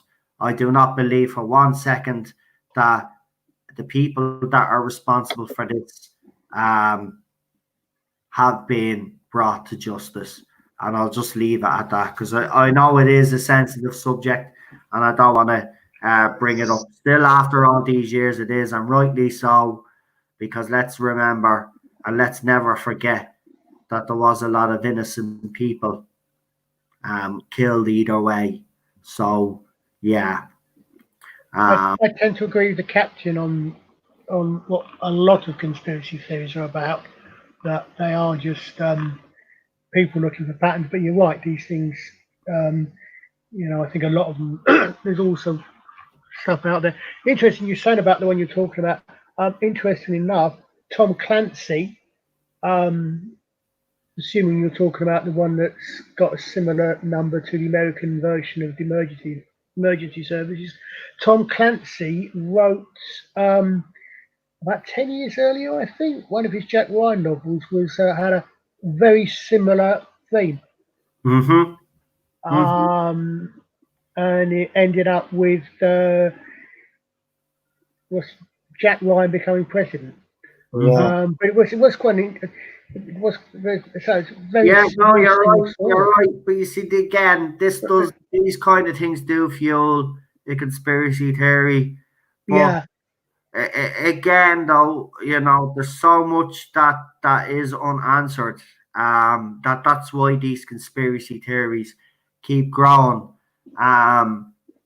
I don't believe we have been told the whole facts that of what happened that day. It just seems ironic to me, though. The most baffling thing for me at this whole situation is whether you believe it was terrorists or whatever your theory is. The most baffling thing for me is that at the very same time there was actually a military exercise going on what would happen if planes were flown into build. They were actually doing a live exercise at the time that this was actually happening. A simulation exercise on what would happen if a kind of event like this happened. Right? This was going on while they were doing the exercise. And I don't know how long it took them to realize then that actually something was really happening. But that just to me is the most mind-boggling thing of this whole situation. I just don't get it even as well. Look, I know nothing would have prevented that after the first plane, right?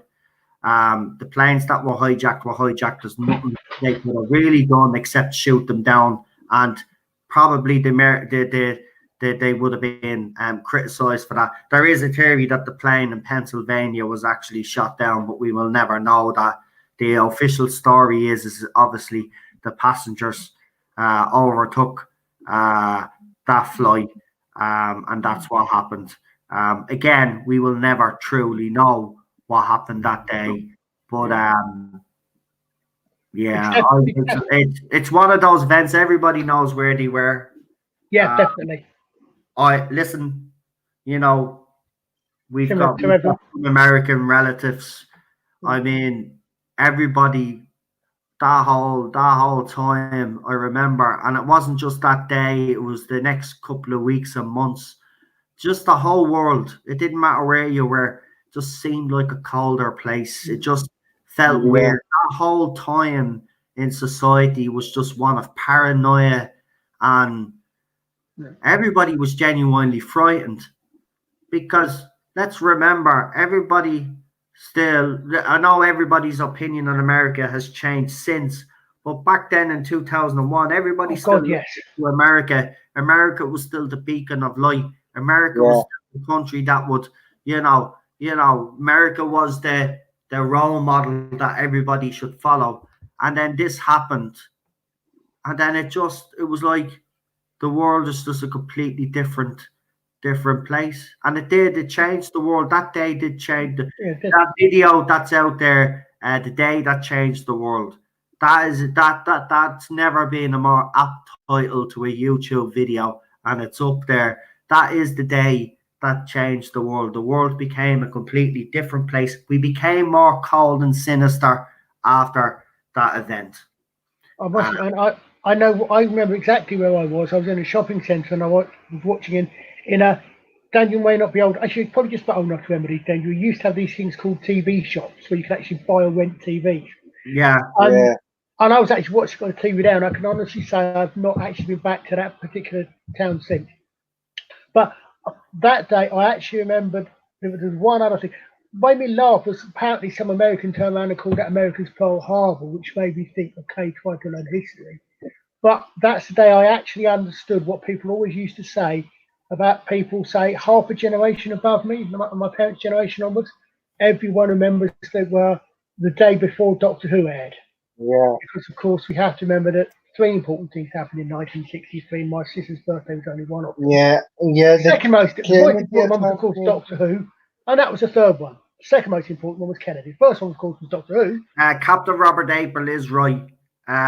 Some planes had their own phones, and some cell phones work perfectly fine at that altitude. That's a conspiracy theory, that one that has been dismissed.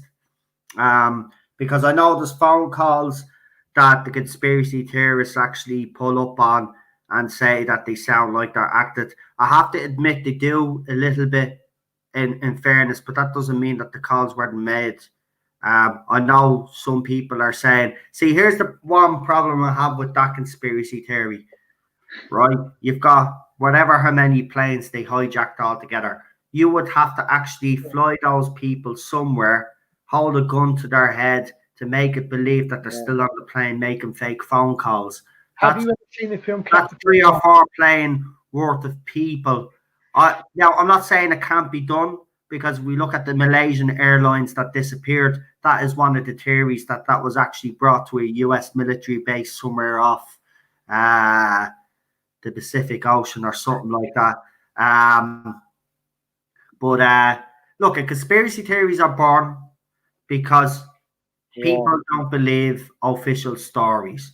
Now, the official story for 9/11, though, if you read it, it just, look, there's so many inconsistencies. Yeah, I'm not saying there's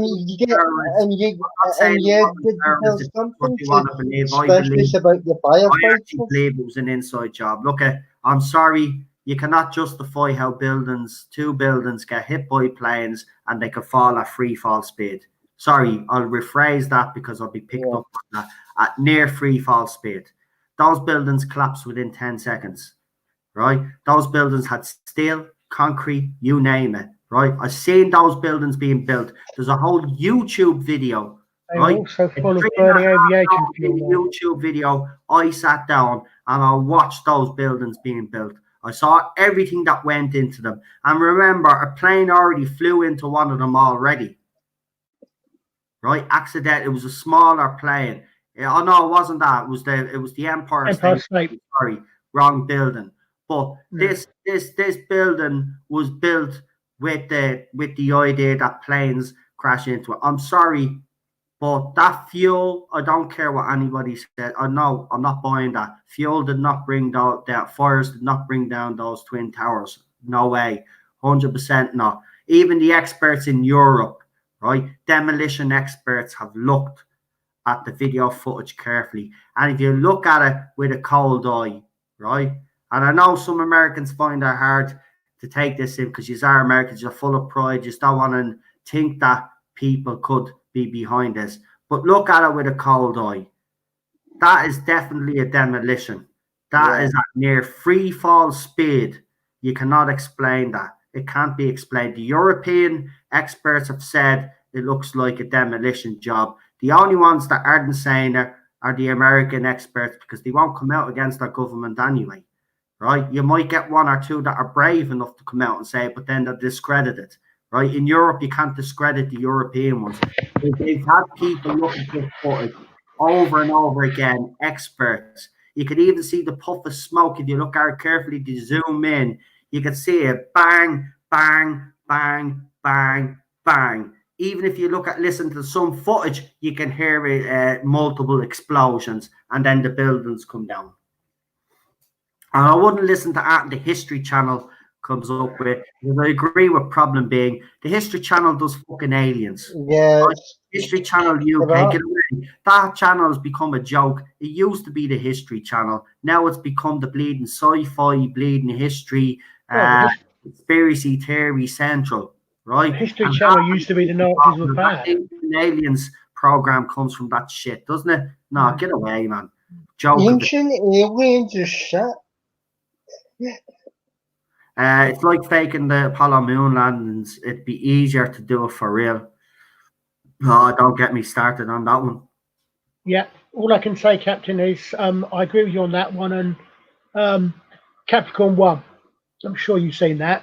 Yeah, I've seen that one. Which actually also is my major argument for doubting, no offense, Mel, most of the really big conspiracy theories is it would be impossible to keep the lid on it for this long. But as I said earlier on, it's definitely, there are definitely some odd things going on, definitely. Look, as I said, if they went to the moon, all well and good. Again, with NASA, there's just too many inconsistencies. See, here's the problem that we have as public. NASA and stuff like that, they always leave themselves open for questions. And here's the thing, right? When they make stupid statements and say that they can't go back to the moon, because they don't have the technology. Now, they only said that a few years back, right? So they don't have the technology, right? Now, they're testing a new craft called the Orion. And apparently this craft is designed to get past the Van Allen radiation belt. The big problem that I have with NASA and man going to the moon is that in 1969, was it, when they went to the moon, they were able to get past the Van Allen belt in a spaceship that was basically as thin as tinfoil, right? And the astronauts showed no ill effects. Now, not only did they go through this Van Allen radiation belt once, on their way back, they had to come through it again. So they went through it twice. Now, NASA themselves have stated only recently that they don't have the technology to go back to the moon, yet alone get past the Van Allen radiation belt. So my question has always been, listen, I'm not saying we haven't gone to the moon, but when you come out with statements like that, then I'm going to ask the question, well, if that's the case, then how were you able to go to the moon in 1969 and get those astronauts safely back without them dying? Because you obviously have a problem with the radiation. That's why you haven't went back to the moon, because you are testing this new craft. On top of that, they've also admitted that they have lost the original telemetry and the original data to all the moon missions, the Apollo moon missions. They were either erased or they were got rid of, right? Now, mankind's biggest achievement, right, going to the moon, right, that would have been massive in 69, right? That would have been the biggest breakthrough ever. It was man's greatest achievement at the time, going to the moon. And NASA, not once in their time, thought that this information would be relevant one day for when they decided to go back to the moon again. This is why I have a problem with the whole moon landing. If NASA can show me definitively that they went to the moon instead of the grainy Apollo 11 footage that we got, because we do know, again, from NASA themselves, because they keep putting their foot in this. See, this is the thing. I wouldn't have a problem with it if NASA kept their mouth shut, but they keep opening their mouth. And apparently they have high quality footage of the moon landing. But again, they deleted that, right? And now we've got this third party footage that they show all the time, that grainy footage. That's a third party, that's third generation footage, because the NASA or the government wouldn't let the TV stations directly record this live. They had to do it through substations. So they got it from a second source. They didn't get it from the original source. That's why the footage in the original moon footage that you show on TV is very grainy. But they actually had clear footage. Also, they had extra cameras on the moon. Listen, I've done a lot of thing on the moon. Moon fascinates me. I'm not saying that they haven't landed on the moon, but what I would say is they've opened up a can of worms with some of the stuff that they've said. And to me, you know, if I was an American taxpayer, I would be questioning, because they're saying they're going to the moon. It's not cheap to go to the moon. Americans' taxpayers' money pays for them to go to the moon. So I think, as an American, if you were an American, I think you have every right. And me looking in from the inside, I think I do have every right. It was supposed to be their greatest achievement. And if that's all a lie, well then, you know, I think we have a right to know. I'm sorry. But until I see definitive proof of NASA that we've landed, see, that's why I'd love some independent country that doesn't give a feck about the rules. Went up there with a satellite with their own camera and show us all the landing sites. Now, I know Japan, but again, Japan showed all these so-called landings and all that. Again, those photographs, you look at them, they're from a distance, they're easily manipulated. You don't know. Again, you don't know. So, my main reason for actually thinking it happened is quite simple. it was not a scientific, it was not an exploratory effort, which it would be now, and it should be. It was done purely and simply. It's called a space race for a reason. It was done to kick the Russians in the gonads, and the Russians accept it. I'm Yeah, sure. it was to destabilize. It was. You're right. Sure That's the what Russians would the have race was all about, to destabilize the communist regime, their economy, to make them go bankrupt. And let's be honest, it worked because they never made it to the moon, the Russians. But I don't know if the Americans did. To be honest with you, I'd love to think that they did, because you know what? If it did happen, it is still great. A man's greatest achievement. Forget about sending rovers to Mars. Landing on the moon, man, physically landing on the moon would be still their greatest achievement. And there is a will to go back to the moon, so they say. I hope they can do it and prove me wrong. I really do. I hope they have gone to the moon, because, I think it is such a shame. But again, NASA, they leave themselves open for questions all the time. And and as long as they keep doing that, I will keep asking the questions. I'll keep asking. I mean, look at man's greatest achievement. You get rid of all the data that would help you get back to the moon. That would help you invent the technology to get past the Van Allen radiation belt. You know what I mean? It's just little things like that that make me think, hang on a minute now. Man's greatest, I'm sorry, you don't need to be a rocket scientist. Oh shit, they're supposed to be.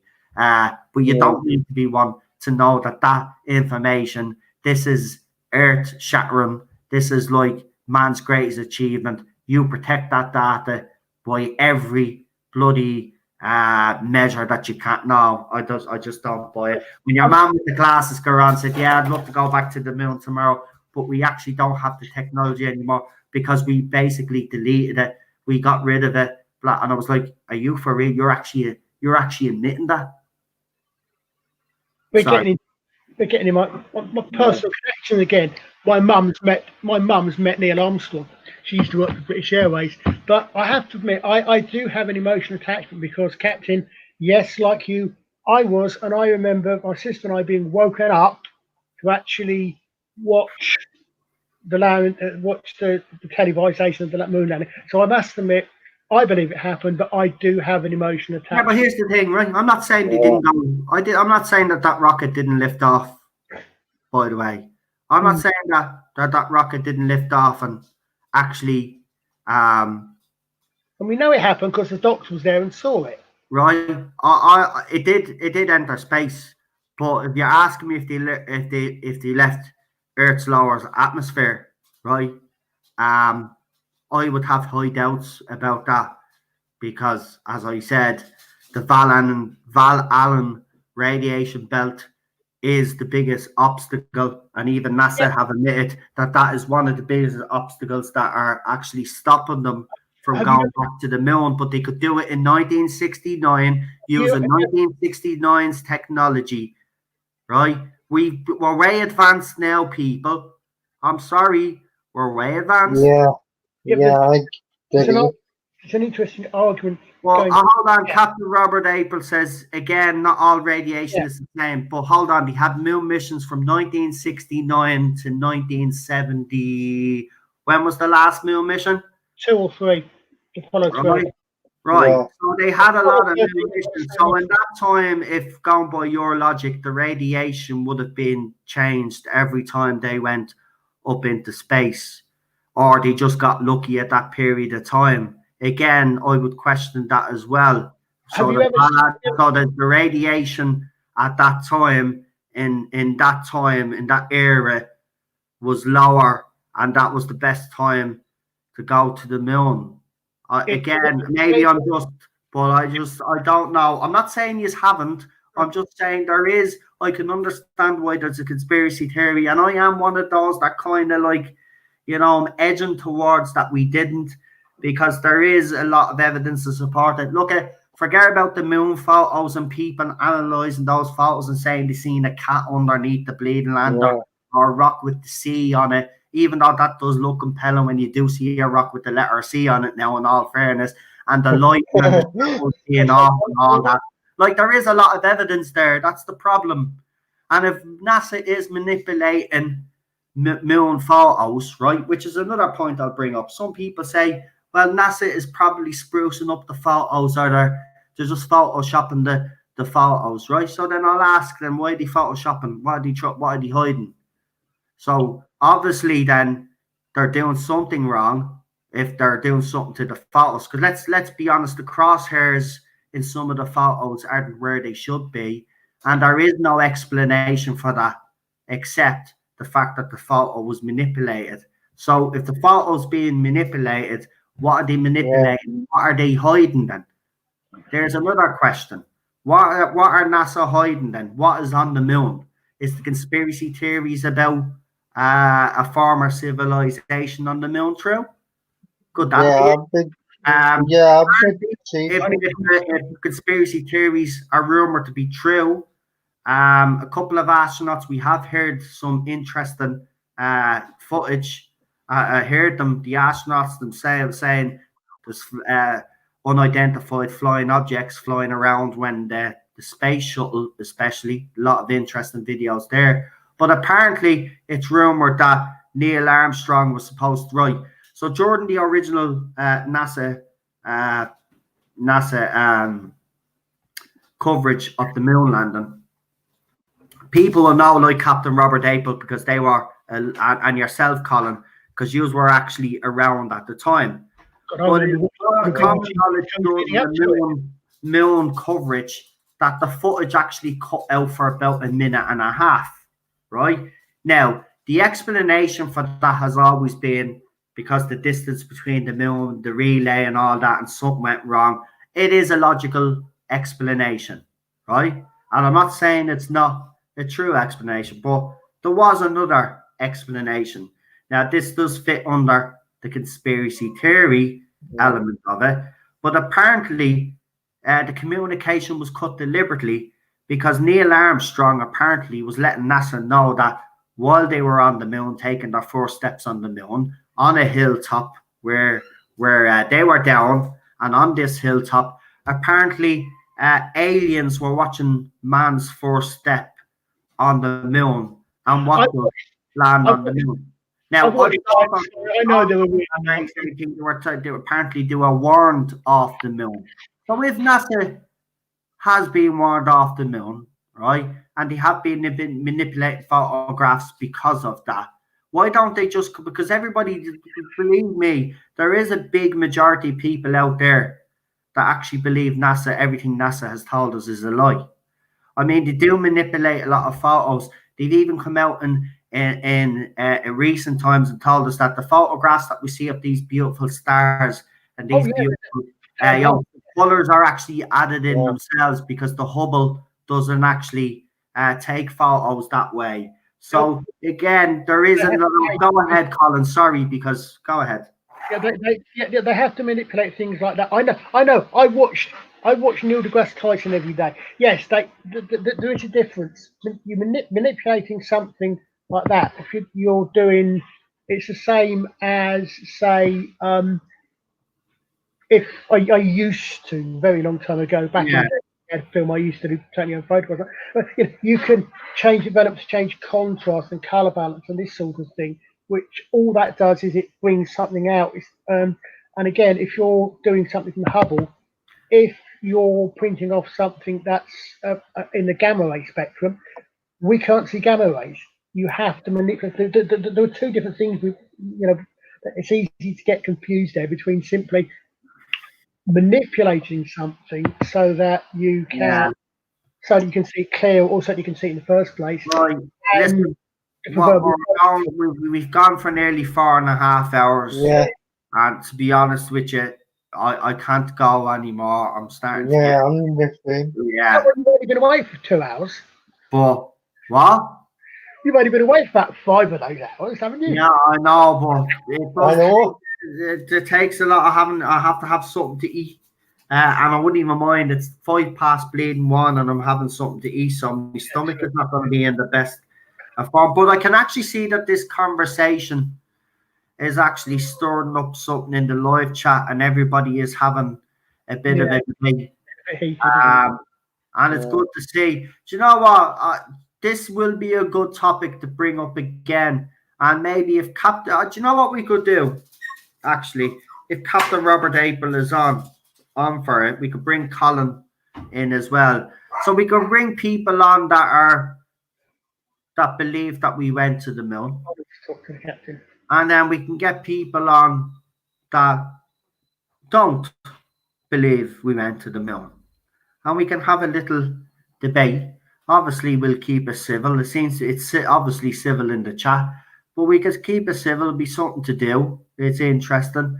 I mean, people are going to have different opinions on it. All I'm just saying is right now, I would question, and I think it's right to question NASA on certain things. I'm sort of on the fence. Yeah. Yeah.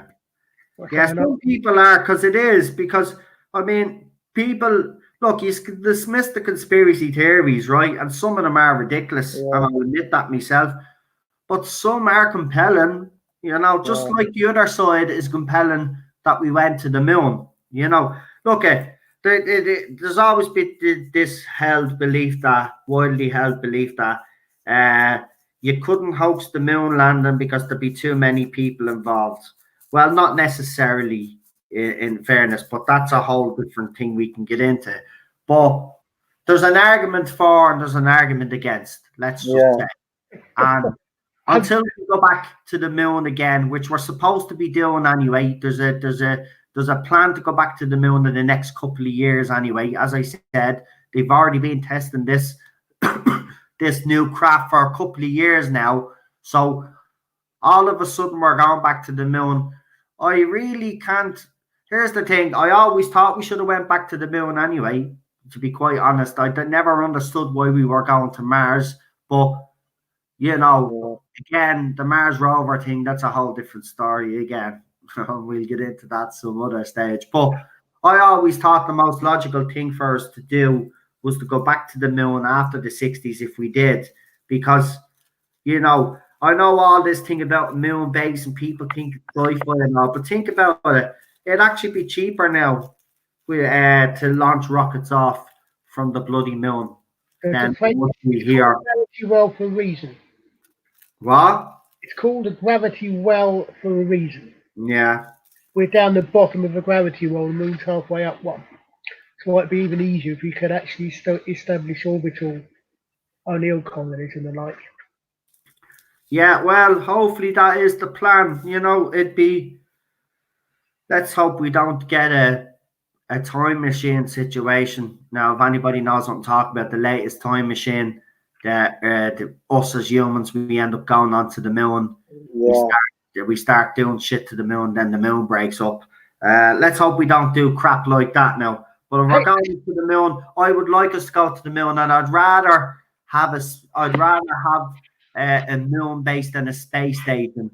I think if you're going to do experiments in space, it's all well and good doing them in the International Space Station. And don't get me wrong, they've probably learned a lot if the International Space Station is real, of course. But what you call it, for me, it would be better to go to the moon because obviously you're further into space and you would probably get better, a more accurate result for the experiments that you were doing. And again, it'd be another way of finding out what space does to the human body. Now, of course, we do know that space does change DNA because two astronauts who happen to be identical twins, their blood were tested, and now the two of them, their DNA doesn't even match. So space does change your DNA, apparently. So again, there's a lot for us still to learn. You're missing the most important thing about the moon landing conspiracy, though. The actual truth is that Neil Armstrong detected a heartbeat under the moon. It's an egg. Did you watch Doctor Who? Oh yeah, the whole moon is an egg thing. Yeah. Well, actually, there is a few interesting conspiracy theories about the moon. That the moon is like a Death Star. It's a hollowed out satellite from a an alien race. There's loads of different ones. The moon, I think the reason why the moon fascinates us all is because it's the closest, what do they call, satellite, I suppose, in the sky to us. And it's always fascinated me. I mean, I got into astronomy because of the moon. As I said, I have that big ass telescope that I use. The moon has always fascinated me. It's just, I would hate it all to be a lie, because there's just a fairy tale about, a romance about the moon. I don't know what it is. It's just one of those things. It's captured the human imagination, like the Titanic, things like that. I wouldn't want this one to be. I just wouldn't want this one to be a hoax. And the original footage of the moon landing was erased. That we have third party or second generation footage, which is the footage that they flog all the time. And also, NASA have actually higher quality photographs that were taken on the moon because the astronauts brought up extra cameras. And we have never seen those photographs. Those photographs have never been shown to the public either. Listen, the moon is fascinating. It does get the mind working. It is a curious thing. I just hope that we have, because I would hate us to be living a lie, because to me it was the greatest human achievement, and I would hate that to be a lie, because we strive to do something great. We strive for something. We said we were going there. When JFK made that speech, we go to the moon and do those other things, not because they're easy, but because they're hard. When he made that speech, that was it. Yeah, let's do it. Even when I was watching, I knew, you know what I mean, as a kid, that we landed on the moon. I was like, yeah, that's it. That's the human spirit. I'd hate that to be a lie. I really would.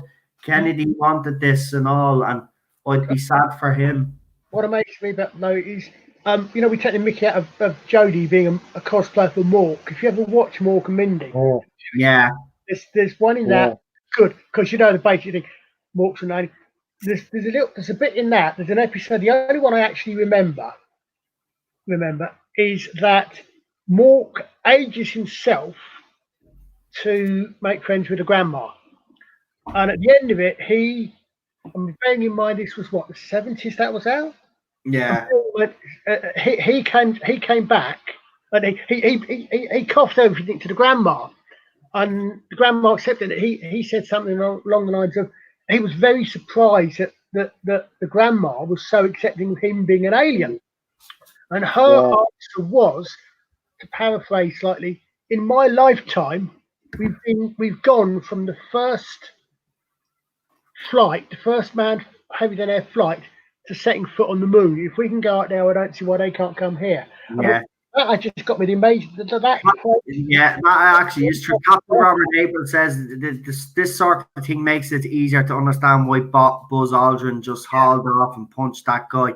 Yeah, but the difference between me and Bart Chappelle, wherever his name is that I wouldn't go up to Neil Armstrong or Buzz Aldrin or any of those astronauts to say to them, listen, you're lying, you didn't go to the moon. I might have my own personal beliefs, but I'd never go to those people. Listen, at the end of the day, they were people along for the ride, as they have said. I wouldn't necessarily blame any of those guys, to be honest with you. But there is some interesting footage that I showed on a conspiracy stream. I think it was on the other channel, where he is shown, where Buzz Aldrin is actually shown this footage that actually shows that they never went to the moon, because when they were slated to be on the moon, they were actually above Earth's orbit, and they were actually faking how far they were away from the planet. And when he was presented with this footage, now I do understand his reaction because it was just put on and he was brought there under false pretenses. So I must stress that. But his reaction to the video was, well, don't talk to me. We were just guys in a craft. Go and speak to someone at NASA about that.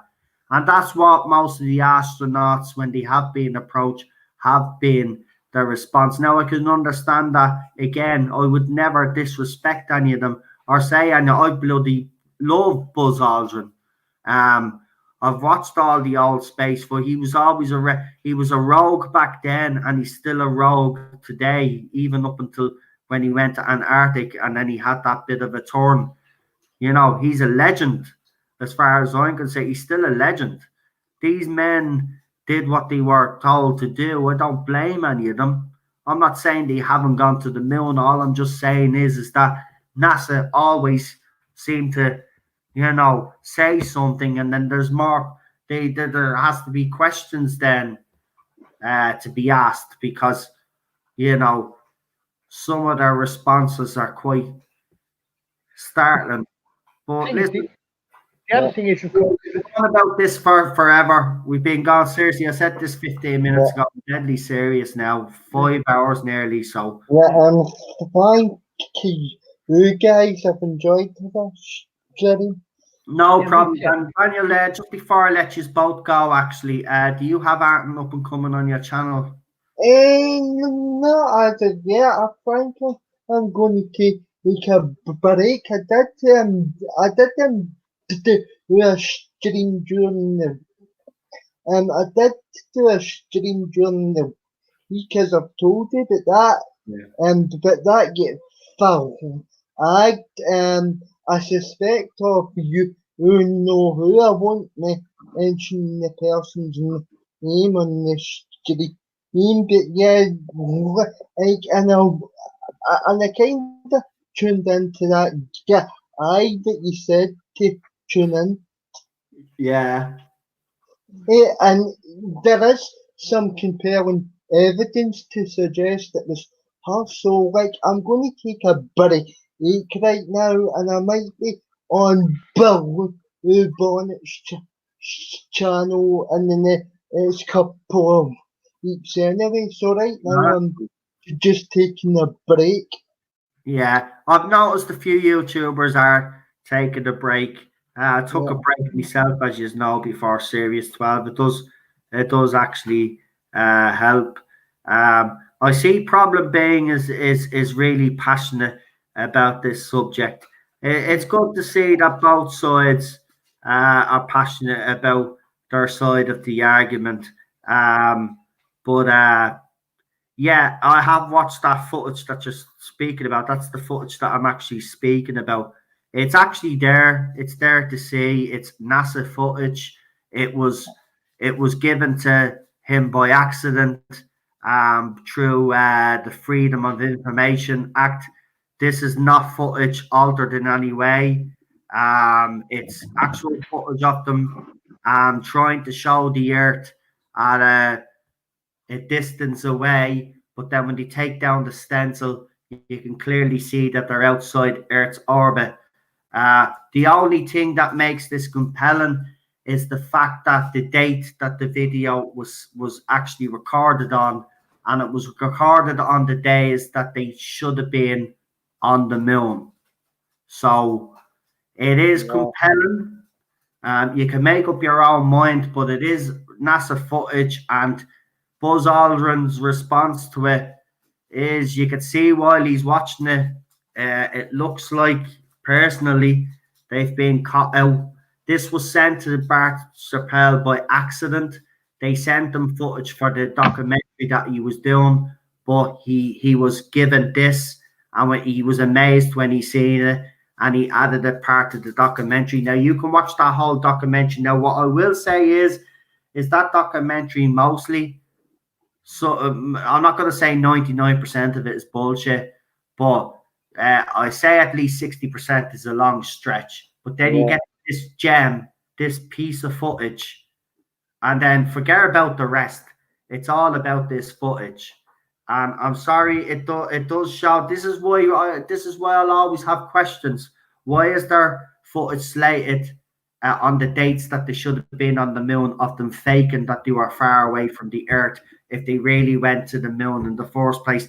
And here's the point. If they went to the moon in the first place, why would they have to fake that they were a certain distance away from the Earth if they went to the moon? They wouldn't have to do that. They wouldn't have to do that. Don't forget, if you're doing that, though, you've got at least 2 Apollo missions beforehand that supposedly went to the moon and came back. But, I just realised, of course, the reason they can't go back, that NASA won't go back to the moon, the real reason is that it's not actually there. That's an illusion. Jerry Anderson told us on the 13th of September 1999, there was a massive nuclear explosion at a waste dump on the far side of the moon, and the moon was blown out of Earth orbit. Have you not watched Space 1999? That was a documentary. Did you not know?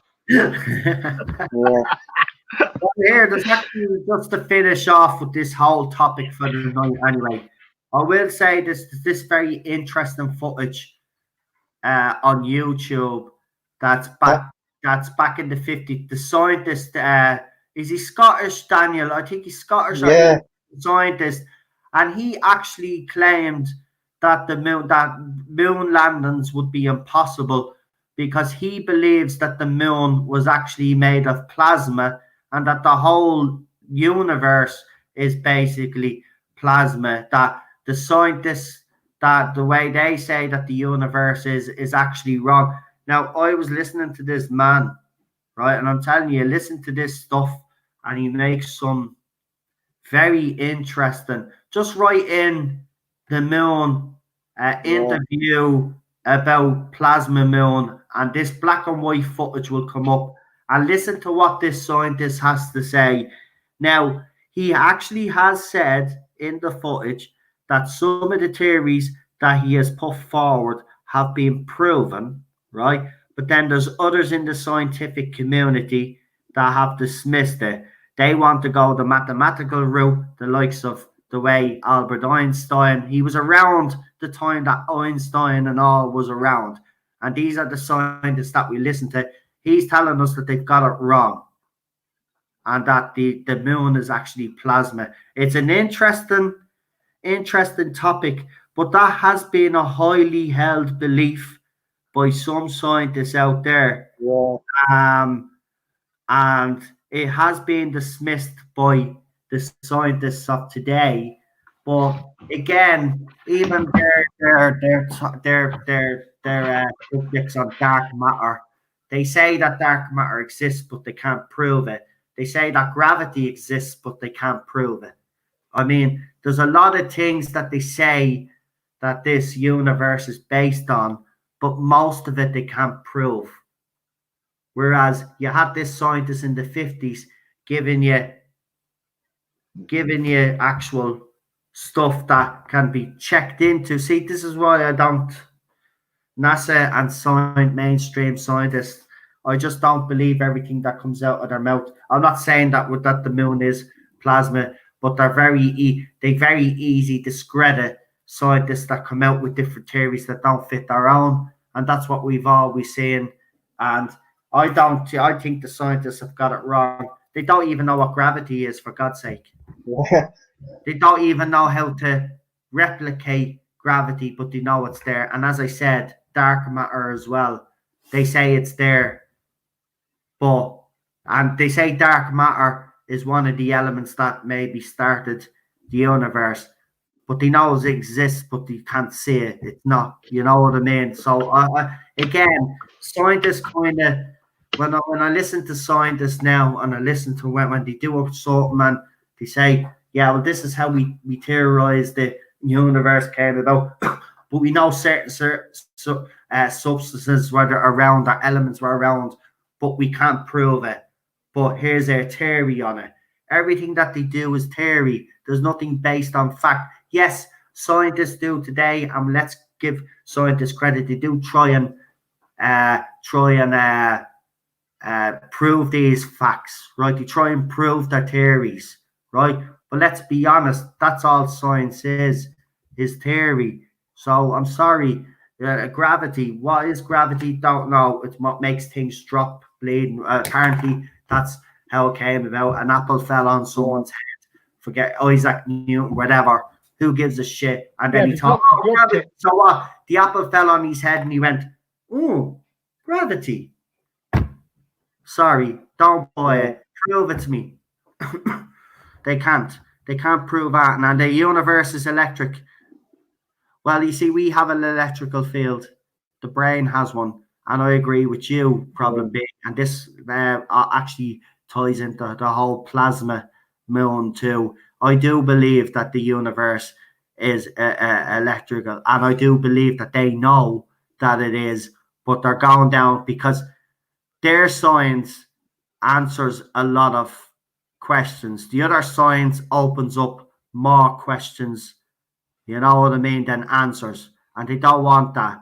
They want to simplify the universe, but the universe is so greater than they're actually no. But that's a whole different look. Again, this is a whole different. This is all. You know, I've really enjoyed this stream. We've spoke about multiple topics tonight, and I've enjoyed every single bit of it. And thanks to everybody that has contributed to the chat. Problem being Captain Robert April, all you other guys that are fighting is our corner, as they say. You know, we should have you on the stream anyway. I say I'll get a pretty good debate on it. But yeah, listen, there's loads of things we could talk about. But check out that video about the plasma moon. Yeah, about that interview. Listen to that scientist and see do you think he makes any sense?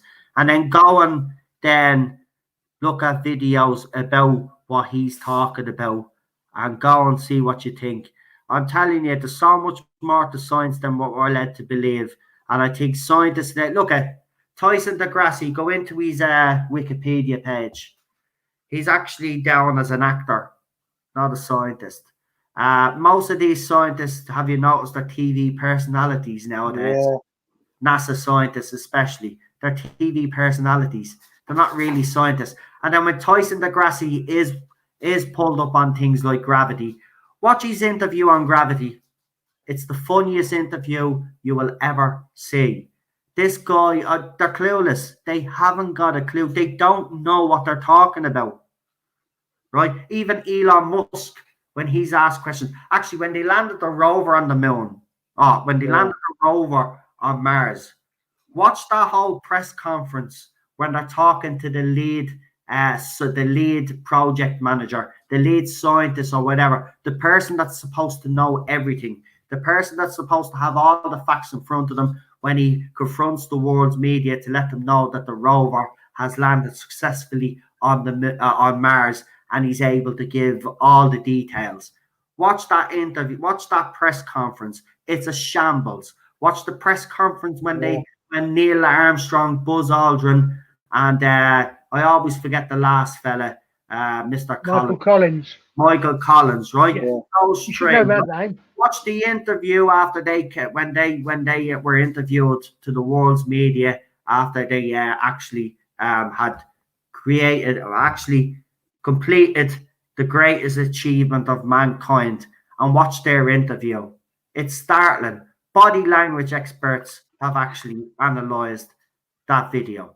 One astronaut didn't know if he could see stars. The other one did. You watch NASA interviews. This is a running theme with them. Some say they've seen stars in space. Some say they haven't seen stars in space. Then you've seen water bubbles in space, right? And then you've seen what looks like bad CGI on the International Space Station. I'm not saying they haven't done all these things, but what I will say is that NASA is definitely leaving themselves open for a lot of questions because some of the things just do not add up. So NASA is either hiding something or they're not telling us the truth. But either way, they're doing something shady. And with that, we're going to leave it at that because we could talk about this for another 5 or 6 hours. And to be honest, I'm about to lose my voice. We will pick this up. Listen, we have a couple of streams tomorrow, so we'll pick it up at some stage again tomorrow anyway. But Daniel, listen, thanks for joining me. Yeah, that's fine. Happy 25th birthday. And, thank you. No problem. And we hope to see you soon. And Colin, listen, mate, thanks for coming on. I really appreciate it as well. That's okay. And David, in answer to your question, wisdom teeth, I don't know. But the appendix is simple. That's where we keep all the information that's not in the DNA. Nah, the problem being NASA, never a straight answer. And that's exactly what it is. You're right. And that's why I'll always have a problem with them. I think you've summed it up in that little. I know you're telling a joke, but because that's a running joke with all of us on our side. Yeah. But you're right. That's why I will always question NASA, because you never do get a straight answer. And unfortunately they would. Listen, if you are covering up aliens, great. I understand. But I think we're old and bold enough now on this planet, except for the millennials. They'll probably run into their safe spaces, but don't mind them. The rest of us can handle, if there was aliens on the moon and they're not there anymore, but there was, I think we're okay with that. I think we'd be more excited and we'd say, well, why haven't you went back to show us what the structures are like? I think there would be a lot of excitement. They're not aliens. It's just a crash transformer ship. Didn't you know? Have you seen that? Yeah. Actually, but again, we'll get into. I don't know. No. 5 hours now. I'm stopping. One thing I would say, though, quick, don't forget. Just occurred to me. People were early on talking on about the David Icke's lizard people. Yeah, that's not a secret. They made 2 seasons. They made 2 complete series of V about it. Yeah, exactly. Again, they let us know about all these things. Yeah, their eyes, and they tell us. See, here's the thing. They might do all these things, but they like to poke fun at us and let us know anyway. So yeah, we'll leave it at that anyway. 5 hours in, and I think, look, I've done a few of these streams over the past few months, and I don't know how Doomcock and Gary could do 5 or 6 hour streams non-stop, because it takes a lot out of you. But we've just done that on the Tardis exozone, so it's very, very, very. But I have enjoyed it. So, Colin, listen, thanks for joining me, mate.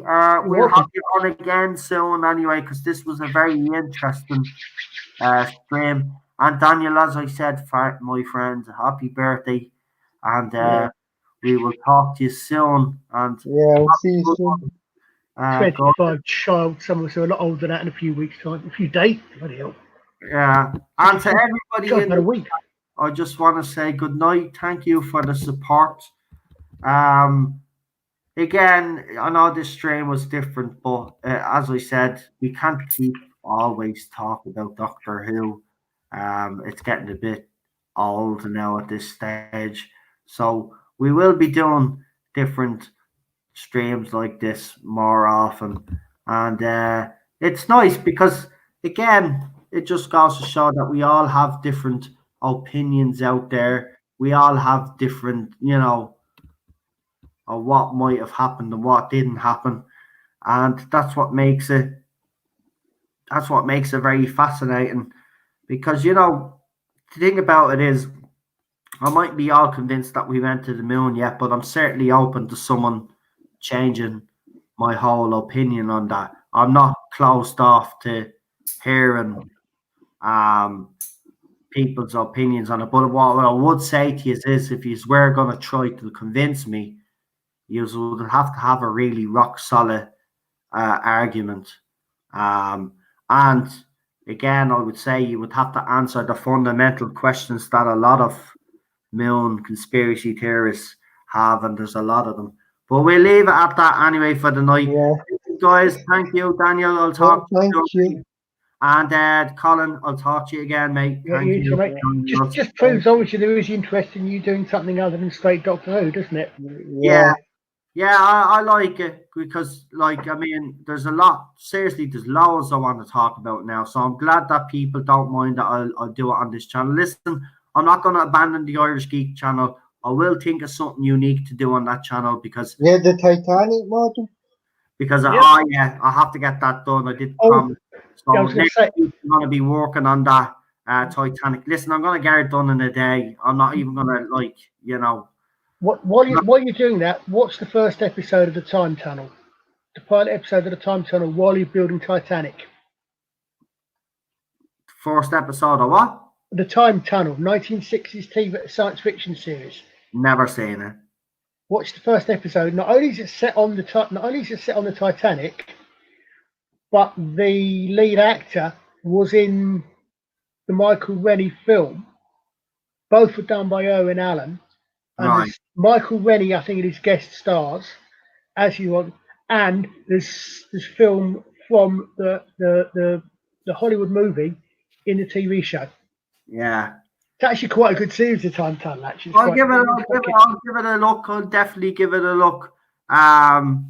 Yeah, problem being right, late 7 o'clock. I'm open to just do me a favor though, so don't forget me, because you texted me on, I think it was Messenger earlier on when you were giving me your email. Just write the name of that show on Messenger for me so I don't forget, and I'll check out that first episode. Might even do a watch along if I can find it. I might even watch along to it and have a chat about it. Right, listen, I have to go. I definitely have to go. You guys go, and then I'm just going to say goodbye to everybody here in the chat. Because you know, as ourselves, the trailer doesn't work. The outro won't work if you are here. So I'm going to say good night. So, Daniel, I'll see you. Good night, buddy. Yeah, see you. Mate. We'll talk to you tomorrow anyway, you mad lunatic. Okay. Scottish Davros. See you later. And the English Longbowman. Good night. Good night, mate. Good night, chat. See you. See you later. And to everybody in the chat, good night. Thank you for everybody that took part tonight. I know some of you, I know some of the topics of conversation might have upset one or two of you. Wasn't our intention. It's just nice to have a nice, healthy debate about these things. But I hope to see you all again very, very soon. Thank you for the support. Don't forget to like, share, subscribe, and all that jazz. And we shall talk to you again tomorrow. Tomorrow. I love you. Tomorrow, it's only a day away.